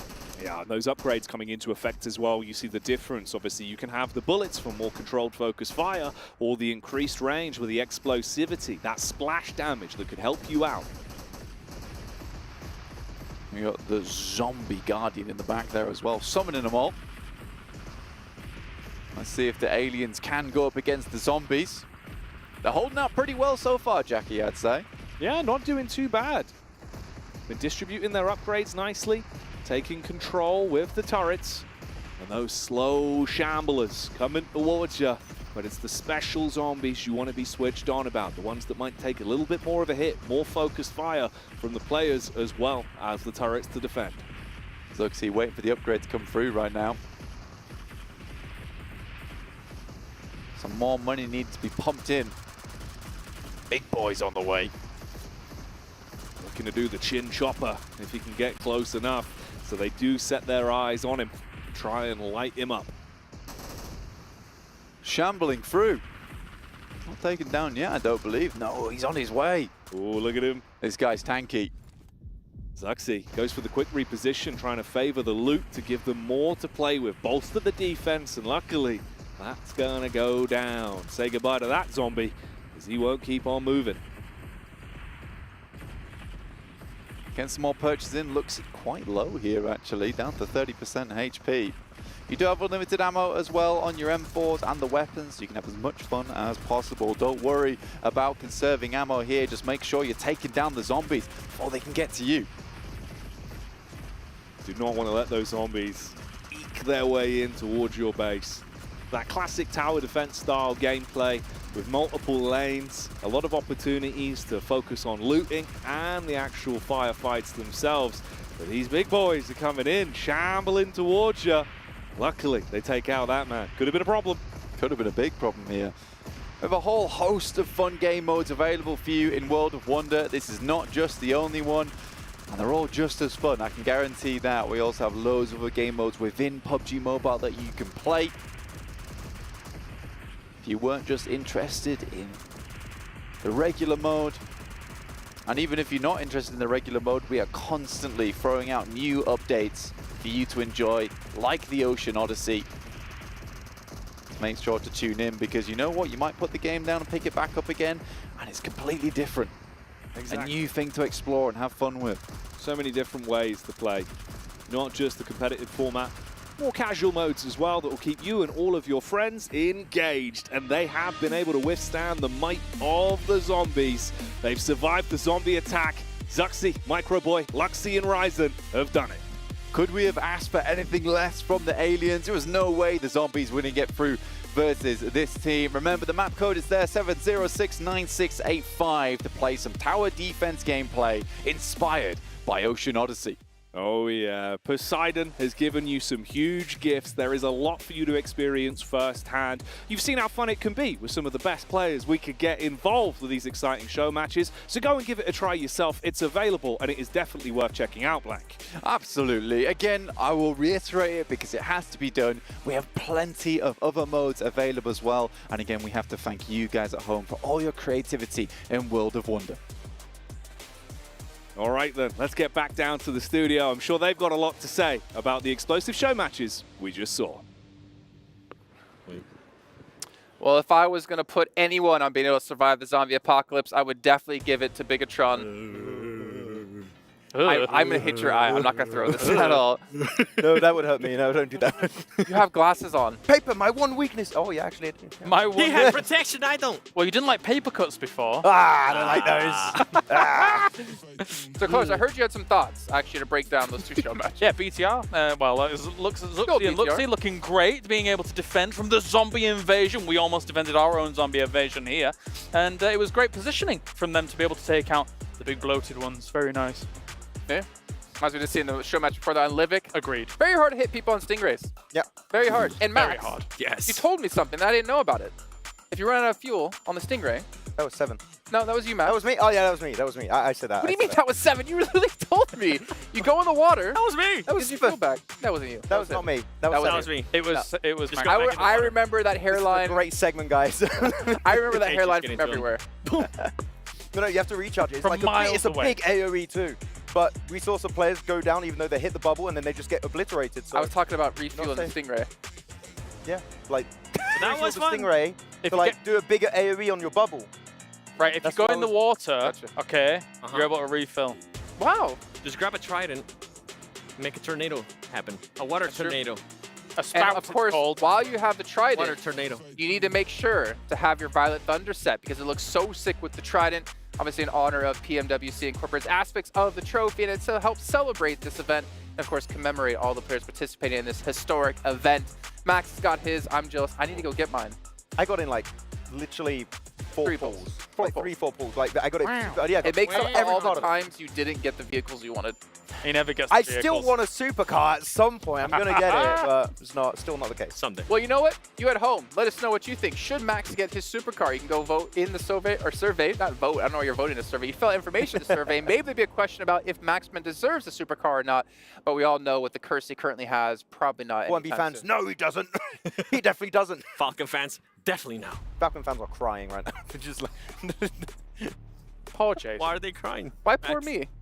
You had an outro, and then they just No, talked over. I didn't have an outro. No. Okay, that's What's an outro? Colaris, what's our outro today?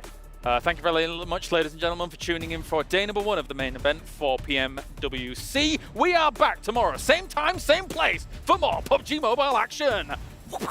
Happy birthday. Yeah. Happy birthday. They actually did to the No, outro. no, we gotta get copyright.